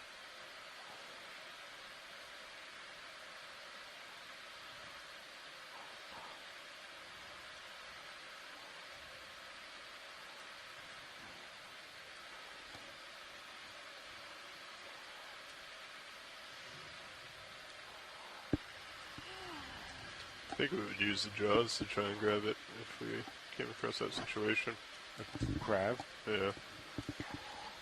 I'd almost like, not so much of grip it, but like basket it in and try and get the fingers like. Usually, in the past, as soon as you make contact with something that's nearby, I was pretty like close. Abnormal to them. Yeah. As soon as I've seen them, they're very still. And then as soon as you touch them with something foreign, like a jar or something, they just book. We've had some close calls where they're like eating a coral. Ooh, they're smacking that's down, right. you Yeah. can sip the coral. And But they even just then, scoot off. They stay on. We put them in the box. As soon as they feel the plastic material of the box, they'll swim out. Yeah. I think the only good luck we've had is smaller ones. And then suction sampler. Yeah. I remember that because we were trying to think if we, like, as we were putting the bio box, if we should try and, like, bring D2 up to get some, like, downward flow. Yeah. Long enough for it to hold in. I wonder if, like, a larger one, though, where you could kind of, like, trap the body a little bit more would be possible. Let's see, yeah, ship stopped. I'm good. You don't like what we're seeing? I think I'm ready to go. Yeah. Yeah, I think it looks good to me. Yep.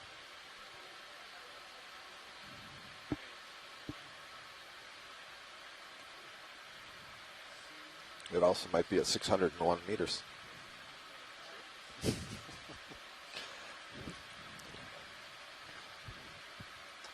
We'd almost need like a box or something with like a hydraulic lid that you could kind of like lay over and then have the lid come out underneath and kind of like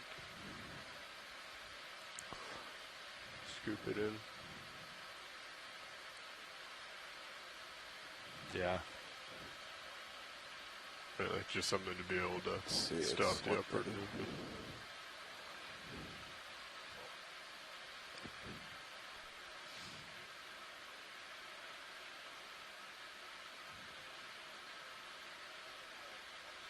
Go ahead.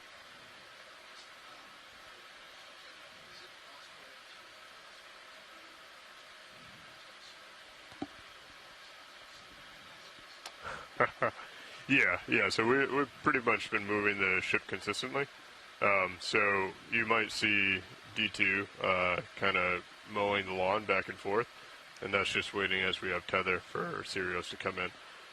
But where it is so steep, we are taking smaller steps, but we are continuously moving. So we are trying to make tracks as fast as possible. No problem. You catch that, Neff? Yep.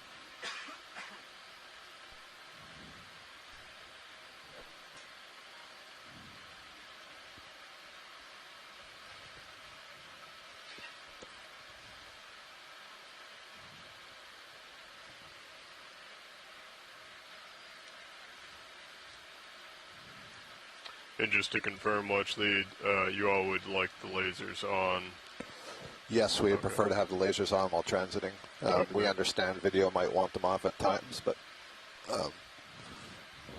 Understood. Default will be lasers on. Thank you.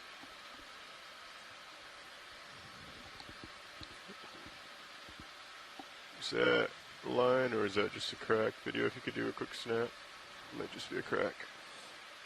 Yeah. Okay, thank you. Full wide, please.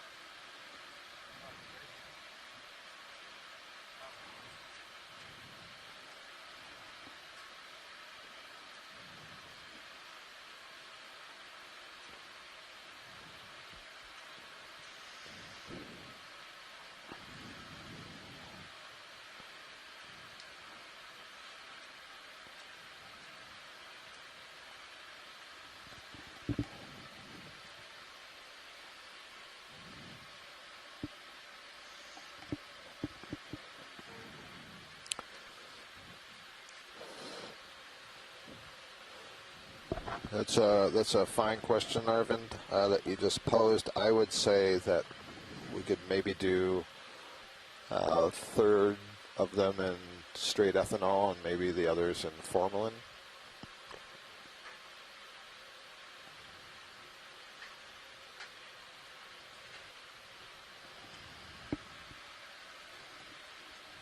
Lots more of that encrusting bluish or transparent sponge here.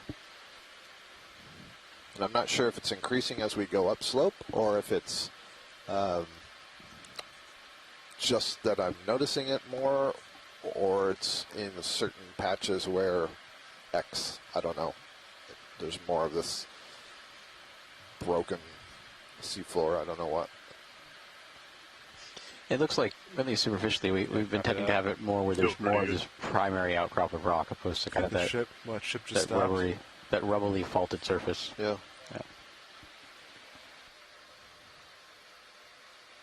Copy that. My impression is that it seems to be more common on a non-horizontal surface, you know, which would make sense, so it's not getting buried. I think 255 still's pretty good.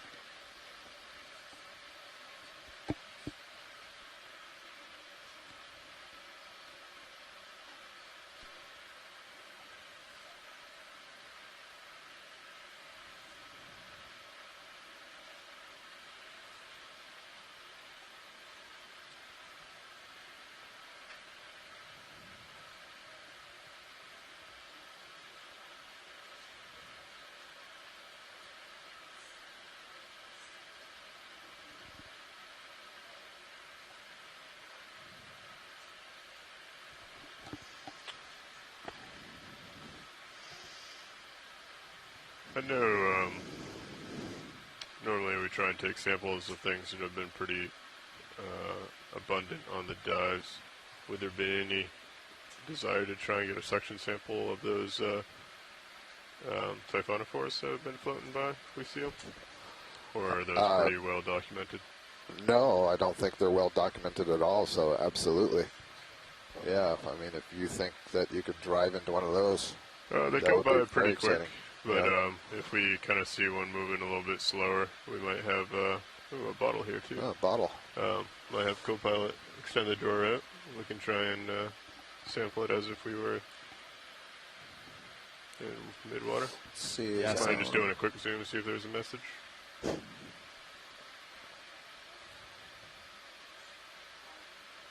Do not see one. Full wide, please. Thank you.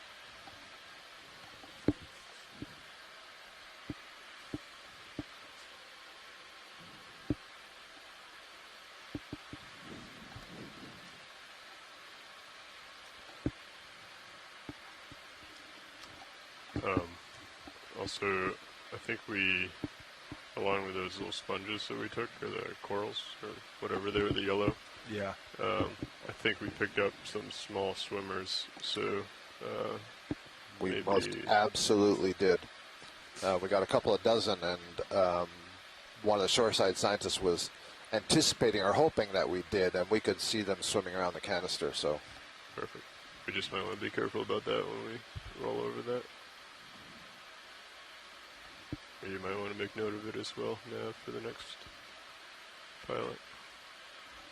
Swimmer's canister one.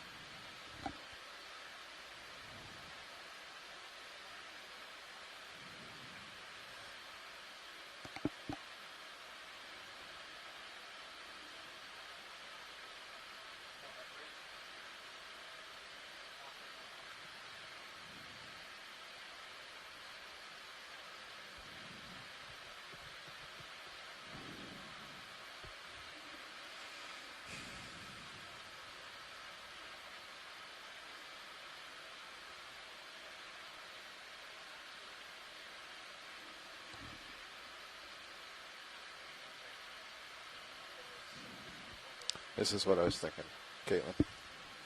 Yeah.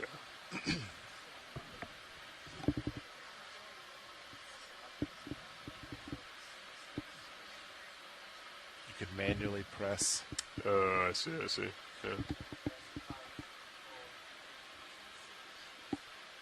Which we could, but it... We could always go to 6. Sorry, 5 first and take the next sample. Oh, yeah. But then again, that would also be a swimmer. I mean, I think those swimmers is a byproduct, right, of the actual sample. So it would be nice to have them, but I don't think all of them are going to swim out in the, moment that it rolls past it. That would be very impressive if they did, but We also might manage to get some more along the way. They seem pretty abundant.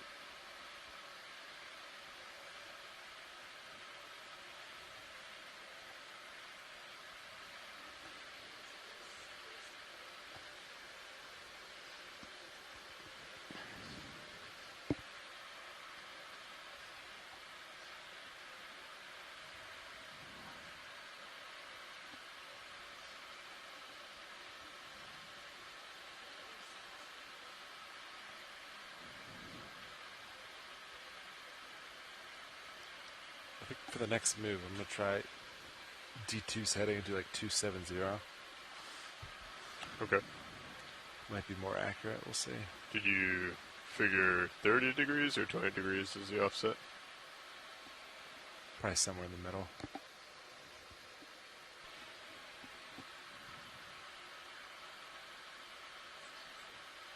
Ooh, another codling.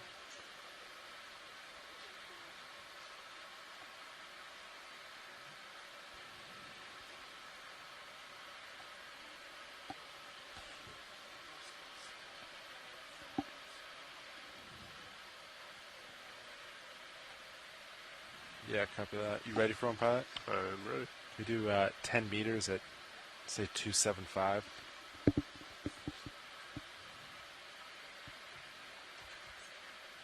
Gonna be pushing in a little bit here, co-pilot, coming up as well. Yeah, copy that.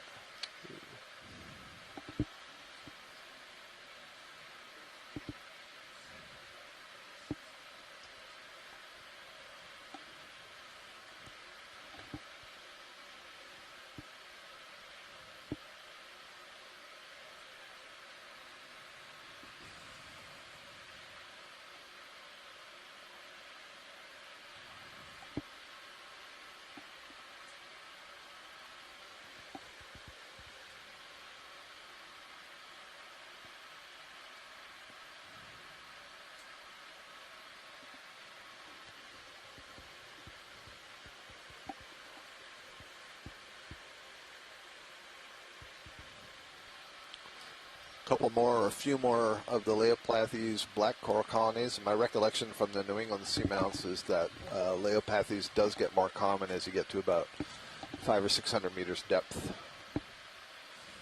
So it prefers the shallower reaches of these seamounts rather than the deeper reaches. Can we get a snap zoom just to the right of center, a little bit low? There's two colonies there. They look like bushes. Copy. They look like there's something different. I'm wondering if they're Acanella bamboo corals. You want to do a snap video? And if it's of interest, we can go ahead. I think this is what they're talking about. Yep, that's what we're talking about. Is that two or the same? No, yeah, so that's another Leopathes. It just looks like it's seen better days. It's missing a lot of branches, and it's a much paler color than the other ones. Huh, how about that? All right, thank you. Copy. Full wide. Thank you.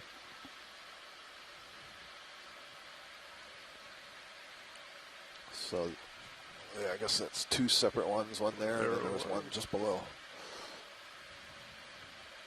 There's a fish right in the center, head up, wiggling its tail. This is a bristlemouth. Go ahead, video. Ooh.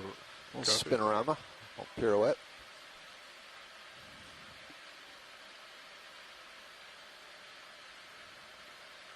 Its gills to open up again. Alright, lasers off. Huh. Yeah, go ahead. Just keep an eye on me, co-pilot, if you don't mind. Yeah, I got you. Coming down a little. To wait for Mike or Steve to remind me what this is. Okay. Maintaining headroom. Oh, and she's out. Yeah. That is a narrow one. Pilot, careful about turning anymore about your light. Copy. I'm going to hold it. Yep. Thank you, co-pilot. Yeah, I think you're good, but understood. Thank you. I still want you to keep going.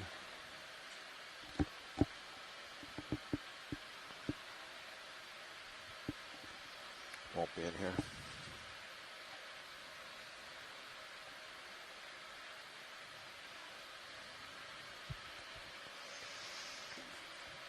Continuing on. Checklist is on the computer. Think we're using PDF now. Yes. Did we may have turned the lasers off for a close-up before? I will turn lasers back on. Thank you. Sorry. Eco option. Yeah, the second one from the right. Second little tab on the bottom from the right. Keep going. Keep going. It's a good size layer pathies. Right there. Oh, you were just on it. Two to the left, or two to the right, sorry. Go to the right. Or is that a good size Storopathes? That one. Click it. Another fish here. Yeah, Going to a snap. Codling, I think. Codling, okay. We'll just paint it with lasers and then come out. This may be the most common fish of the day. Feel free to come out. Actually, I'm sorry, I'm too hasty there. That tail is different. So this might be a cusk eel. Yeah, this is different. A cusk eel, even with the little tendrils on the bottom? Yeah, don't trust my initial guess. Maybe a brocholid. Okay, lasers off. But the tail is different from what we were calling a codling. Bathydid, page 36. Maintaining headroom.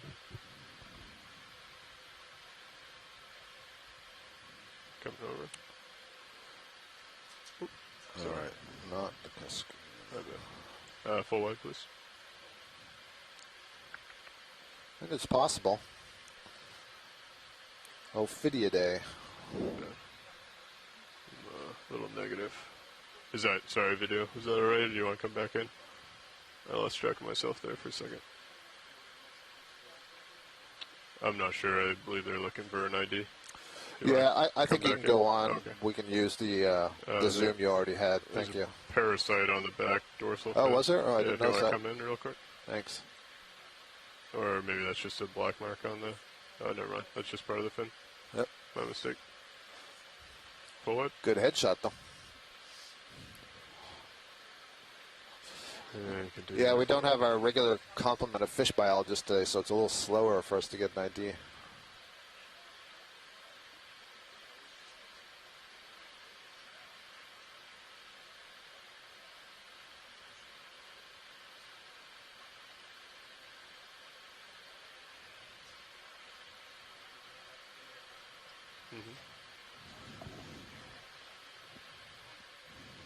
I think it's a ledge.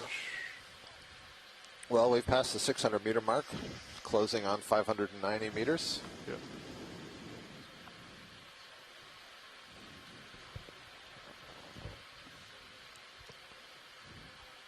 Yeah, those shadows are really dark.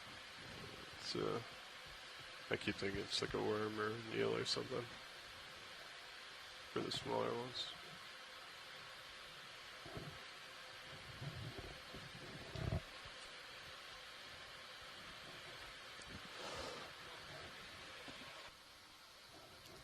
I just got a notification that the Student Center for Research, Creativity, and Scholarship at the University of Louisiana at Lafayette is streaming the dive today in their facilities, so that's exciting. Hello, everyone, back in Lafayette. I hear it's really hot there.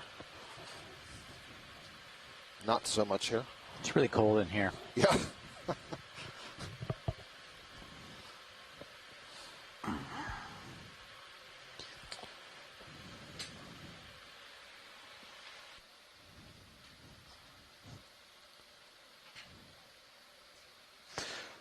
So give me a baseline. Was this the expected biodiversity that you expected to see, or anything surprising? Yeah, you want to do another 10 meters of 75 pot? It's sort of a little surprising that we've seen very spotty distributions of a colony here, a colony there, a couple places, you know, like those Leopathias, a few.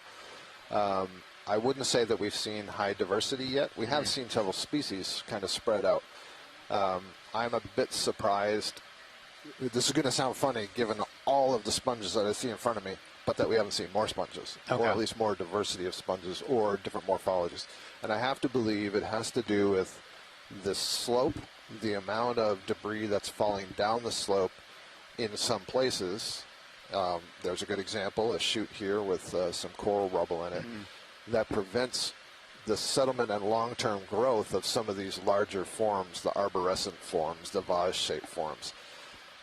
So I am anticipating and hoping that as we get higher onto the more stable upper reaches, that we will then see something more spectacular.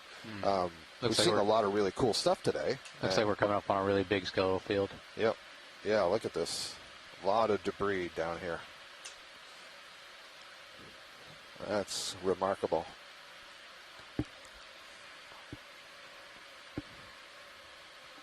So these look like skeletons of those zigzag corals in Madrepora. Wow, look at! I don't think I've ever seen a debris pile quite like that.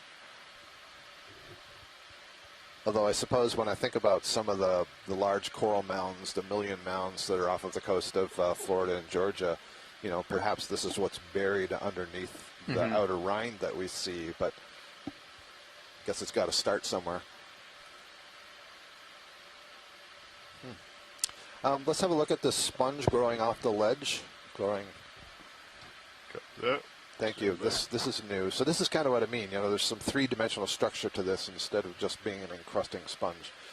And you can see the underside of this ledge here obviously has some enhanced currents and is a really good place for suspension feeders. There's all kinds of stuff hanging down there.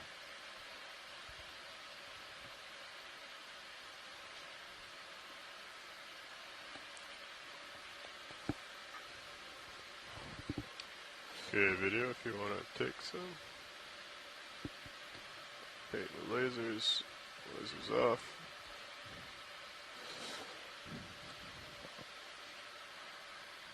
All right. It's a sponge. I know it's not a glass sponge. I don't know if it's some kind of lithoted sponge or something. Some kind of demo sponge. I need my sponge colleagues. I don't see Joanna in the chat room. I'm not sure if any of the other folks down in the ECC are familiar. After we look at the sponge, we definitely have to have a look at that colony stuff that's growing off the ledge. If they want to take a look, I'll let me get a toe down. Ooh, there's a big fish come out video. Looks like a grouper. Oh, good call, good call. Yeah, I'd say that's a grouper. Gonna follow. My coral rubber patch. Sorry, co-pilot, keep a look at it. Yeah. Thanks. All right, lasers are on for a second. Coming off. So 10, 20, 30. He's going to go underneath me. That's probably about 70 centimeters long. And that's a good size. Or you just let him float out. Check this out. Okay. Passed this test. Coming back. Let me just get a toe down if there's more of interest by this sponge than just the sponge. Yeah, it's a sponge, and then all around that sponge, there's a whole bunch of this frilly colonial stuff growing. I'd just like to get a close-up of that as well. Copy. How are we on a move? Ship stationary? I think the ship just ended. Okay. Roughly. So I'm still moving a little bit, but I think you have a little bit of time. I'm getting a report that the sponge may be something to consider collecting, so you'll have to tell me what's happening with the ship move and all. Copy. Ship is stationary, I believe. Sirius still has a little bit of a swing, but we can go ahead. How are we doing on sampling boxes? We have used 2 of the sampling boxes, and we have 2 left. We have 1 in a suction sampler and 2 Niskins. The fish was an Atlantic wreckfish, Polyprion americanus. Do you want to lift your light up before you get too much closer? Yep. Yes, please. And the sponge may be Haliclina magna. So just Carlos et al. On shore, we can collect 2 more, sort of largest things that we use the biobox for. Otherwise, we're restricted to just what we can suction. We're adjusting lights so we can get in here. There is quite a bit of current coming up. Which is to say, which makes sense. Good. Just be sure we collect what you want and know that we have a limited number of spaces for collections. Keep an eye out for that. Yeah. What I'm wondering about all this little teardrop sort of branching stuff is whether this is black coral the first of our Chrysogorgia that we've seen, or if this is all Hydrazone. Mike Vecchione also noted that the Marico project encountered extensive rubble fields along this part of the ridge. They were working about 75 nautical miles to our south.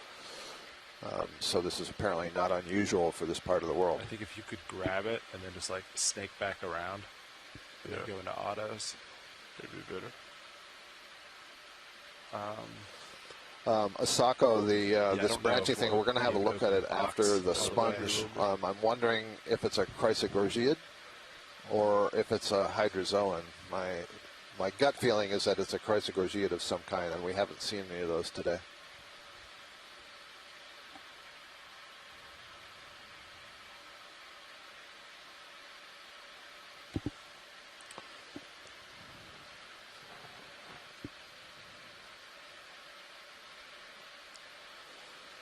Yeah, so Carlos is saying about this sponge, they believe it's Haliclona americanus, I think it was the name I saw somewhere. But this is another one that they see on some of the dives down south, but they don't have a sample of it. They don't have a collection of it. So it hasn't been verified as to its identity.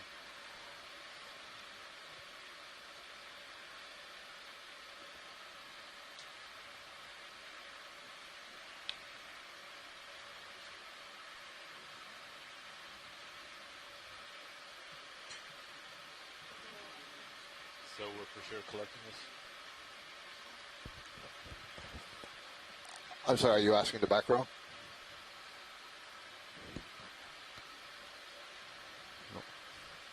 Okay, if you want to go ahead and get the front lights on, might be able to brighten it up a little bit if that's alright with video. Video, you ready for fog lights? Okay, lasers are on. Ready, video?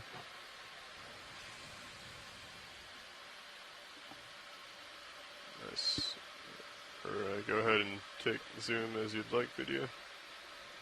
There's a little bit of sediment that was kicked up, but... So my sense of this is going to be that it's, not to make a pun, but kind of spongy.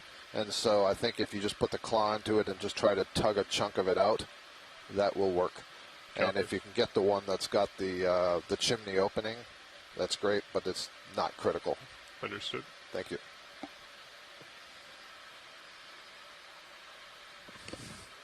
Co-pilot, if you feel comfortable, if you could bring up Mini Zeus and just try and get a look at it. Let's see. Do you see it?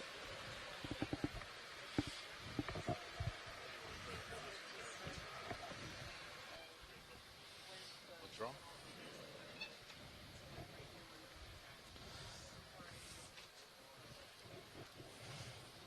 I got it.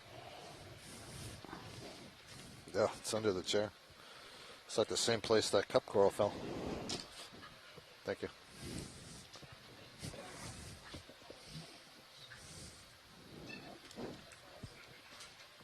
What? We got it.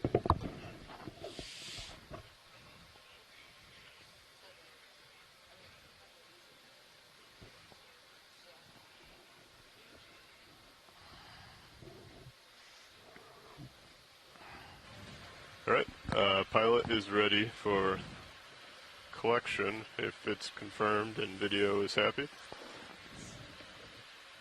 Oh, yeah. You can see how close that is. Just a heads up. Yeah. Thank you. I think I can snake it in there. But yeah, definitely keep a close eye on that as I come out. Yeah. I might even bring the shoulder in a little bit before I come straight out. Alright, hydraulics are on. And watch lead, we can confirm this is a collection? Yes, confirmed. Excellent. We'll have to go into starboard box. Understood. Alright, ready for arm to come on? Yes, hydraulics are on. Arm's coming live. It's the other problem with phones. They're always falling.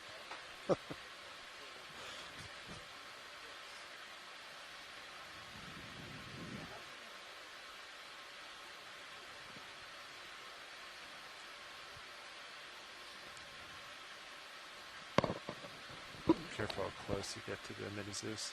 Copy.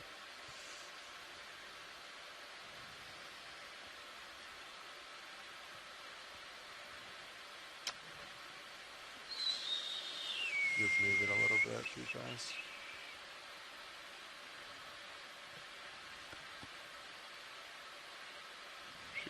Sponge is a little bit taller, I think, than we may have first anticipated. That's all coral rubble. Yep. It's huge, extensive piles of it, really thick. It's going down the slope. So the question on the coral rubble is, does it promise lots of live coral up above? Or is this, you know, a historical representation exactly of what was here in the past?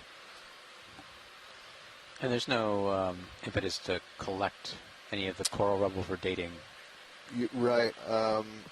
I haven't seen this sort of coral rubble used. I've seen the cup corals that are fossilized in situ, or subfossils, I guess. You know, they have a manganese coating. Yeah. And those are really useful, just like you with your rocks. You know exactly what depth they grew at. But I'm not aware of using this sort of rubble. And part of it might be because, you know, where did it tumble from? What was the depth at which it was growing? Right back in. Yeah, I think I might touch and hold.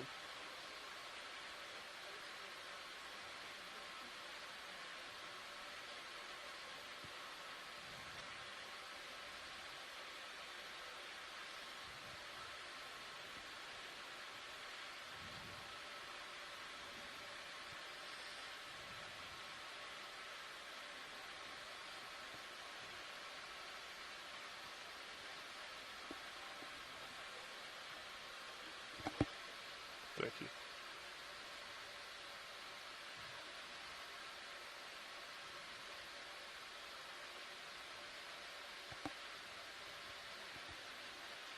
It's a good angle.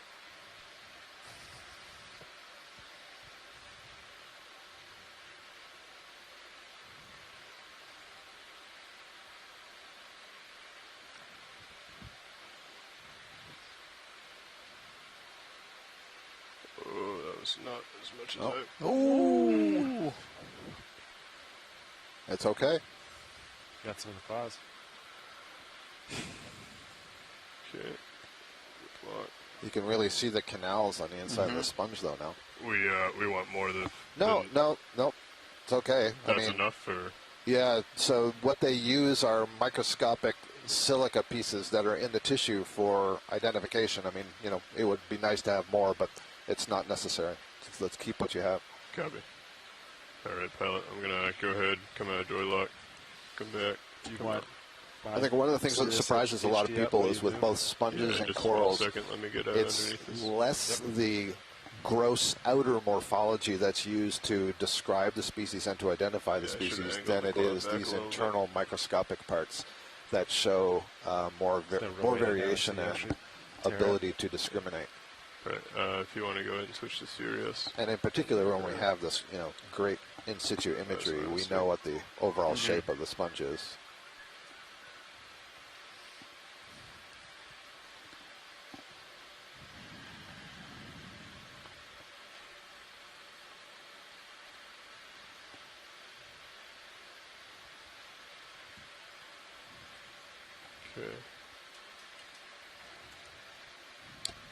Do you want fog lights off at this time?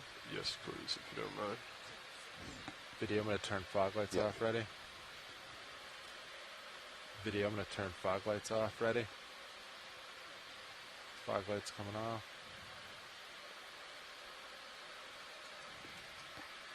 Okay. Now, if you could just watch my auto altitude, see if it comes off. Co-pilot, if you want to bring out the drawer, starboard. Yep, extending drawer now.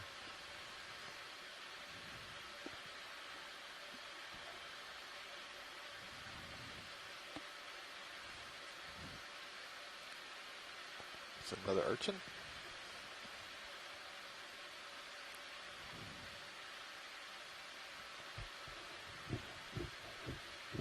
Okay. Full extension. If you could bring Mini Zeus back up, if you don't mind.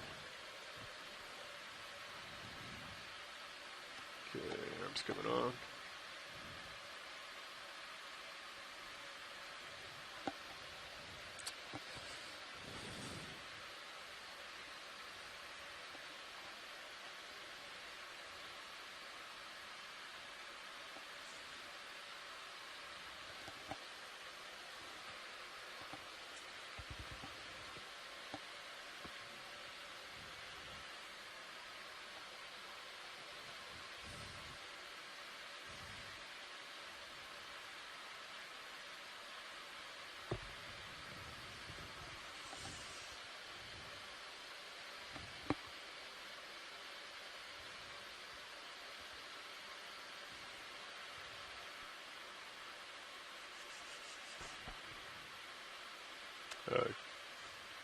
Some's floating down into the outer. Just go for that one, yeah.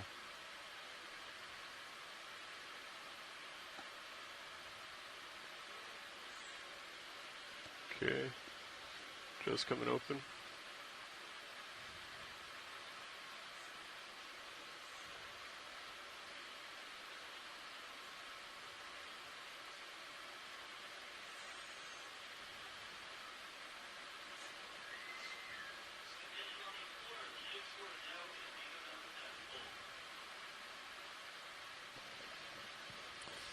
All right, I saw 2 healthy chunks going to starboard inner. All right, retracting. Okay, thank you.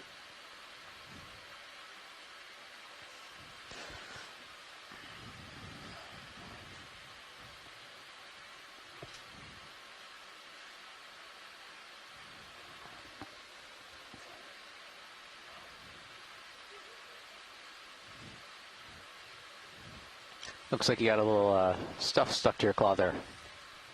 That's the problem with sponge. Yeah.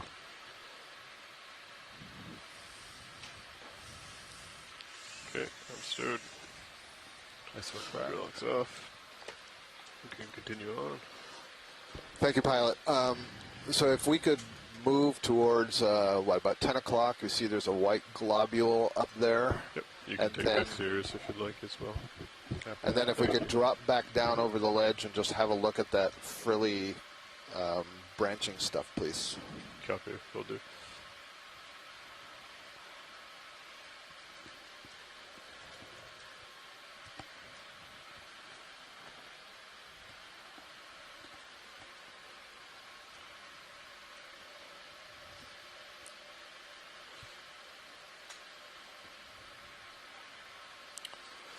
Mike Vecchione came back with a potential ID for the vertical blackfish as a snaggletooth or star eater. If you want to come in. Have a bioluminescent red chin barbel. All right, so this is another urchin, different species than we've been seeing earlier. Looks more like an Okeanos type urchin to me. Lights, their lasers off.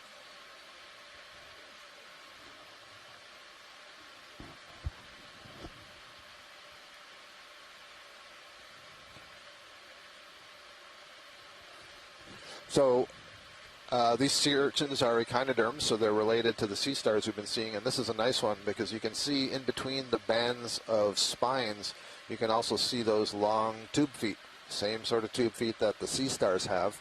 And the way I describe it to my invertebrate zoology students is if you take a sea star and you take its 5 arms, raise them up above its body and fuse them together, you basically have an urchin. The mouth is on the bottom, and it scrapes the bottom for food. I'm also seeing in the background there what looks like a stoloniferous Octa Coral, which means it is an Octa Coral that grows as a ribbon and puts up individual polyps. That's great. Thank you. Copy. Pilot's clear. Right, then over the sledge.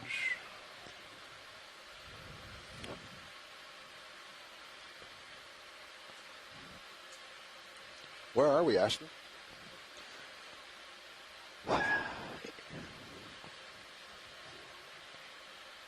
Geographically, in terms of where are we in the world, where are we in the water column, where are we in depth, where are we on this dive?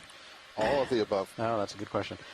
So we're about 700 kilometers north of the Azores on the Mid-Atlantic Ridge. We're on the western side of the axial valley of the ridge, on the head wall of a graben. We're on the eastern side of that normal fault feature.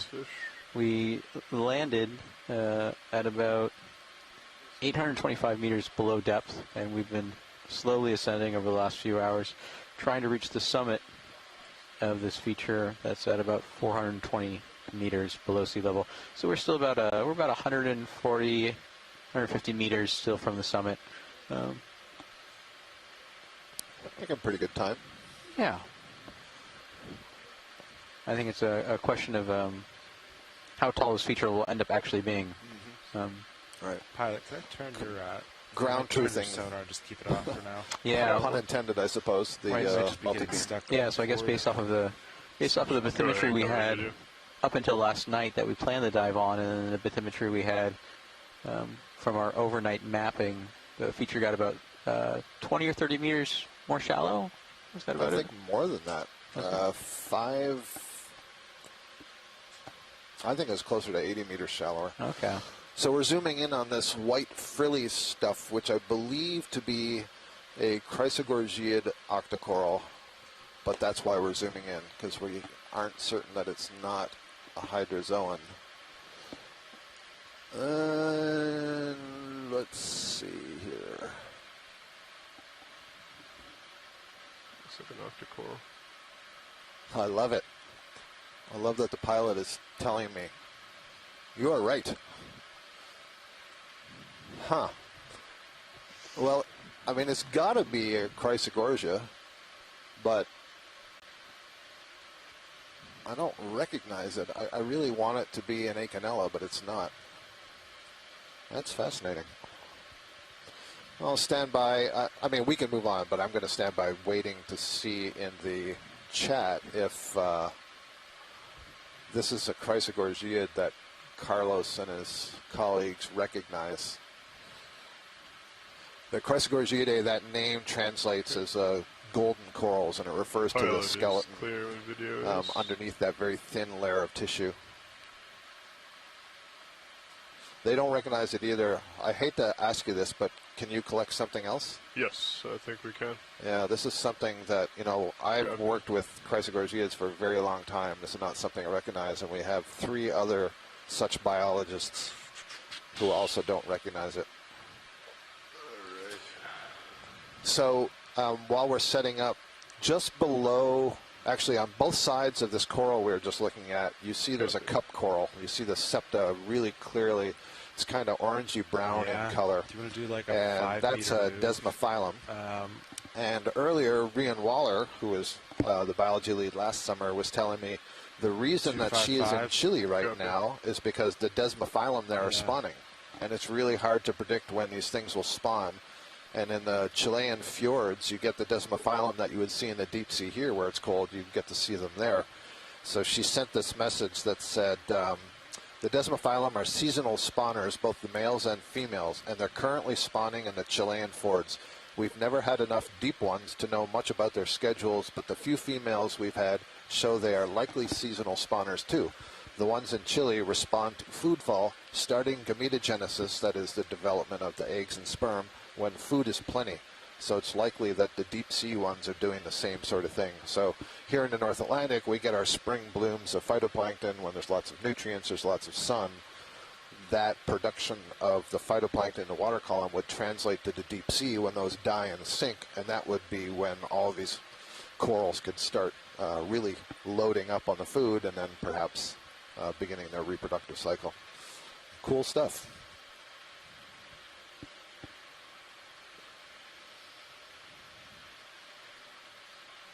Yes.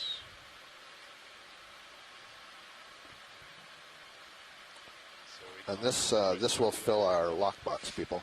Our collection box. Okay. Right. There's still plenty of room for rocks. Yeah, go ahead and bring on the fog lights if you'd like. Yeah, fog lights coming on. 3, 2, 1. This is quite challenging to get a good tow in. Yeah, I'm going to bring the ship. Ship's coming a couple meters closer. Yeah. Get Sirius in a little bit of a better position.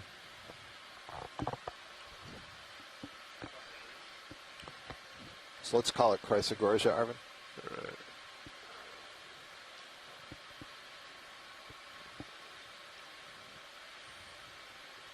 Yeah, she just doesn't want to.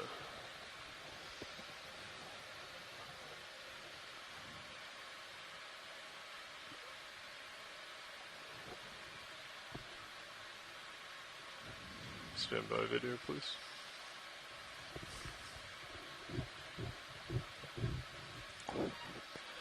It's interesting. We hadn't seen any of these on the dive, and yet here we get to this ledge, and suddenly they're very abundant. And I think you asked me earlier about, density and diversity. Well, you asked me about diversity, but maybe it was yesterday or the day before. I was talking you can go ahead and come in with somebody about what's controlling these around. populations, and is this because a recruit came in and it's a great place to feed, and then there's been reproduction and local recruitment, or is it something else? Is it some other physical condition that this is the spot that this species likes to grow, if you or somewhere in between? Mini Zeus, you might be able to get a better. It's a tough spot right underneath the ledge here. You got 'em right there? Yeah, that's the one I'm looking at. I think I can come up and nice little nip and tuck, and then come back up over, draw out, starboard outer, I gotta do the chicken. Okay. Alright, hydraulics are coming on. Good copy.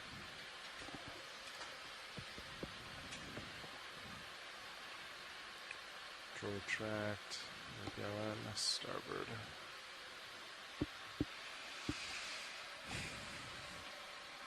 This is one of my favorite corals. Yeah? I'll bring the mini Zeus over, watch it come out. I'm not sure if that species will stay associated with it. There are some that will definitely latch on, there are others that will just... So, watch lead, in order to get it into the bio box, we're going to have to cut a piece off. Yeah. Try and tuck it safely as we can into the vehicle, and then we're going to have to take off, get our bio box kind of into a position that we can go ahead and bring the door out and then tuck it in. So, unfortunately, any associates may swim off in that process. Understood. That's not the intent, so that would be perfectly fine. So we're doing the same sort of thing you did with the sponge. My recommendation here would just try to grasp, I guess, more or less closer to the ledge end of it. Yep. It is so frilly. Copy that. Arms coming on. Understood. Arms coming out. Following center. Draws it inside. Do I?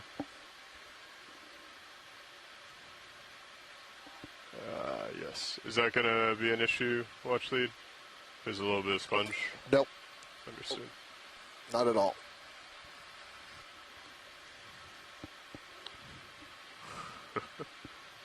This is definitely going to be one of more the awkward ones that I've done before.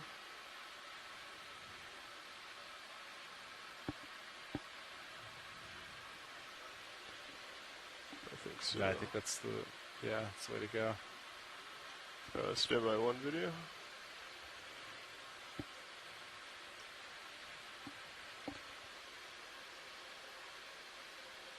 Okay.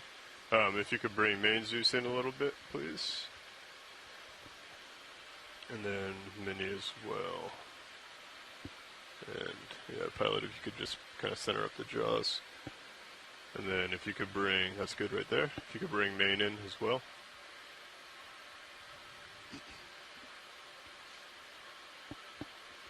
Okay. Perfect. Thank you.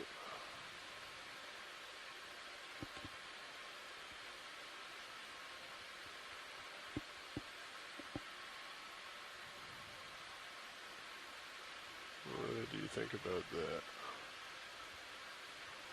Get a little closer.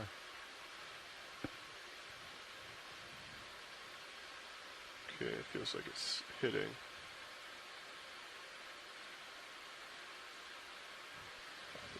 Rotation. Yes. Our colleague Les Watling has just joined the chat room, right and he also has done a lot of work with chrysogorgiids and described a few new species himself, and he too does not recognize this. So this is a really good collection in terms of potential new species.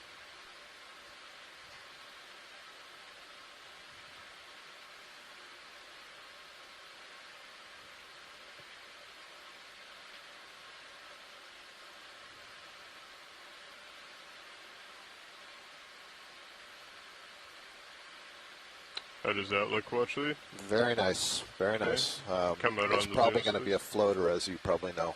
Understood. We'll try to suction it up if we're concerned about it going in the box.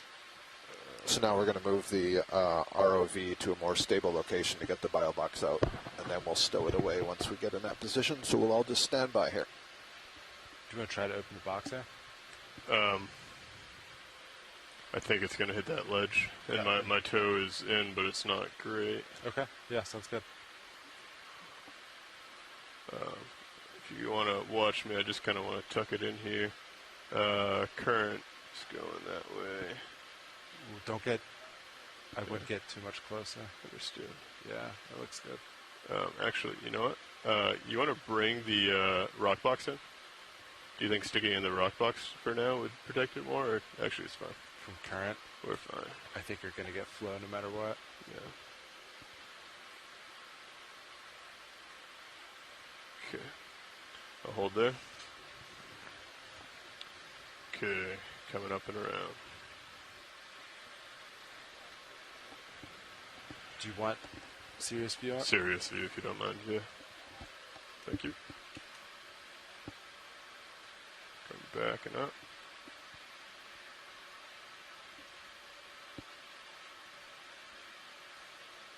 Okay, we'll come around, try and get a Z-bias. It's not Z-bias. Auto altitude next one. Yeah, I think if you get over this nice solid section. Yeah, I think it might be a little too steep. I think that was why it wasn't clicking in before. We just managed to get it on the last time.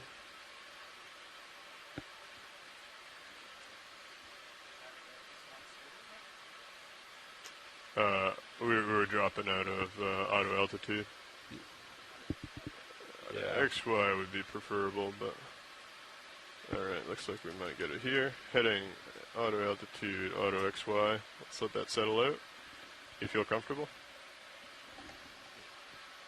Yeah. Alright.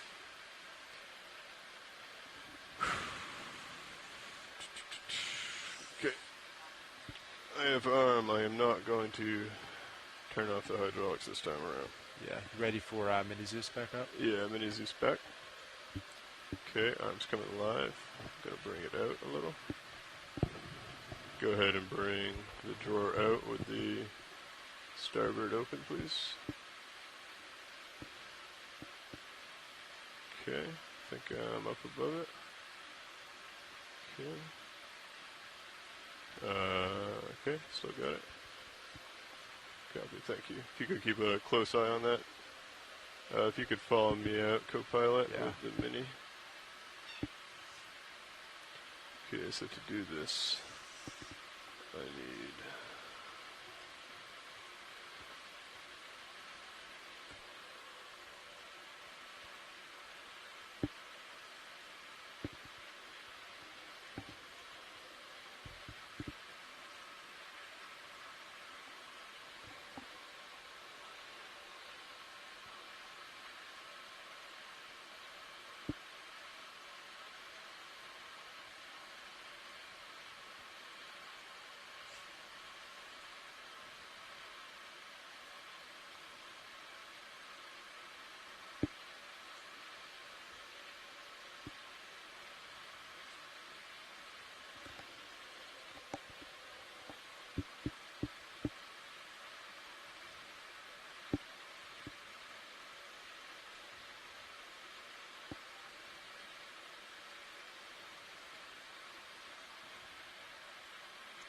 Okay.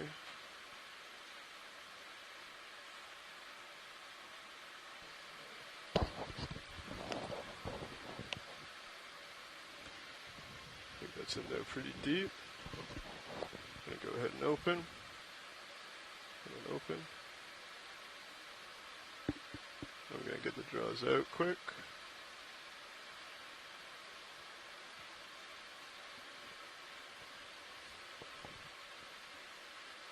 Can't tell if it's off my... It's probably stuck in the sponge.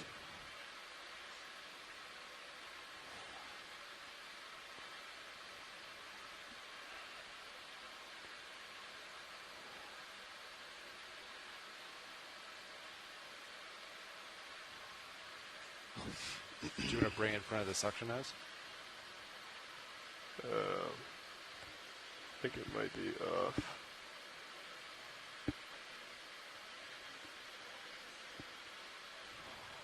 It dropped.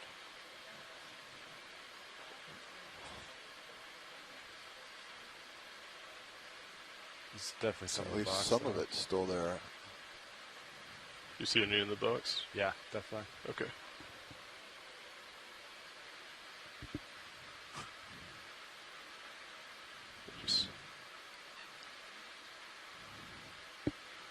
There's got to be some in the box because that's sponge bit. Yeah, that's the bits of sponges that were there. I think it's good. She didn't like that. Tracking. Okay. That's a tough one to get into. You need some kind of Teflon coating on your claw. Copy. For sponge. Oh, come on. Sorry, say that again? You need some sort of Teflon coating on your claws for sponges. Okay. All right. We confirmed that one in. You definitely, most of it definitely went to the bottom. Okay, good. Hydraulic secure. Nice work. Let's see, so let's come back up.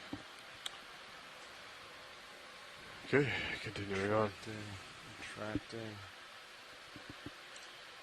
Valve packs. There's that little guy that we are talking about grabbing. Do you want to try and get it? Do you want to draw her out? Not. Let's see. C5. Valve packs on. Extending. Copy.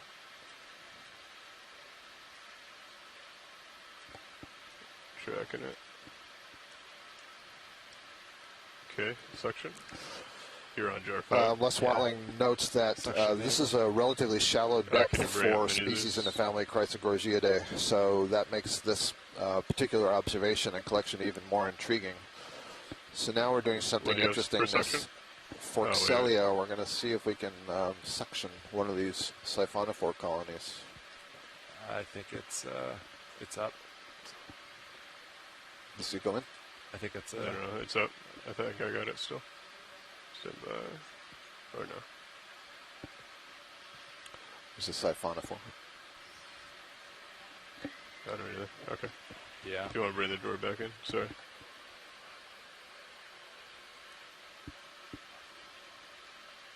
Tracking drawer. Got a little excited. Coming back down. And you're off to my side, so you need to come. Copy. Do you want to switch back to review? Yeah. That's my mistake. Push it forward. And coming back to port.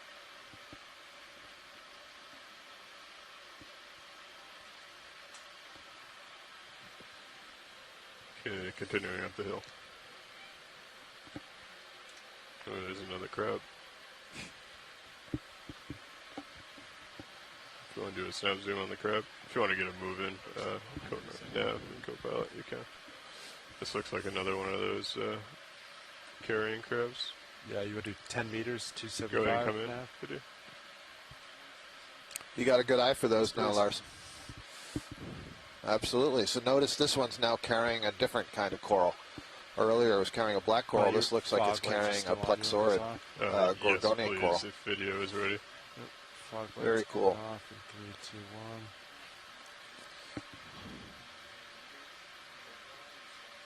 1. Yeah, go ahead. So carrier crabs, family Homolidae. I think Carlos suggested this was the genus Paraloma, I believe is what he said. And they've got these specially modified fifth pair of legs. That would be the last pair of legs on the thorax. You can see they have this kind of hook to the dactyl, which is the finger-like bit at the end of the leg that works with the second to last segment of the leg to hook it on. Very cool. Pull wide, please. And that one I noticed that coral is still alive. Mm-hmm. The polyps were extended. A lot of cobwebs to shake out. No, we didn't get. All right, thanks. It's swam up. Wasn't worth pursuing.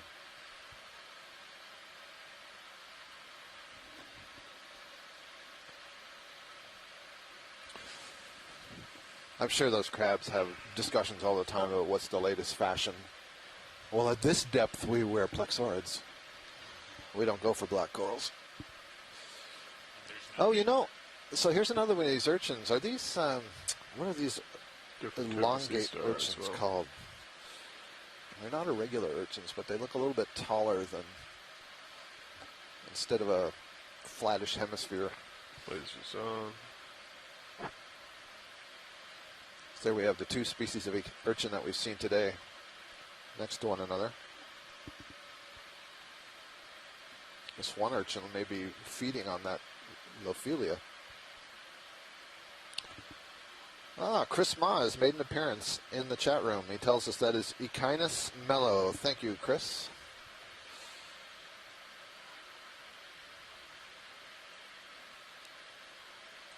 Chris, you will be pleased that earlier I did say that I thought it was a more typical Echinus. Learn something from listening to him all the time. Oh, here's a new one for the day. Chris, I'm glad you're in the chat room. This is the first we've seen of this sort of, this is a bat star, I think.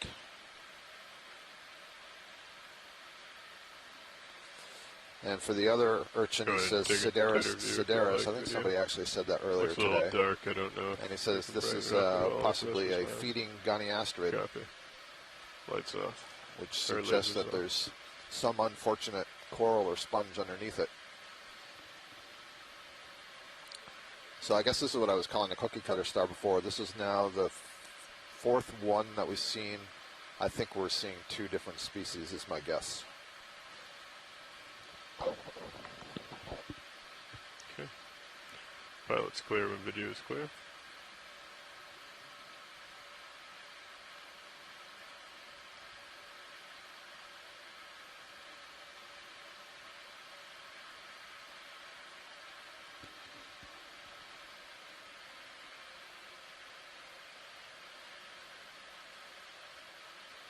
Sorry. Copy. Going off the side of his view. Coming back to center. Like all of us taxonomists, when we encounter these things, Chris is having an internal debate now about what this is.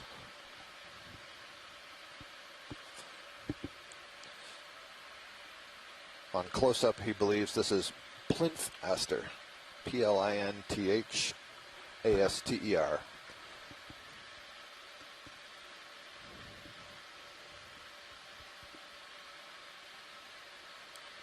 Picking up more of the yellow sponges now.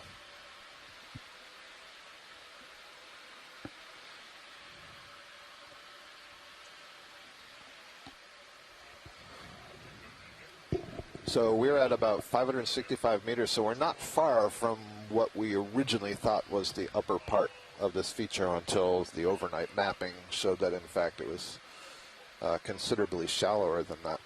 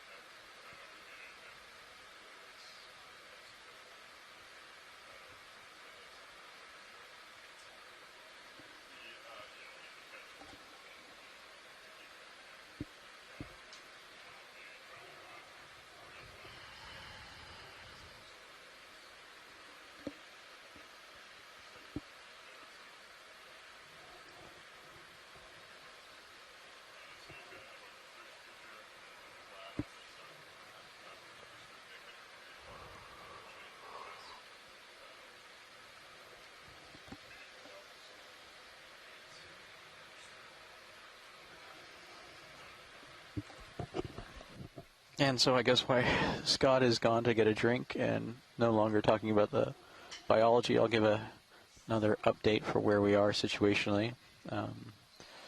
In some broader context, we are about 700 kilometers north of the Azorian Archipelago on the Mid-Atlantic Ridge.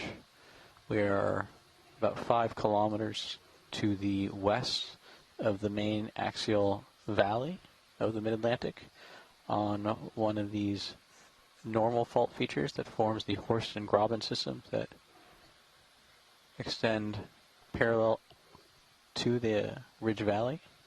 We're on one of the most eastern of the western Graben systems, so one of the first normal faults as you come off the ridge. We're on the head wall, or the upward portion of that normal fault, and we're on the eastern face of it. So if you imagine a little ramp that goes from the low end in the west and raises up in elevation towards the east, 45 or 50 degree slope, and then precipitously drops off. We're on that drop-off face right now. We started at about 825 meters below sea level, not at the base of the ocean floor, but kind of halfway up the system, and we're slowly climbing to the top of that faulted block, that Graben. The top of it is at about 425 meters below sea level, and so we've got about another 180 meters to go. We've largely been seeing talus and debris in terms of the geological background. Every now and then we come across some really intact cross-cut pillow basalts, which is the classic type of volcanism formed at the Mid-Atlantic Ridge and in mid-ocean ridge systems in general. We've seen a lot of these chutes and valleys, these kind of depressions that seem to collect the skeletal remains of dead corals. And so what we're kind of curious about is whether we'll see an abundance of live corals at the top of this feature, and whether they're feeding all these skeletal remains at the bottom.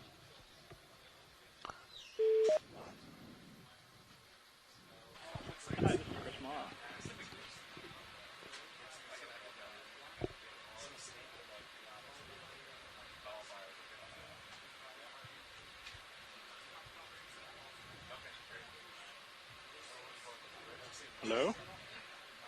Hello. Hey, this is Chris Ma.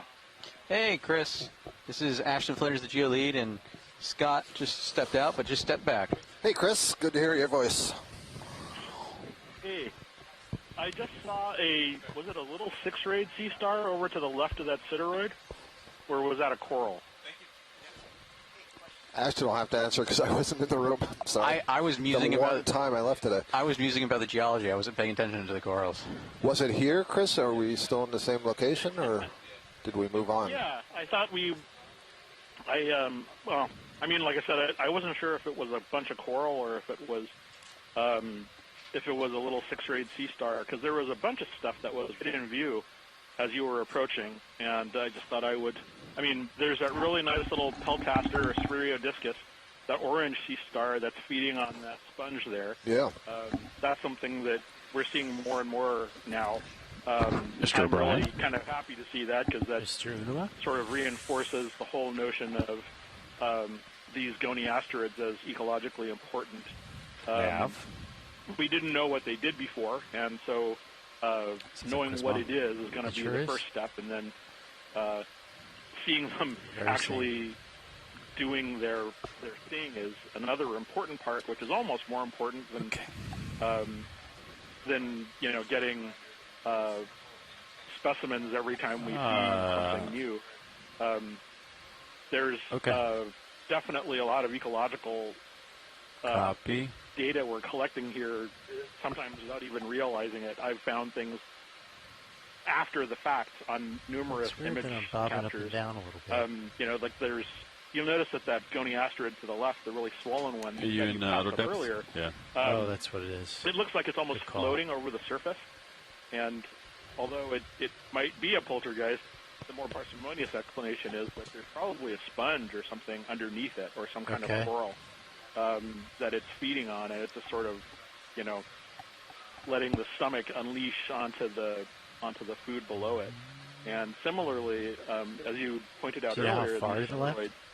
I was listening to what he was saying. Kind of Lophelia, I think. It's or moving? whatever coral it is you're seeing. So I'm going to pull back a little bit. There's definitely a cornucopia of and I'm going to start really going up a little bit, co-pilot. Ecology. Understood. At least, from my perspective, being the Chynoderm love fest that I am. I could have sworn we saw like a little. Might get a move towards you, give you some more tether. Copy. I feel like you're pretty far out. Yeah, I agree. I'm definitely stretched. You know, you meet 10.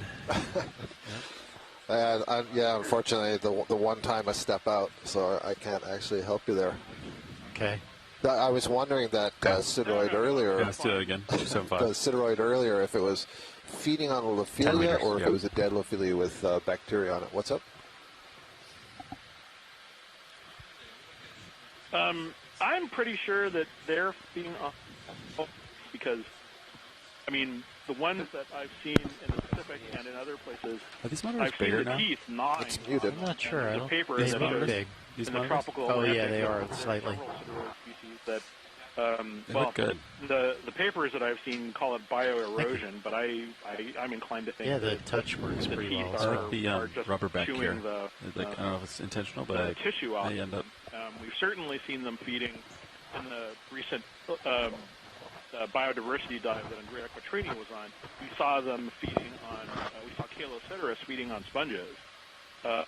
You know, and so I think it's at least a reasonable assumption to make that they're feeding on corals as well. I don't know, because there's not, I know the bacterial fauna could be important, or flora rather. Yeah, it's interesting. Could be important, but they compass. really aren't, as far as I know, Yeah, I started looking the into kinds that of a little animals bit. that, I mean, they have What if a nice technically it's digestive going the system wrong way and or whatnot, something? and you know, it seems like no, I think if they were it's- feeding on Or a lot of magnetic. microfilms and other It's types of not things, even that. There's they some have sort a of different filter. type of setup. The reddish orange one there, Chris, that we passed.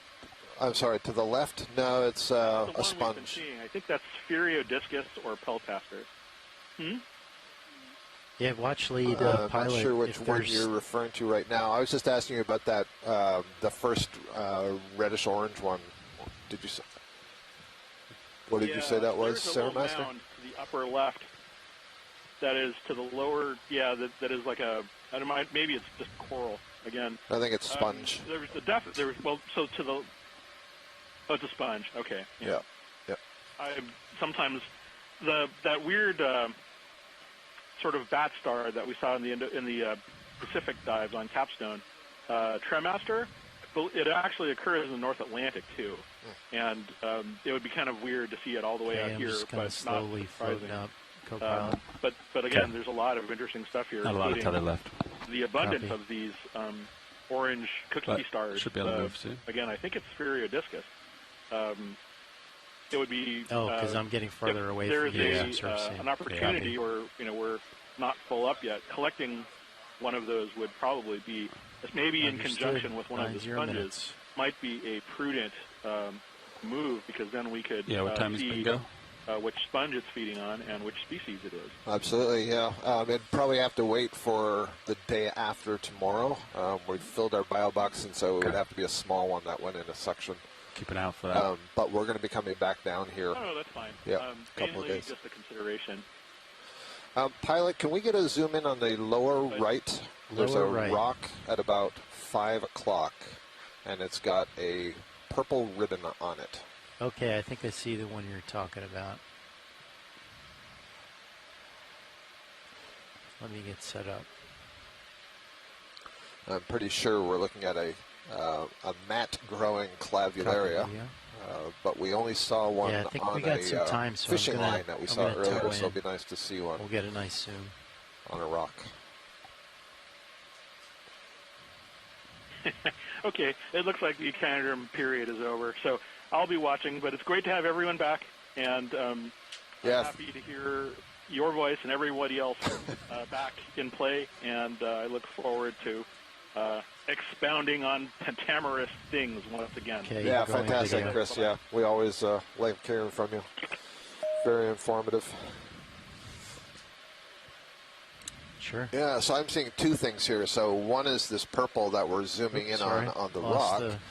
And all right, there we this go. does look like it's a stoloniferous Octa Coral, which means it grows as a mat or a ribbon instead of as an upright branching colony, and puts out these individual polyps. So this can grow over virtually anything. So sometimes we see it overgrowing other coral colonies or sponges, and earlier we saw some overgrowing some fishing line.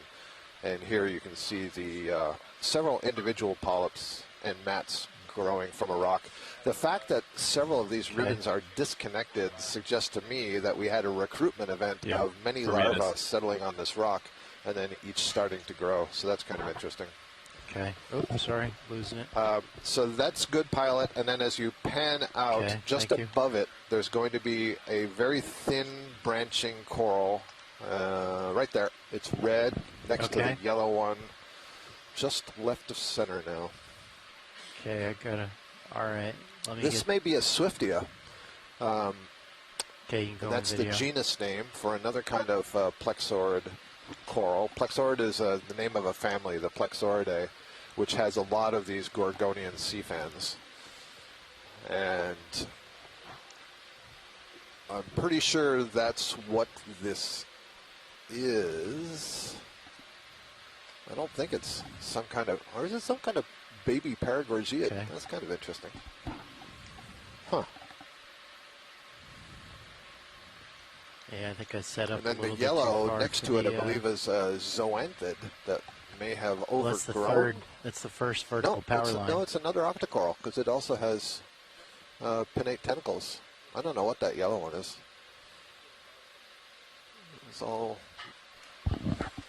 It's interesting. You know, I don't usually work at these relatively shallow depths. We're still in the deep sea, but this is shallow for a lot of the taxa that I'm familiar with. So you would say you're not a shallow biologist. To lower the swing arms down a little bit further. Thank you very much. Deploy We'll be here the all lowers week. more. Do you like them up there, or can I deploy them more? All right, that's interesting. You I'm can just pull them down while we're here.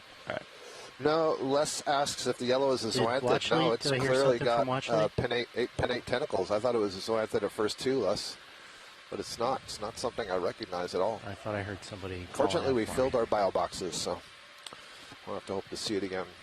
Well, if you're really nice, maybe I'll give you a rock box. We don't need your stinking rock box. Oh. Sorry, I'm just quoting. Okay, thank you. You. Can we, zoom in one more time? Just to the lower left at about 7 o'clock from that coral we just zoomed in on, there's something on the rock, looks like a worm, a whitish worm. A whitish worm? Yeah, here, I'll have to pull off and... You've almost got it in the center now. Okay. The amphipods are going a little crazy here. On the right side of the frame. Yep, all the way at the right. You see it's moving. Oh, all right. I think that is a, not a priapulid worm. All right, I think urine. I think that might be a spoon worm. I wonder. I think it might be a spoon worm. It looks like it has a little gutter at the side closest to us that's kind of raised up.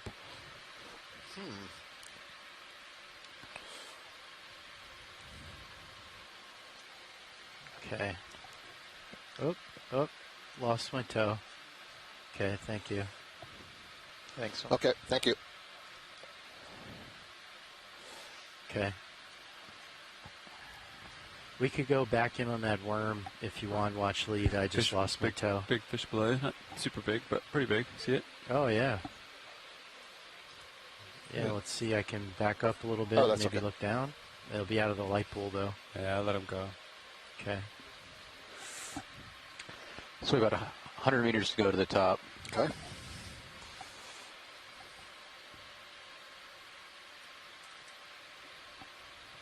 Assuming. That was that stumped at least 3 of us Octa Coral biologists, myself and 2 that are in the chat room, about what kind of they're done with Octa Coral that was. The skeleton that I could see exposed was... Did you guys do that? Get a little closer to me? Yeah, that was 10 meters towards. I might even call another one in. Particularly hard like a Crinoid, but the I'd do another 10 towards them. Unusual. 275. Go to another 10. Yeah. Okay. You know, the red ones look like Swiftia based on, from a distance, the relative thickness of the axis and the color. And the yellow ones looked a lot like the red ones, just a different pigmentation pattern. Okay, I'm going to go a little to the left. It looks like there's kind of like a little bit more interesting fracture over there. Still centered up plenty.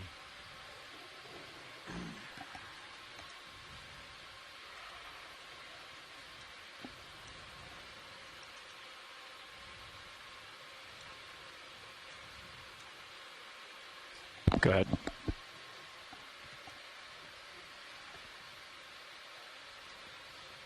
Yeah, Andy, do you want? Okay. That's okay, sure. All right, here we go. Just help me keep an eye on it once we get back to vertical.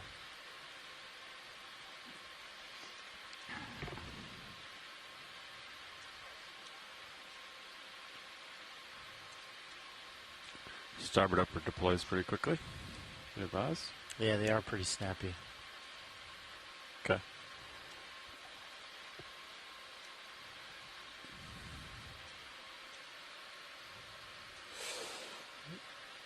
Okay, sorry, folks on shore.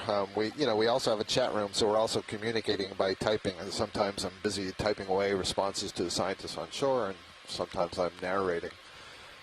This is interesting. A whole bunch of these yellow corals like we collected before lowers they've that are growing in this rubble. Maybe if we could get a snap zoom on the yellow corals growing on the rubble, just to see, are they actually part of the main skeleton, or are they settled on that rubble and growing? Understood. So maybe the batch at about 3 o'clock. Okay, I'm gonna work my way a little bit farther over to port, and then we'll go for it.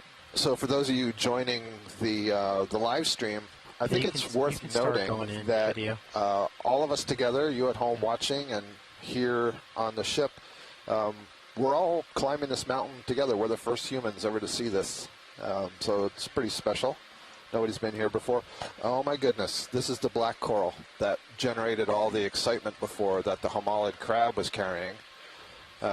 So here's where some of it is, but there was a pretty strenuous request to collect it.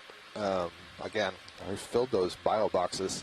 So right now I want to determine, are these yellow corals growing as part of all of this tumbled stuff, or are they settled on it? Okay. Huh. All right, I'll back up and then we could look underneath it as well. Yeah.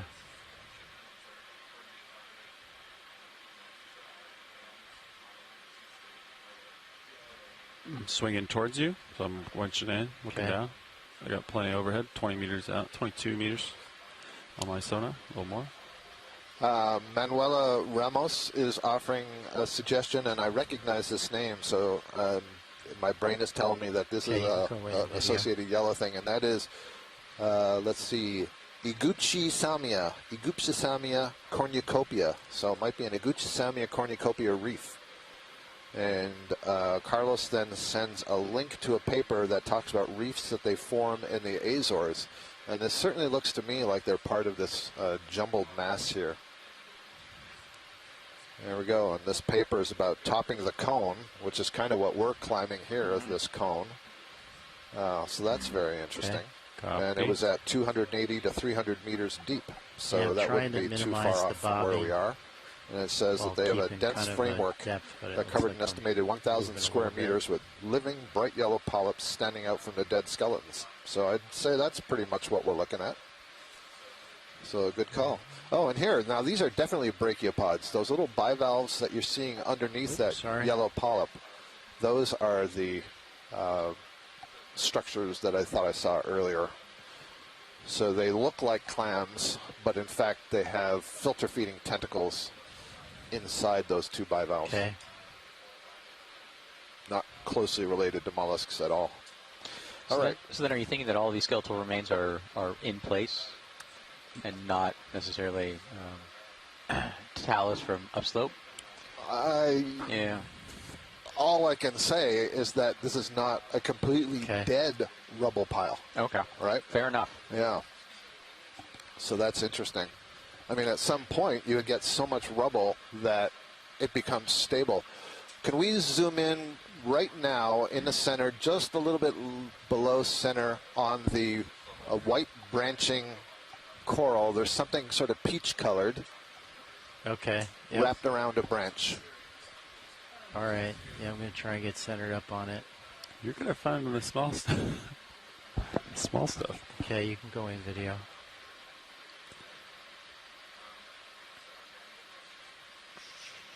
Okay, I see it. that's enough. It's just an anemone. I thought it was something more special than that. Not that anemones aren't special. I don't know why you're an enemy of an anemone. I am not an enemy of the anemone. That is another Chirostylic coral, just missing most of its polyps, but the collection we made earlier, so it's kind of interesting. Okay. Okay. Let's get to the top and see if there's an even bigger pile of this at the top. All right. All right. Sounds good. Video. Sure. Sure. Actually, so Pilot, what do you think is the possibility of like doing a slurp to get some of this wispy white branching stuff that you see right in front of you right now? Yeah. I mean, if you think it'll break off with the power of the suction, we could definitely do that. Let's give it a shot. All right. There's a lot of interest in that. Jaws are up. All right. So was that a slurp or a clip and slurp? There's no entry for clip and slurp. No. Oh, you're being serious. No, I am. Clip it first, yeah.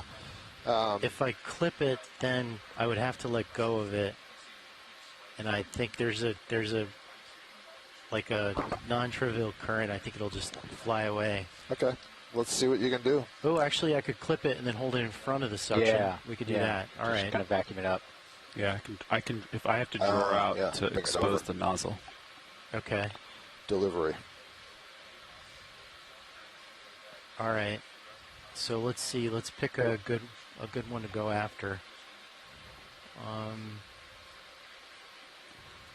only want to sit down once on all this stuff. I won't be able to take the sample flying or hovering. You've got plenty of choice, so whatever is in best position for you. All right. This one looks kind of proud of the rest. I'll go for that one. Going to center up on it, co-pilot. And and just to be clear, Andy, it's the white stuff that we want, not the yellow. I mean, it's fine if you get some yellow, but it's the white stuff we're going for. Yeah. Thank you. So I'm going to go after the one that's under the laser right now. Perfect. Okay.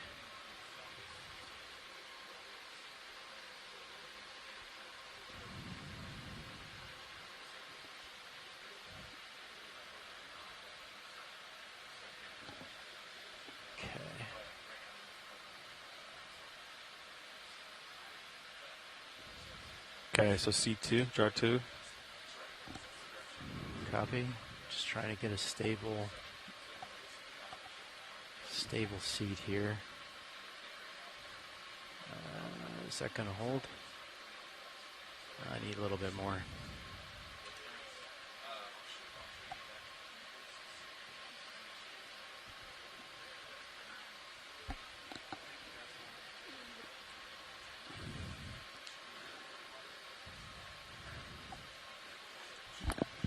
Okay, Nav, if you want to keep an eye on my Cirrus position, looks like I'm right at the 22 line on my sonar. I'm gonna switch to HD2. Okay, we're all spun up, co-pilot. Hydraulics are out. All right. Looking at your starboard manip here. Copy. Would you line me up with the? Okay, you got it. You got Mini Zeus on. Perfect. Thank you very much. Yeah. All right, so we're pretty close to this, aren't we? Yeah. So kind of come straight down on it. And yeah, do we maybe want to go for... Yeah, we'll still go for that one. Yeah. Okay. Okay. Hydraulics on, grip force is too high. 35. Okay. Okay.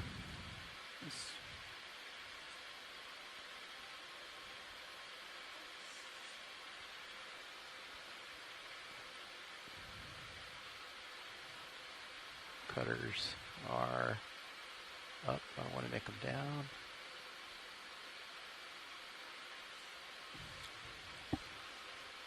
Copy. Yeah, really.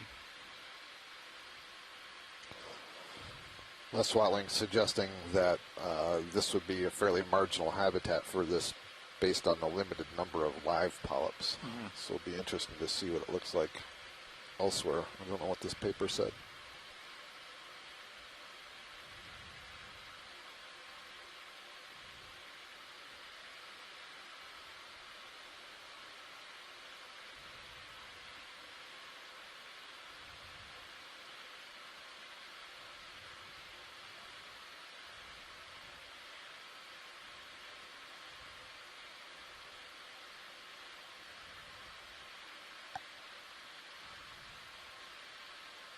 going to get a bunch of it. We don't want to get too big of a piece, because then it won't go down the pipe. Okay.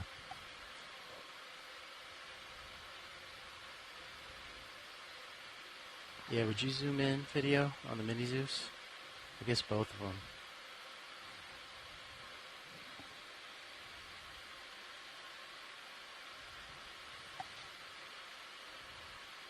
That's perfect. Thank you.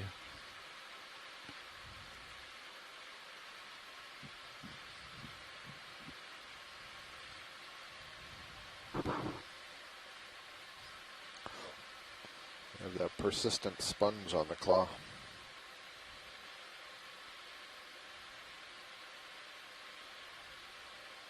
Does that look like it would be enough, Science? Yeah, that would be enough. I think you might have a problem with this sponge. This has a tough skeleton. I mean, you want to cut it, maybe like a cut twist. Okay.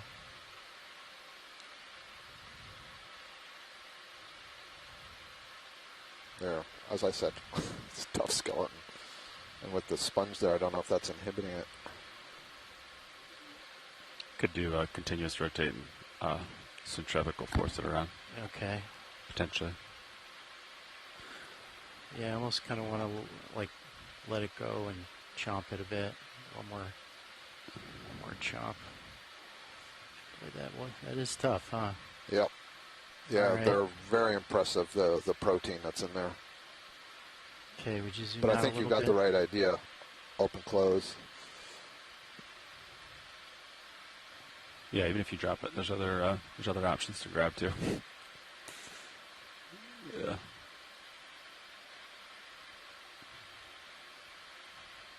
That's tough stuff. It's so fine, it might even like kind of such a small diameter. It looks so delicate, but it's not. All right, I'll just keep trying to chew on it.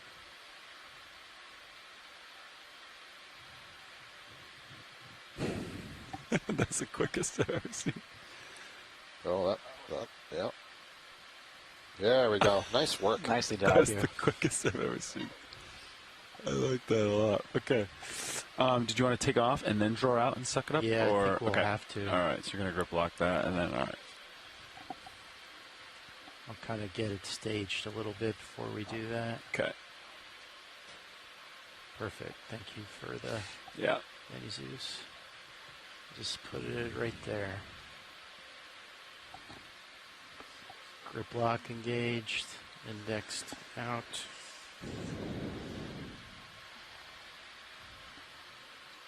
Okay. Okay, I'm gonna pop off, and then we'll be auto depth, auto heading, and we'll draw out. What section value are you thinking? Start at 500 or like a max? Like my max is 1200. Yeah, well, you can go up to 1500 on the GUI. Oh. You get extra 300 bonus. Copy. I think we're probably going to need most, if not all of it. Understood. Okay. All right, I'm coming off now. Okay. I'm ready to draw out on your mark. Okay.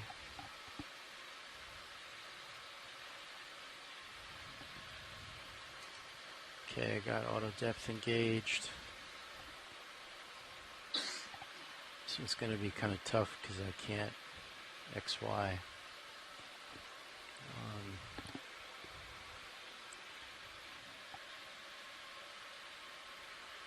All right, so what I'm going to do is I'm going to go a little bit to the right since I'm going to drift fairly quickly. So I'll get a head start on it. Okay. Yeah, we'll watch you in the serious view. Delta 17. I created just a little more delta. Copy. That sounds perfect. Yeah. It shouldn't drift up at all. But, Okay. Okay. And, all right, you can go ahead and draw out. Okay, I'm going to make sure my pins are retracted. Drawing out. For suction. Boxes are closed. All right, I'm going to come in at an angle. Okay. Yeah, I'm pretty far above you. Draw's pretty far out. Okay. That should be sufficient. All right. All right, I'm going to back off a little bit. And then I'm going to get the arm set up a little bit better. Okay. Okay. I'm ready to enable the suction.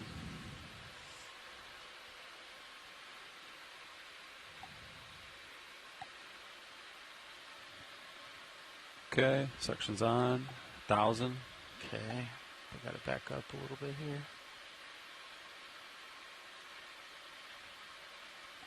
Could you take my rotator and tilt me down a little bit? Just D2 rotator coming down. Thank you.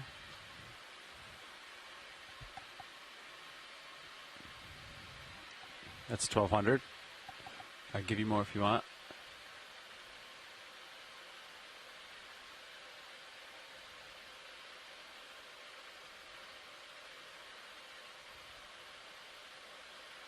Yeah, I got to get lined up on this a little bit better.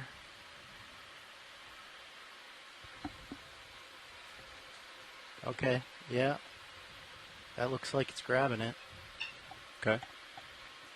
Here, let me get back off from the slope a little bit.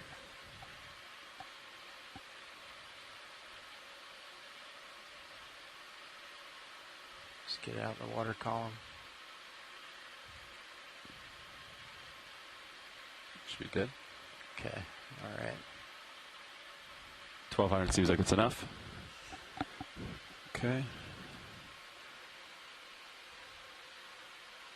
All right, you agree we're in? Yeah. Okay. Releasing the jaw. Okay. And thank you. Watch that jar. Okay, it's in. There it is. Disabling. Canister number 2. Nicely done, Andy. All right. Ready for me to retract the drawer? Yep. All right.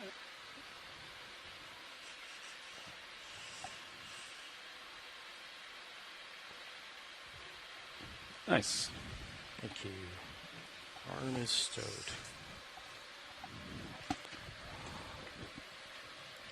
We call that a Phanapathidae, Arvind. Okay, looks like we're still... Oh, this is back where we were. Perfect. It's perfect. Okay, so I'm a little ways above you with plenty of tether, so it's... Okay, start moving back up, You got a actually. nice playground. Yes, sir. Onward and upwards. Thank you. Scientist on shore, Manuela Ramos, has an interesting observation here. She says that I got to practice this. Yuguchi samia, which is this yellow coral growing in the rubble, is free living. It's never attached to rocks. So that reminds me of some of the solitary mushroom corals that also are never attached. That's kind of fascinating. So maybe it's always just in a pile like this. Just draped over. Yeah.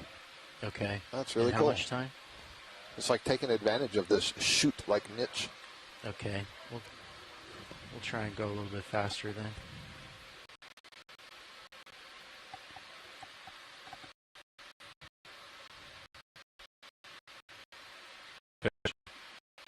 See Oh, it? yep. Sure do. Two of them, actually. One might be above you or going That right looks at like you. a sponge with zoanthids growing on it. That yellow Yeah, right at mass. you. Right there. Right there.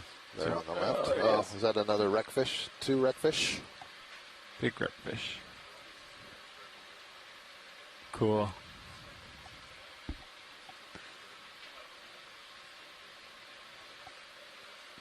wants to get away. All right, we'll let him go. Yeah, we had some good views of that earlier. I don't know if this is line that you're just passing over here. Yeah, I was wondering that too. We've passed several batches of fishing line earlier.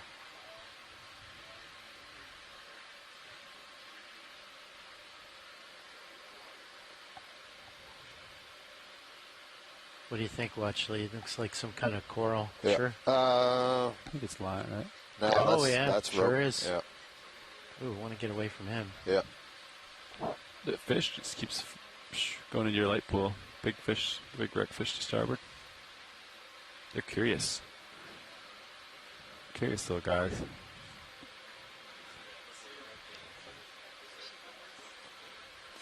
All right, you're We're coming up. surrounded I'm by going to come up with wreckfish. you, AZ. Copy.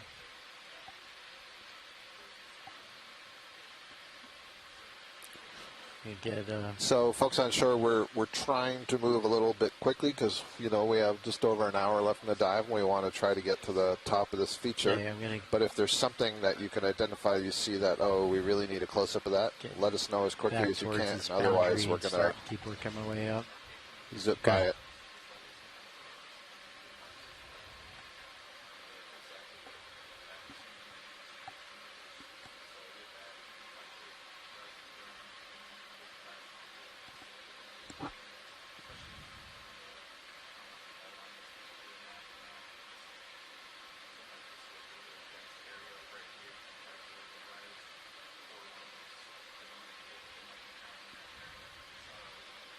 Okay, I'm going to look up a little bit real quick.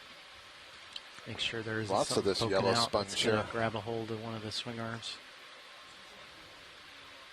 Oh, it's pretty.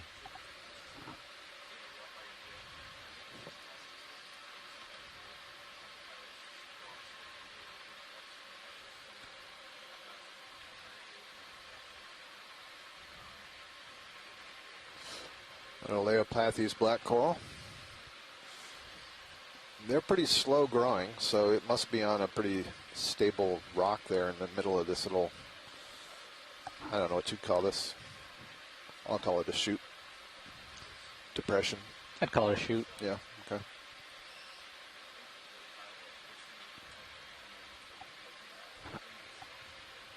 Okay. Looks like, yeah, go ahead. Yeah, we should probably get a move in, but choosing direction. Can you measure like from Sirius to D2? What's that direction? Yeah. Okay. There's Let's do another 10 meters fish at 300. It might be a codling, but it looks like a different color pattern. So on the left at about 10 o'clock. Let's do it. If we could get a zoom on that. I don't I recognize. see it. Yeah, the white tip to that dorsal fin looks different. Okay, sounds good video.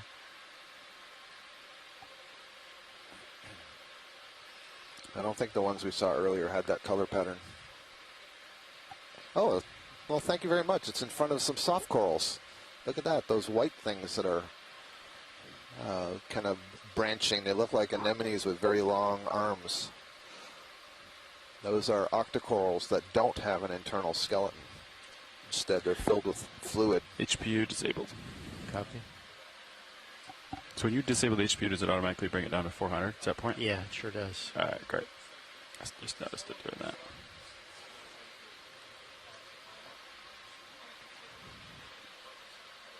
Some cup corals.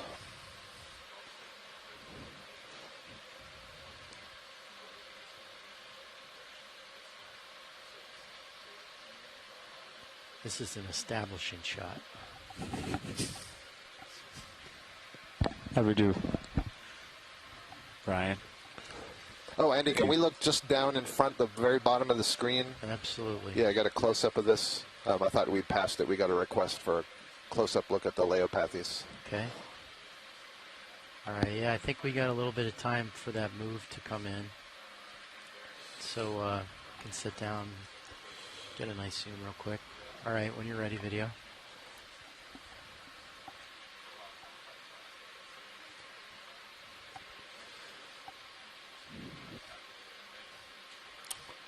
Yeah, I'm not sure, sure what sort of information we can get from the video here for identification to the species level, I mean. I know of at least, 5 or 6 species in this genus. But we'll have this recorded, a nice imagery available for the experts who might be able to distinguish it. As I can, yeah.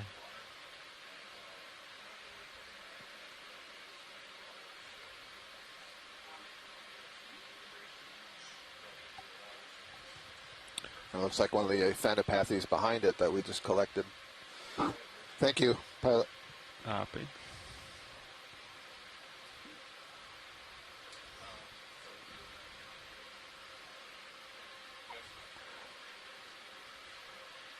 Okay.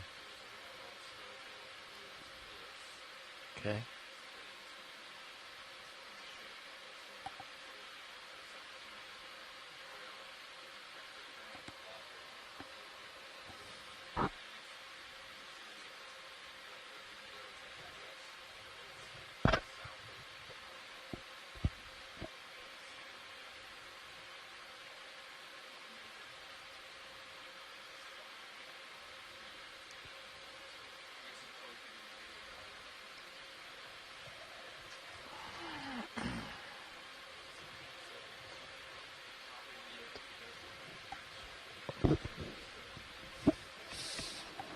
Okay. It's close. Looks like that moves in nav or co-pilot. Yeah, definitely. All right, Just so I'll keep heading up. Finishing that swing, yeah. Okay, I'll come up with you. I like the tape on the drum, the Bobby Moore edition. I added a couple stripes to it. Is it complete? I don't know. Yeah, after you added those stripes, I think it is. Nice. I couldn't tell. There was like a blind spot at the bottom, at the bottom of the drum. Yeah, it makes a big difference after that camera was changed. Yeah. You can't really see. Can't really see it moving otherwise. Okay, so I'm just trying to slowly work my way up.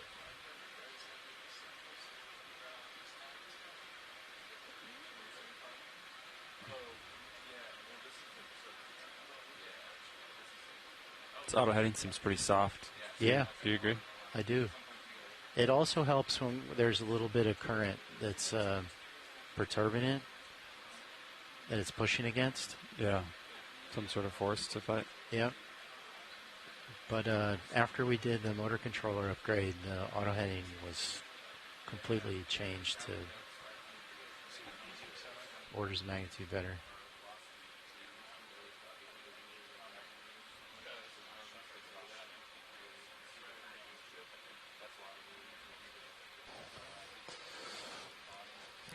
Pilots? Yep. Can we take another eDNA sample, so trip another Niskin? Sure. Absolutely. Did you hear that, Nav? Yeah, do we have a do you want to fill that out while I video ready for Niskin sample?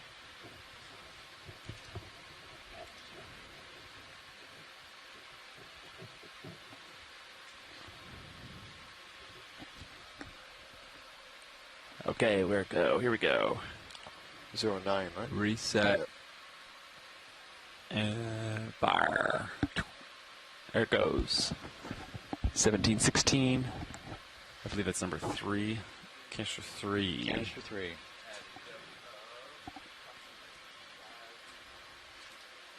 Hydraulics are disabled. Copy. Niskin 3, right? Yep. Oh, and I didn't cross out slurp 2. Then we could probably do a move. I don't know. What do you think? I agree.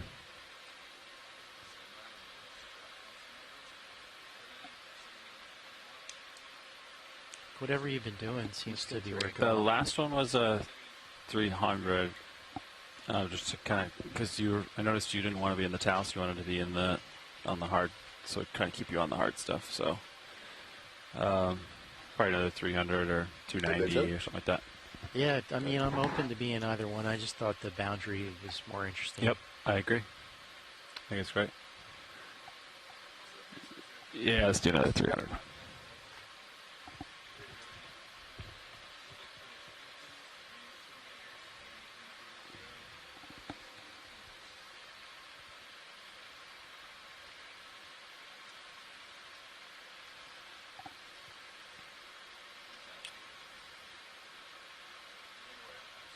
Copy.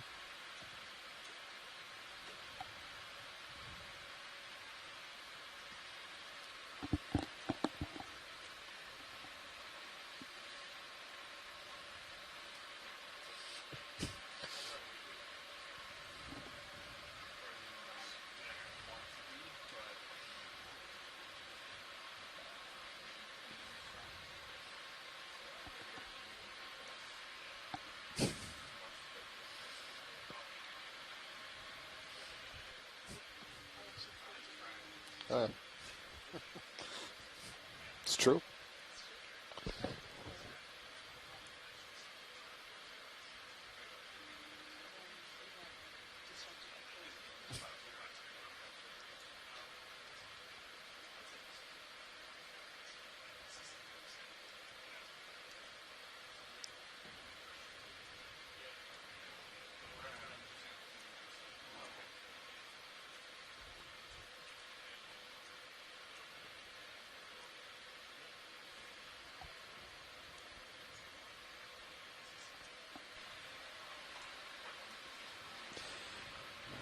ROV, can you turn the lasers back on, please? Sure. Thank you.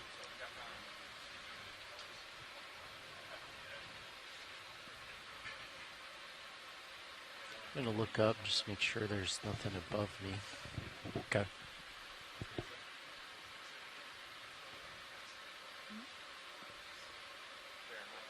Yeah, you can see mini Zeus. Yeah. Oh, good, great, thanks. I didn't realize you had it. That's a. And you can see your shadow of light bar, so it's pretty steep there.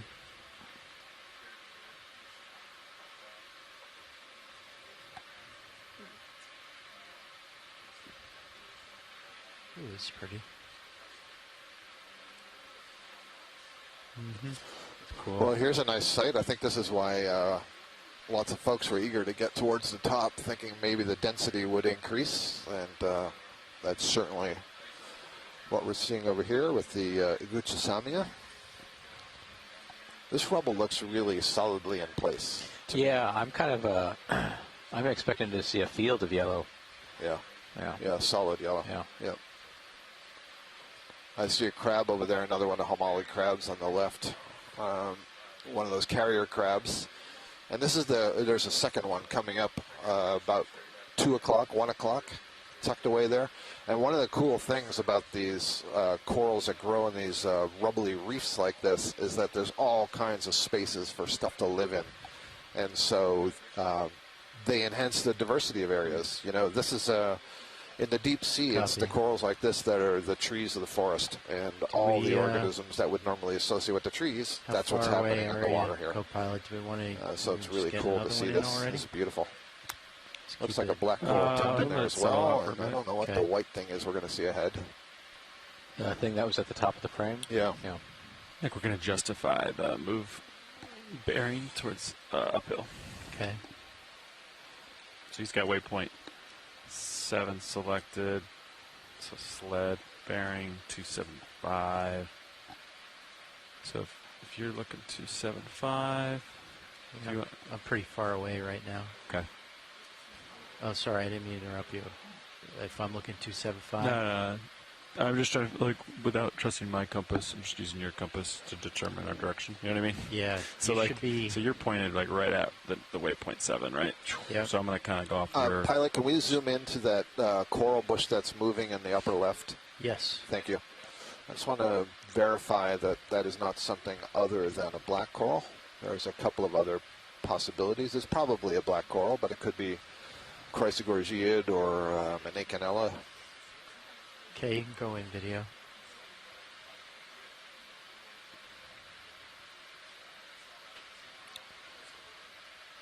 And yes, this is another colony of Leopathes. It's just a smaller one.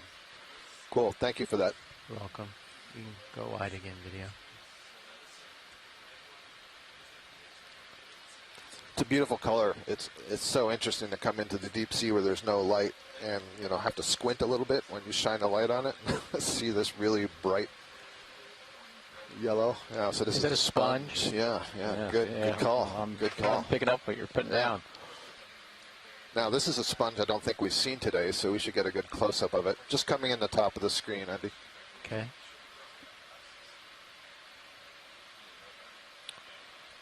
Just a note, on shore, the way we're doing the close-ups right here, we're not slowing our transit down. We're still moving upwards, so. Looks like there's a bigger one just a little bit farther away, too. Okay. Of the sponges. Yeah, go for it.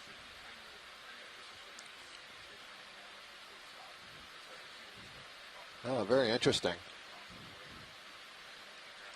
It's kind of interesting the way, I can't tell if that's like a sieve plate on the top of a large osculum, which would be kind of like the large outflow, or if that's just some internal structure. We'll try and look. Interesting sponge. Closer into the. Yeah, it looks more like a honeycombed interior, doesn't it? So sponges are filter feeding organisms, and they have an internal cell lining that has flagella, so these little whip-like extensions of the cells.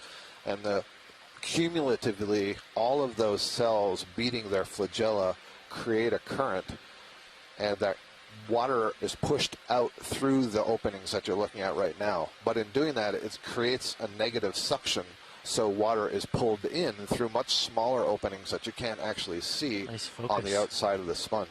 And so any of the organics and the like bacteria 10 that are meters, pulled in 280. with that water are picked up by those same cells that have the flagella. They actually have an 280, extension of the cell, which forms kind of like a collar. And then if you remember your high school biology, they undergo phagocytosis. Basically, the cell membrane wraps around whatever food is trapped, engulfs it, and then digests it. Really cool mechanism. But given that basis, that plumbing, the morphology of sponges that we see takes on all kinds of crazy shapes and sizes. It's really exciting. Here's another one. Yeah, is this the same one? So great. Nolan Barrett is here, and he knows a lot more about sponges than I do. So Nolan says he's pretty sure this is demo sponge. No sieve plate, has a nice little ruffle around the edge. Rian Waller is saying that often more diversity in the rubble than around the live coral. That's true. Everything's tucked in there. Yeah, this looks like, I don't know, Nolan, is this like a geodid sponge? And you can see that they're, I'm not sure if these are zoanthids. I think these yellow polyps that you see on the sponge are zoanthids, another kind of Cnidarian anthozoan that are, we'll call them parasitic. They're known to overgrow on sponges and corals and other things, so that's not unusual. And I'm wondering what this purple, it must be more of the stoloniferous Octa Coral. That's kind of interesting, the way that's growing. But the alternative is that the sponge has grown around some of this rubble, and we're just seeing the Hexachor polyps sticking up through the sponge. Really interesting. Okay, ship is moving. Copy. If anything with this next move, you'll have to lateral a little bit to port. Okay. But just so you know. All right. Thank you, video. Yeah, I just got squirreled by this giant yellow mat. That was a good close-up. Nolan believes that's a different sponge than what we just saw before. The one that just came in on the upper right, I think, is the one we did a collection of. Has that same sort of chimney structure. Is that another piece of line? Yep. More fishing line ahead. Oh, thank you.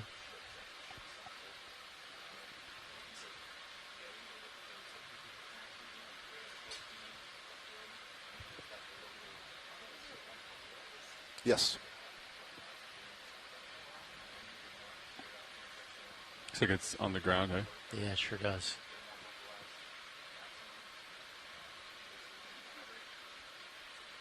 I'm just going to go right over it. Copy. Thank you, Nav.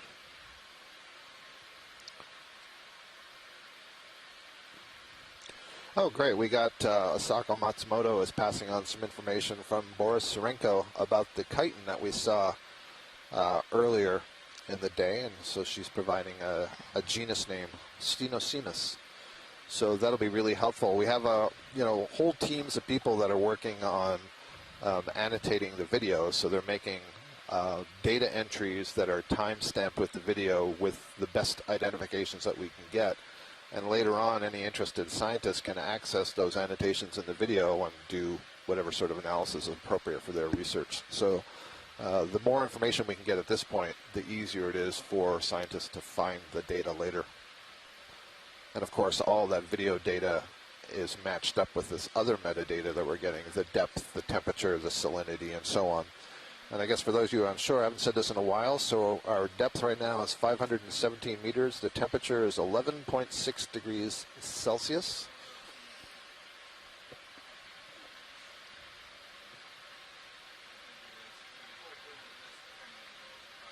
Want another move in? Keep moving? Yeah, it sounds good.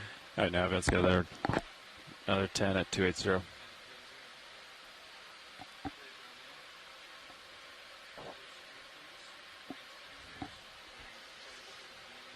Yep. And so now we're about 80 meters from the bottom of this summit. If you turn over to camera 2, you can see D2 above this massive field of this Hexachor, this yellow coral and this rubble. This rubble field is immense. And so it's very interesting, the paper that we were pointed to that showed that there was a similar sort of reef on top of a cone. I think it's south of here. This paper is from 2014.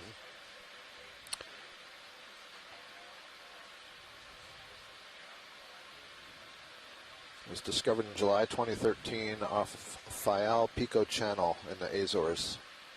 And it was the first record of such an extensive living framework. So that was exciting. So I don't know how many have been discovered since then, but here's another one. Seems like in a very similar habitat.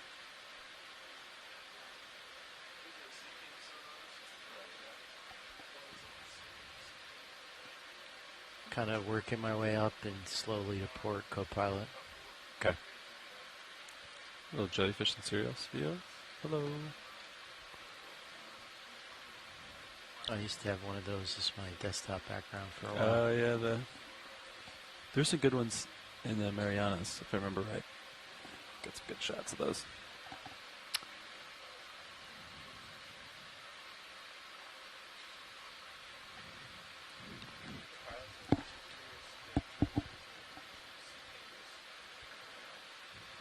So Sean was saying it was sticking and stopping, so I think it needs to be comped up. So maybe it was shipped with some air in it. You know what I mean? Yeah.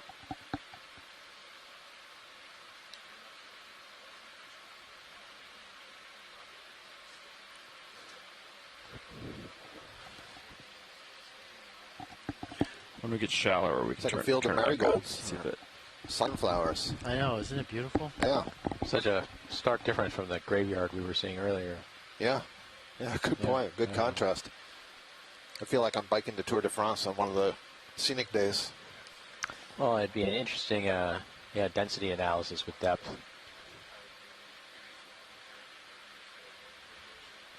Yeah, actually, that's a really interesting question. We were discussing at the time, were those skeletons that had tumbled down slope, or were they growing in place? Yeah. And the fact that we didn't see any alive suggests to me that it's actually tumbled down slope. Is that another line or something just off screen to the left, lower left? There's something heavy and black. Copy. Okay, I'm going to try and pick up the pace slightly since we're not really seeing new things here. Give us some more time on the top. Might be a local high right here. That goes down. Looks like it still goes off in that direction. A little hot. There's something over there, though. Side. Gotcha. Look, we're looking ahead in another camera. Off to the left, there's something. Color has changed a little bit. It's that sponge. Yeah, it's all these yellowy orange sponges. Looks like a wreckfish off to your starboard. I can see it in your starboard rail, and I can see it down there. But so down at the Exploration Command Center down in the Azores, Carlos Dominguez Carrillo is saying we have seen a few Yugachisamia reefs in different parts of the Azores since that 2014 paper. Some of them quite large in length, but this one is particularly exuberant. So, excellent. Have to thank Telmo Morato for suggesting this location to dive in. We tweaked it a little bit, but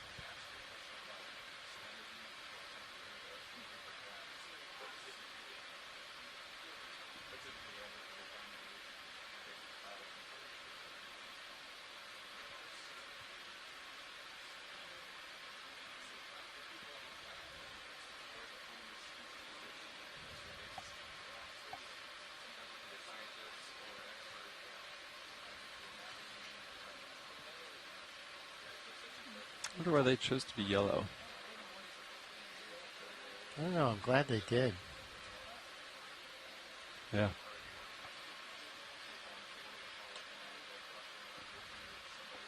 You okay if I do a serial zoom? Sure. Video, you want to do a serial zoom with me? Oh, we're switching out. I'll talk to video in a second. I want to get that wreckfish. it's interesting that from this bird's eye view, this looks like a monospecific stand, but it's anything but when you get right down there. See Okeanos urchin again. We've seen several of those today. You want to do a serial zoom? It's pretty cool. That's the white pin cushion in the center. Rolling. I'll do a serial zoom. Zoom in. Yeah. Yeah, do we want to do another move? Oh, nice. I'll get a little bit closer. Copy.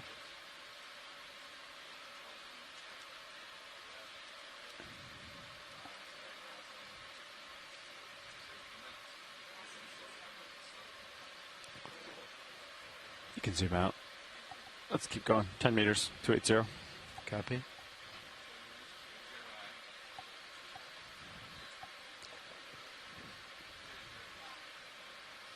Okay. So here's another one of the carrier crabs. Let's zoom in on this one because now we get the back view. Okay. And this one looks like it's carrying a black coral. And I think Roland, you got a couple looks like seconds. Leopathes, so a different black coral than its brethren was carrying further down the slope. It had an Aphanopathes. Working on it. So again, these crabs have specialized fifth legs with the dactyl, the finger bit, being able to curl back and fold over the second to last limb, and it carries a variety of different things over its back. So I was wrong. This is not a black coral that is carrying. It's an Octa Coral.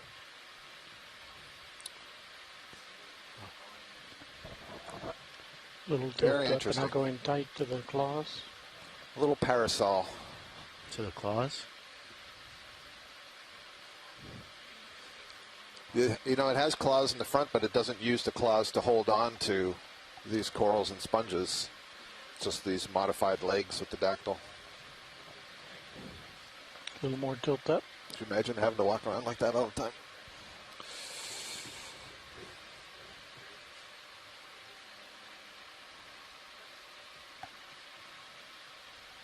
Oh, something's pushing me down a little bit.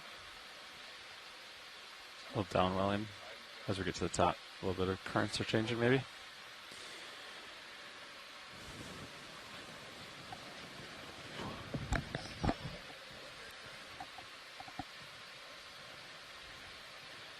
Okay, keep going.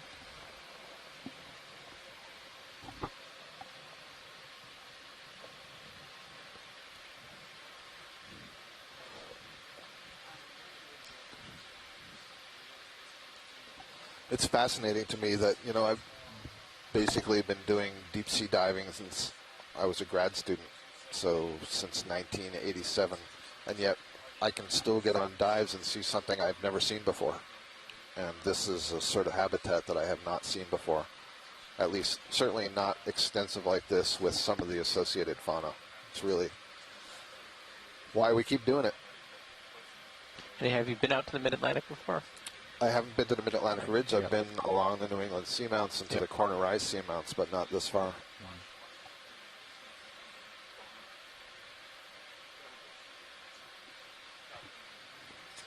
So this is interesting to me, looking at this sponge and this coral. It's like, who's overgrowing who? You know? You can see one polyp that's sort of sticking through the lower edge of that sponge. That's great.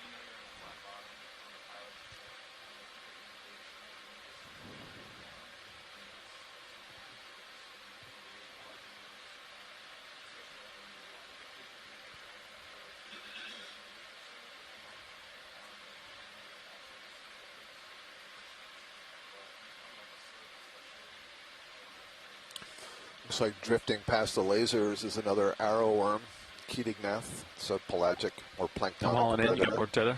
Okay. Looks like there's a little bit of a rise coming up. Yep. We've passed the 500 meter mark, so we're now at 489 meters.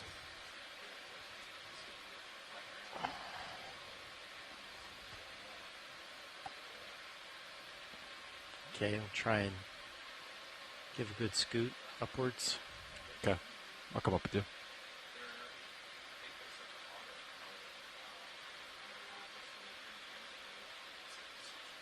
I'll start moving a little to port as well. Okay. Big 2 wreckfish.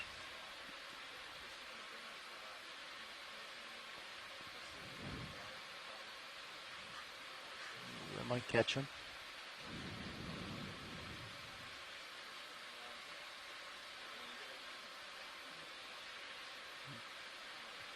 He's big. Oh, hello.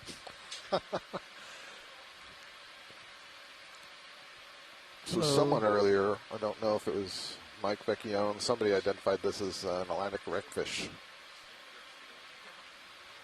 And I apologize to whoever that was if I misattributed it.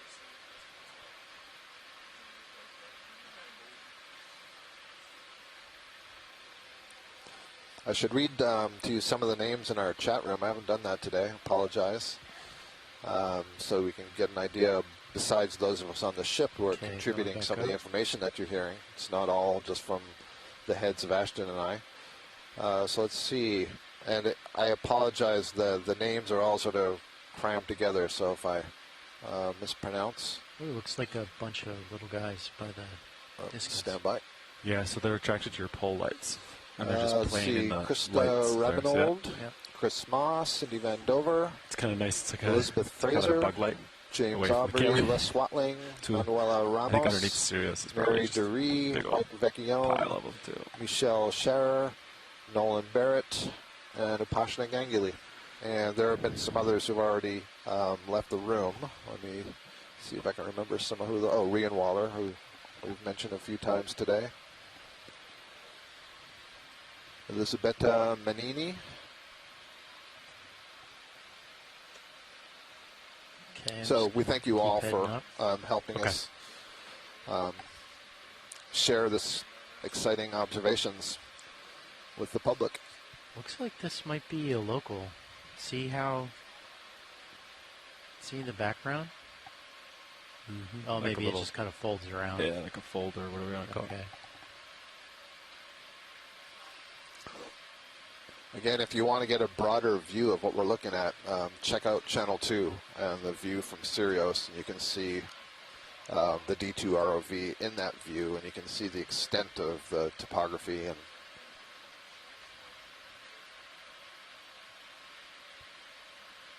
just keeps going. The yellow just keeps going.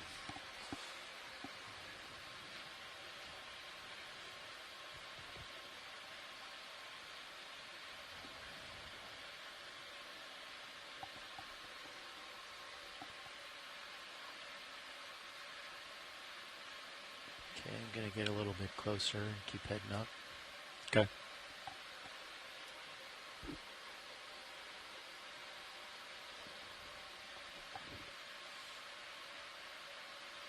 You want 10 more meters? Yeah. You got room for it? All right, yeah, let's do 10 at 280. Keep working my way to port. Pretty large sponge over the left side.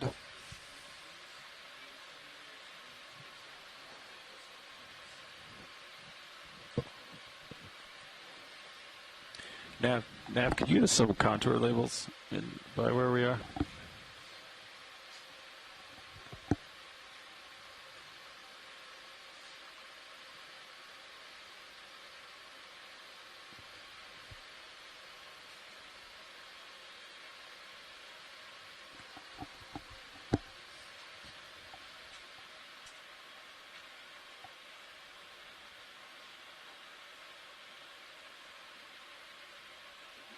Got it. Thanks. Some of that dead coral below that we were seeing, have you guys made any guesstimates on the age of that stuff? Yeah, so a good question about how old is this coral and what's the age of some of the rubble that we're seeing. I really have no idea. And, you know, I don't know how fast this live stuff up here grows. I don't know if anybody on shore has any ideas about that and can share them. This is interesting. So this is now sponge. I'm not sure what it is about this yellow pigment today, but this may be sponge and possibly zoanthid, that mass right under the lasers. Zoom on those. At least I don't see any of the yellow skeleton of Aguchasamia. No, I suppose, okay, it's just the Aguchasamia again. That yellow sponge reminds me of the black tar sponge that we saw off on the east coast of the U.S. 2 summers ago, I think. Maybe we also saw some last fall. I'm kind of interested, after you look at this, to look to the left at those pink polyps. Okay. Yeah, right there. The ones that are coming into view? Yep, exactly. So these, again, look like these stoloniferous forms. They grow as ribbons. but I can see their various masses at parts. So I wonder if those are the Pseudanthemastus. That's interesting.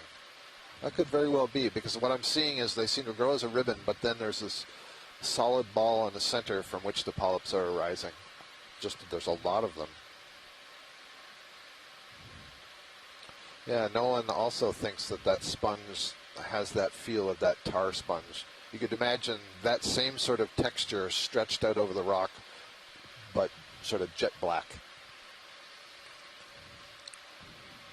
There's a plexorid sea fan keep going just down below. And all kinds of much Pulling smaller out slow. stuff that may be very small sponges. It's an excellent floating shot. Thank you. Andy. Thank you. Yeah, it was kind of moving fairly fast, and it was hard to rest it. Yeah, while we were already zoomed in. I moved in and came up a little bit. So you got more tether again. All right, perfect. Thank you. I'll get a little closer and keep moving up. Okay. You're full line. Thank you. Copy.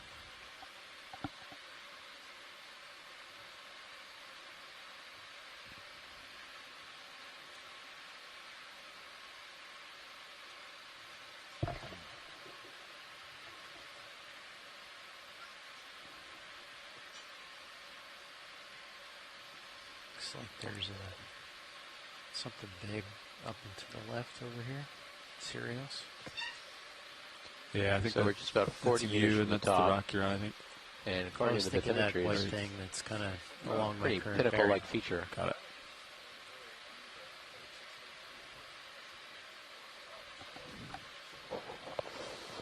I'm now very curious to know if it's just going to be more of this, or if it's replaced by something else on that feature.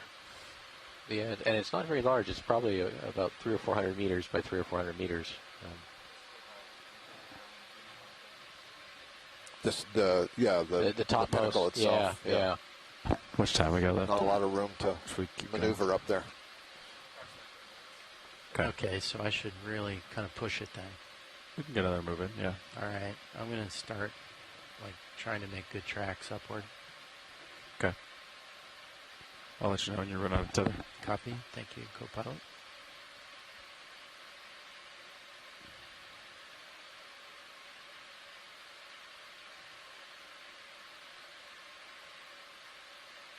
Yeah, 10 meters, 280. Maybe even 15 if he's willing to move. Yeah. Looks like it's breaking.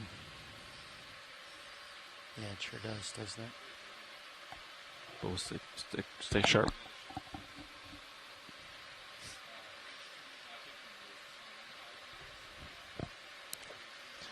That's pretty amazing. Yep. I suppose one of the reasons I haven't seen this, as I said before, I don't spend a lot of time working at this depth. Yeah. So it'd be interesting to What know is how that? Sponges, and is that a big rope? Is that a big rope or a big line? Yeah, it sure looks like it, doesn't it? It does. A little bit of tether left, not much. Okay. All right, we just called that move in, right? Yeah. I'm Looks going to like it's stay draped all over to here. the left of this line. Is that what I'm seeing, or is that feeding traces? Along this beautiful yellow carpet.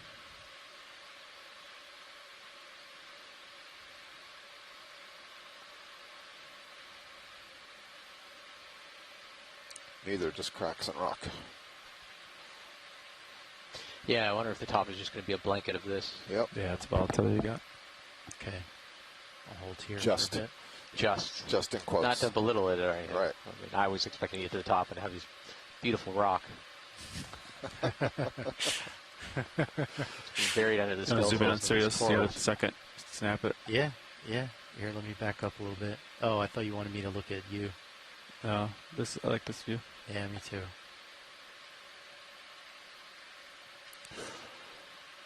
Yeah, there's a hanging fishing line, which I always have to be careful of to know where it's hanging at the other end.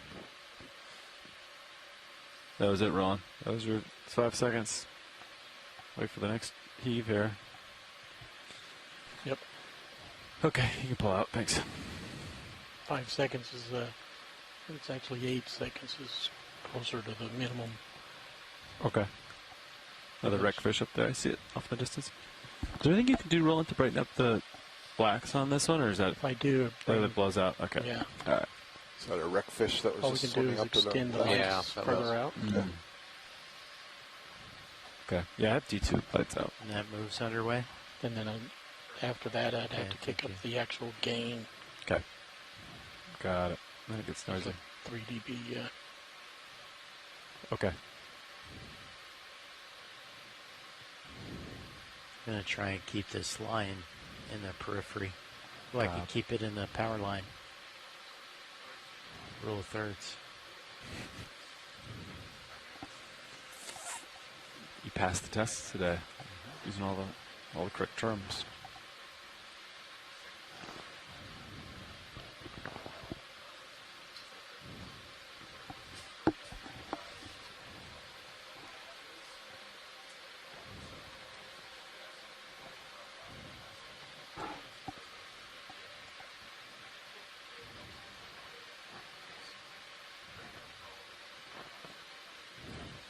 Can you look at that spot just below lasers? Sort of grayish. That right there? Yep. You can go in. And then there's a striped fish above it. Sort of got a fish shape to it. It's just chock-a-block of sponges. At first I thought there was a fish hidden in there.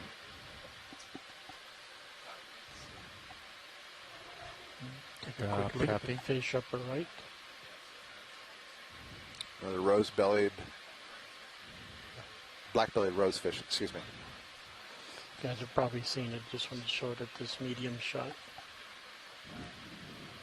Yeah, this line is like right beneath my toe right now. Yep. And keep going. Yeah, I think I got some leash now, right, Copilot? A little bit, yeah. We'll let this smooth settle out, and then we'll just get another one of those in. Okay. Seems like you handled 15, no problem. You're full wide. Thank you. Okay, I'm going to start going a little bit slower up. There's the big set. Go for a ride here. Yeah, if you want to get another 15 in, 280. We can change that if you want. Yeah, let's do it. Is that a white sea star going off screen right? So white sea star to the right. Just went off screen to the right. To the right.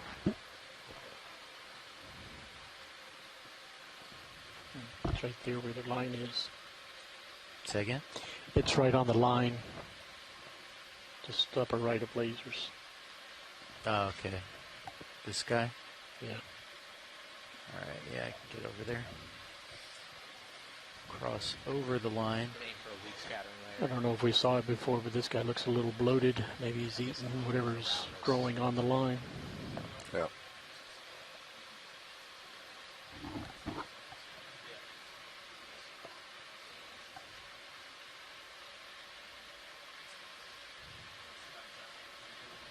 As I move, I might have to call you back to your port, but okay, that's fine. Yeah, I was just going to come over while I was waiting for you a little bit. Okay. What do you think, Scott? Think that starfish is eating what's on the line? Yeah, it's a good possibility that that sea star, Goniastrid cookie cutter sea star is perched on that fishing line. And if the fishing line's been there long enough, it probably has all kinds of polyps growing on it. So it's quite possible that it's sort of moving along the line and feeding on what's on it. Are we going to make it? Oh, that line looks pretty clean, actually. Copy. So is it clean because it hasn't been there long, or clean because the sea star has moved over it?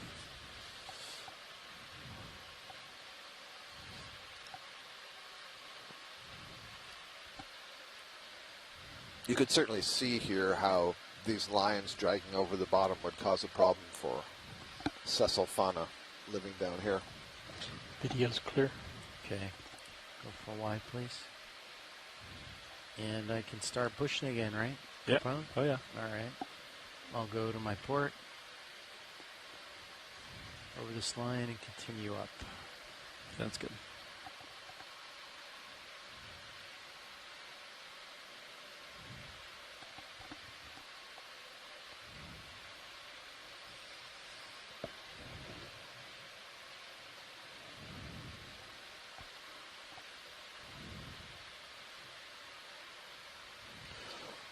Chris Moss suggests that sea star may be plinfaster or ceramaster, and it could be eating hydroids or smaller sponges that are living on that line. I did see in a close-up there were a few hydroids.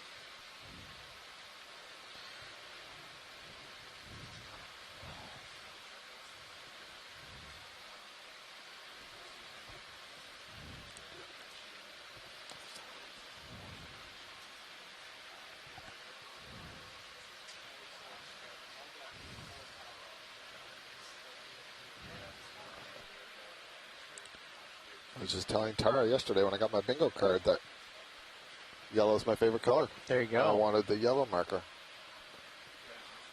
Shoot. I'm going to go check out the bingo numbers. Big fish and might be my lucky day. Images, 2 of them. I didn't see him. Oh, up in the back there, lurking. Yeah, so, right, yeah, if you just joined the live stream, we're crossing over and have been crossing over for more than 45 minutes now, I think.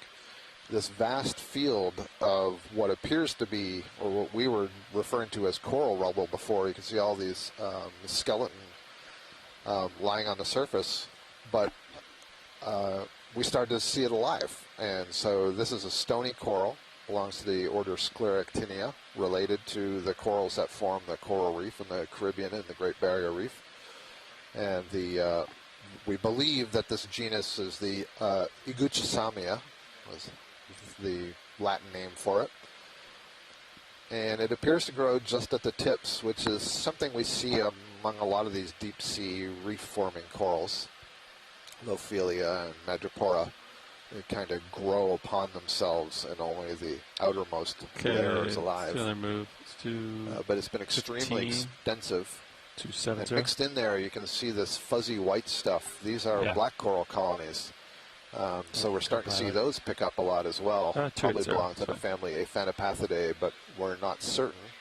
We got a collection earlier, so we could try to identify it. Thanks. And then there's been numerous fish. There's sea stars. We're just passing over one right now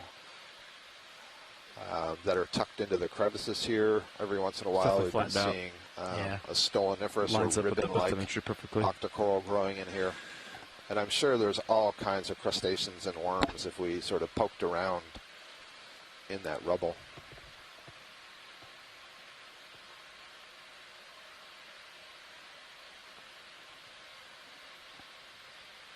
A little bit of tether left. Okay. I'll get you some more. Thank you. We check out this small fish just upper right of center. That's about all the tether you got. Copy. This looks like it might be a midwater fish.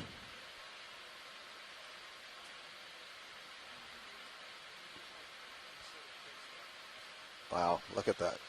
I like how this is Just bright keeps yellow. going. And then that's dark, like, it's so far away, it's in the darkness, 'cause there's so much of it. Snap on little fish? Sure.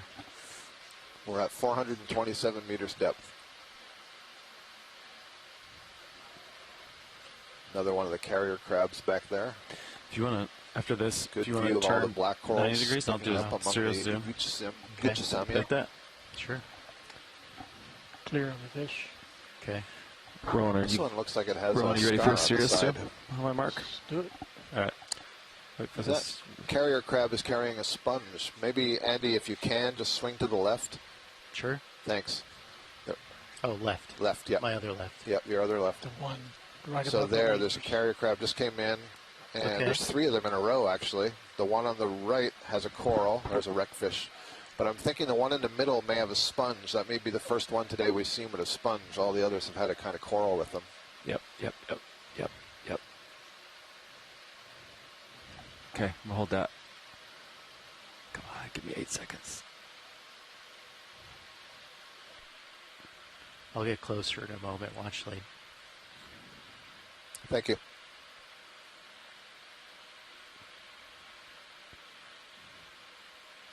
I think we're always recording serious camera, aren't we? Yeah. Les Watling is noting one of the interesting things about this reef that we're seeing here is that there's almost no Gorgonians growing on it. That is Octa Corals. We've seen, just a couple. Okay, I'm going to Instead, go over it's, to that. black corals are fairly frequent. And he says in other reef complexes in colder waters, they often have Gorgonians growing on these old calcareous skeletons. So not sure why that's the case. Okay, hauling it on the winch as I move towards you. Copy. Take you right in the middle. It's great. I'm guessing we'll go up to this ridge, and if we have extra time, we'll turn right towards waypoint 6. Sounds good. How much time I got left? 1:05. All right. Leva and I can do it very quickly. Yeah, what's our turn situation? Looks like I stay right here. You can go in video. D2 turns to the starboard. Copy. Yeah, so it's got a chunk of sponge that it's holding up there. Tilt down. Very interesting. Okay. So the question is why certain individual crabs would choose one organism to carry and why others would choose a different one. Copy. Move. Hypothesis earlier that was made was, well, those corals may be providing some form of protection because they have stinging cells. Oh, I'll note that there's barnacles growing on the leg of this crab. But that sponge does not have the same defensive capabilities, so I'm not sure why it's carrying it. Laser's clear. Thank you, pilot.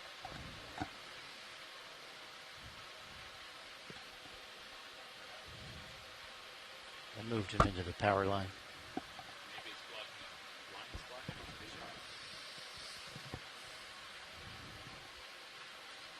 That the crab is seeing?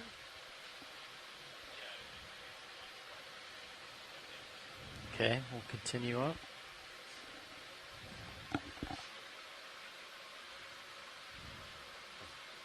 So it doesn't get nervous? Or you just mean like it's hiding? It's like creating just some camouflage thing. I mean, it's got to be some form of camouflage. But it just means something is. I keep thinking about vision, but maybe if something is using a sonar sort of thing, that would be another way of being confused by something that's on top of the crab. Maybe if, dolphins or beaked whales or whatever are coming down here to feed on the crabs, then having that on their back is a disguise. Now I'm really going out on a limb.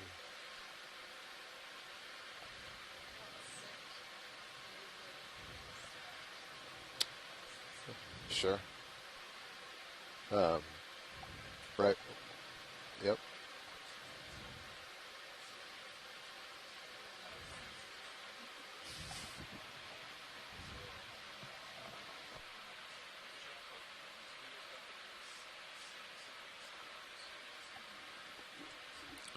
Nolan Barrett is saying something similar. Yeah, it's getting flatter, huh? Yeah, but and it's getting flatter, I think. So I'm not sure if we're, how close we are to the top of this feature, but you can see that the yellow color is disappearing. The rubble is there, and we're looking on another camera, and we can see looking out. It's a pretty extensive field of these the rubble ahead of us, but very little yellow. So we're transitioning again from what looked to be a pretty healthy reef to now a former reef. Look at that. It's remarkable. I was just going to ask. That's like the inverse of what I thought we would see at the top. Perfect timing. And that's why you do it. So, yeah, Nolan was saying that maybe the sponge is protected from, or at least, he notes that sponges appear to be protected from fish predation. You don't see chunks of sponge bitten by fishes. Is that a rock on the perhaps anemones on it? the crab is protected by carrying the sponge. Yeah, this looks a lot like down below. Looks like you're almost Another at the rock top, huh? covered in Yeah, it sure sponges. does, doesn't it? Yep. So that's fascinating. Could do a quick zoom on that rock if you want to, video.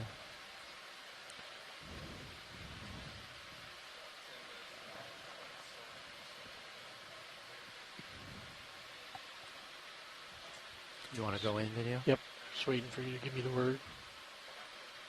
There's finally a rock, and Ashton's not here. So this is a rock absolutely covered by zoanthid polyps. So zoanthids are another kind of cnidarian related to anemones. You notice that the body wall seems kind of gritty, and that's because they can embed sand particles and other foreign particles into the growth of the wall. Okay, I think I can hold Makes this. it a lot tougher. Cool. Those ones didn't seem to be connected, which is interesting.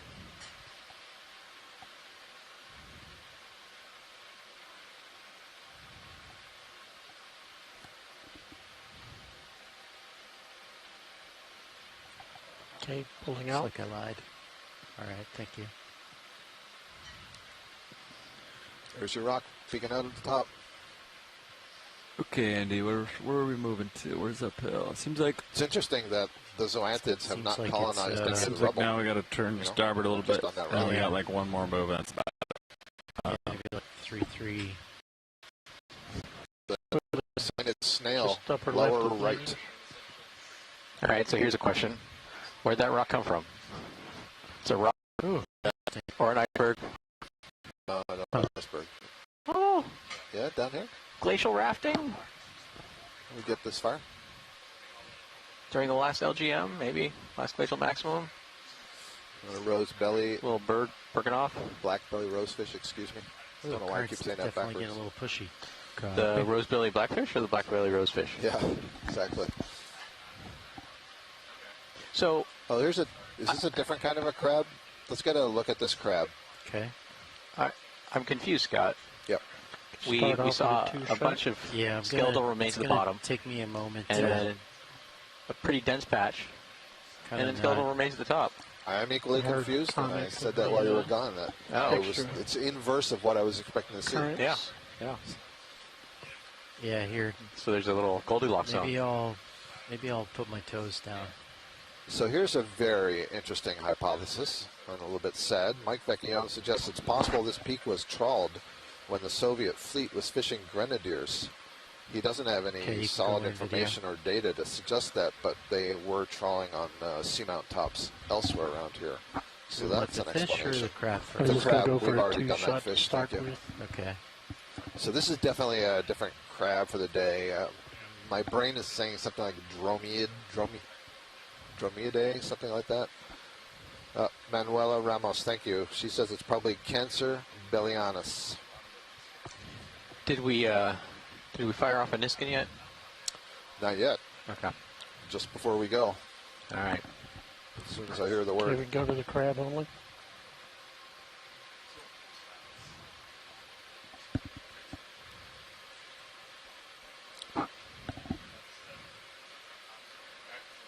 It's not going to give us a face feel. It's also got a barnacle growing right off his front of his head. That must be annoying.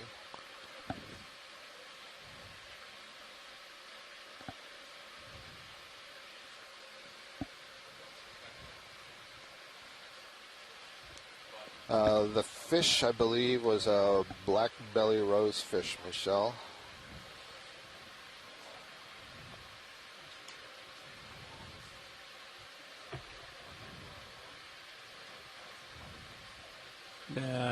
How much time do we have left, or should we get one more move in? We can go when you're ready, pilot. Okay.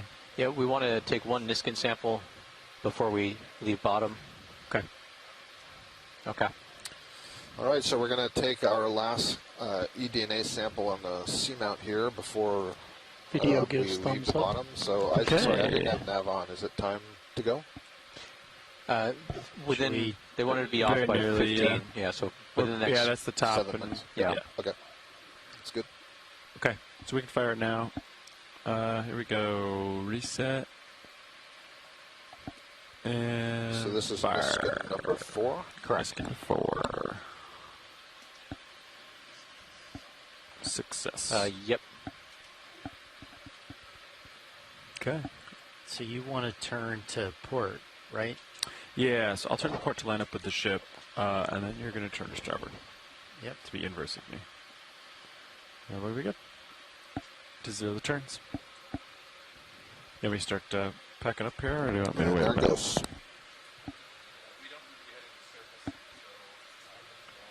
All right. Well, let's do a short move then along, 335? Looks like it gets a little bit higher. 335. Top of that rope. 15. Or what would be the difference there? Well, yeah, Sirius heading is off. Yeah, I'm just going by your heading. Okay. There's some line.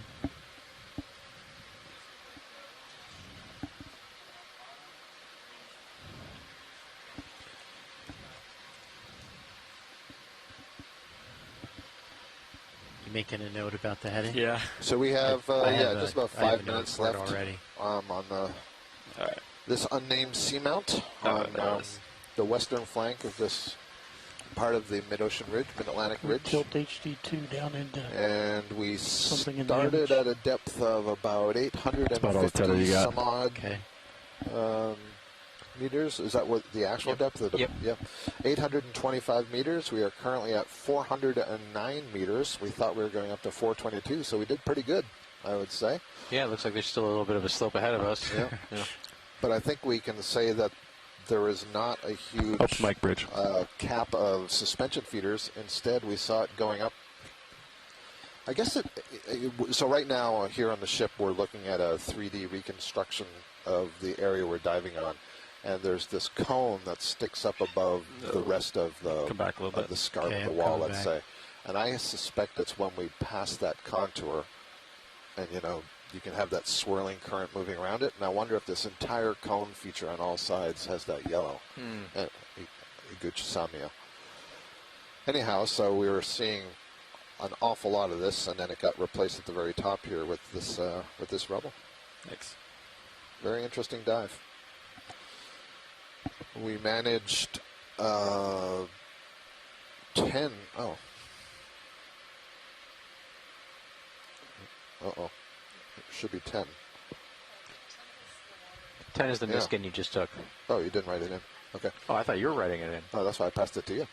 It was over there. We'll be here all week, folks. So we collected 10 samples. We have 4 biologicals in the bio boxes. We got 2 suction samples. And we know that with both the bio box and the suction sampler, we had some associates. So that'll be exciting to see. Need a little more time. We have 4 Niskin samples, and we'll take 1 more water sample in the water column on the way up, so that we have 5 different samples for eDNA. Saw a number of fish. Ooh, a double. Copy. We saw this cool ribbon fish a few times today. Okay, 2 more minutes. Pretty cool Forxia siphonophores.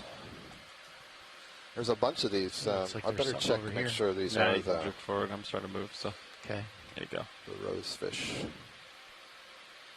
Yeah, black belly rosefish. So. Is that what they are? Actually, they don't have the same stripe pattern, do they? You're looking at that rock, or appears to be a rock. Well, this is what was suggested earlier by our Portuguese colleagues. Is this an anglerfish right here that Caitlin's pointing out? Yep. What a great way to end. Oh, that's a big one. Check it out. Look at that. Lasers coming on. Gopher-sized mouth on this. Oh, I turned him off. Sorry. Beautiful. Hold that distance. All these people who just left the room. Too bad. I thought it was a rock. Yeah, you can go do we have lasers? Yeah, there's the lasers. So this is an anglerfish. It's a lure fish. So in the center between the eyes, it should have a little lure. Oh yeah, you can see it's this big long thing that's hanging back with the white and black fan at the end of it. Yeah, Look exactly. The size of that one. I've never seen. Clearly not trying to lure in B2, or else that would be up and flapping. Yeah. Oh, fantastic. Tilt down to bring it to the top of the I screen. got to be able to get a better. Oh, here we go. That's good. Lophius. Mike Vecchione tells me it's a Lophius. Thanks, Mike.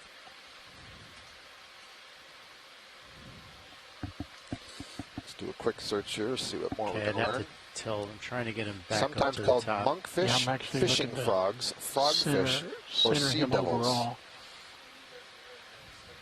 It is an And the anglerfish. mouth will be my focus. That is terrific. A face only a mother could love.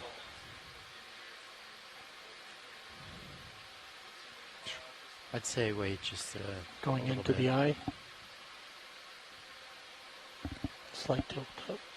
Interestingly enough, there's a black-bellied angler. So we've had the black-bellied rosefish and maybe this guy. Swing arms are stowed. Perfect. Be advised. You're He's ready. looking right into your soul, Scott. You're ready for takeoff. He's like, I'm not budging. Yep. I'm not really Look here. over at his mouth.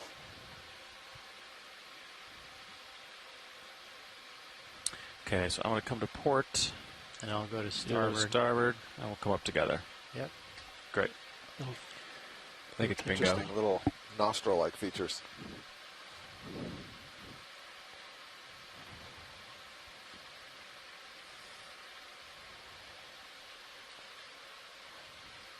Okay.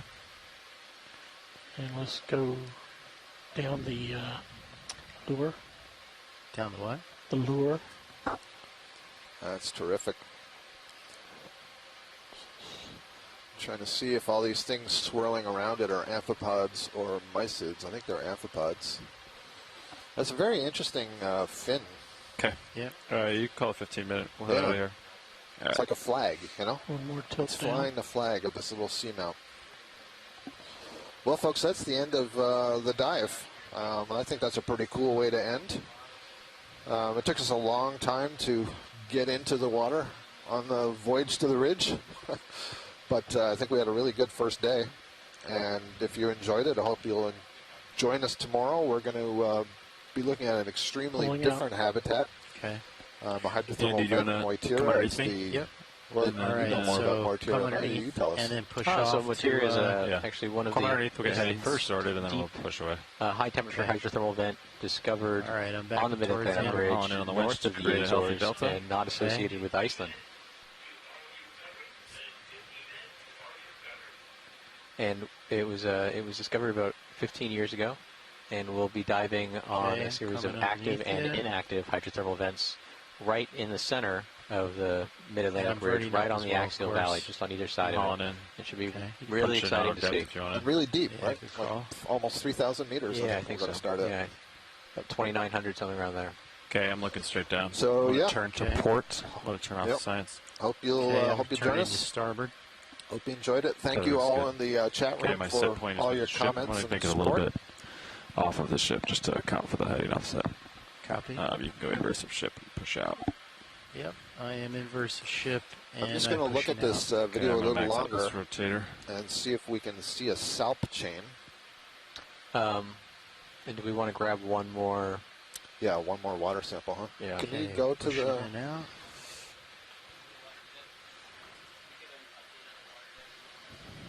There you go. They're talking about doing another water sample. Yeah, so the dangle on the angler, that was interesting. Okay. It looked like white and black. The white, I assume, is supposed to mimic the underbelly of a fish, maybe, and the black, the... Yeah. All right, There I see. am. All right, I'm going to start going up a little bit. All right. We'll go up to a 10 340? meter delta. Okay, thank you. Keep You don't have to pushing check. out. I'm going to punch out my own heading. Copy. Pilot, All right. watch lead. Two. Yep. Go ahead, Watchley. We're going to want to take one more water sample at 340 meters, Niskin 5, if you I'm ready. please. I'm ready. Okay, at 340 meters? Yes. Okay. Copy. Thank you.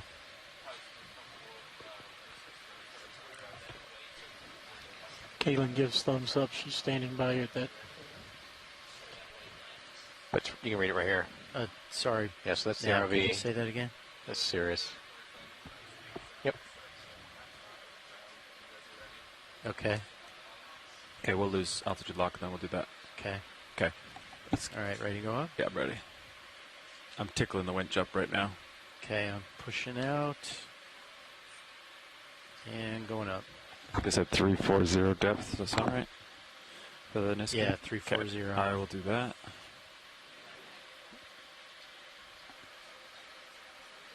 Okay, I'm starting to.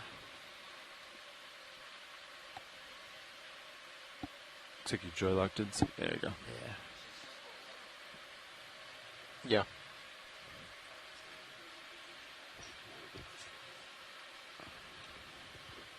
I'm going 15 meters a minute on the winch, increasing to 16, 17. Copy. 17, 18. I'm going to dial in 30.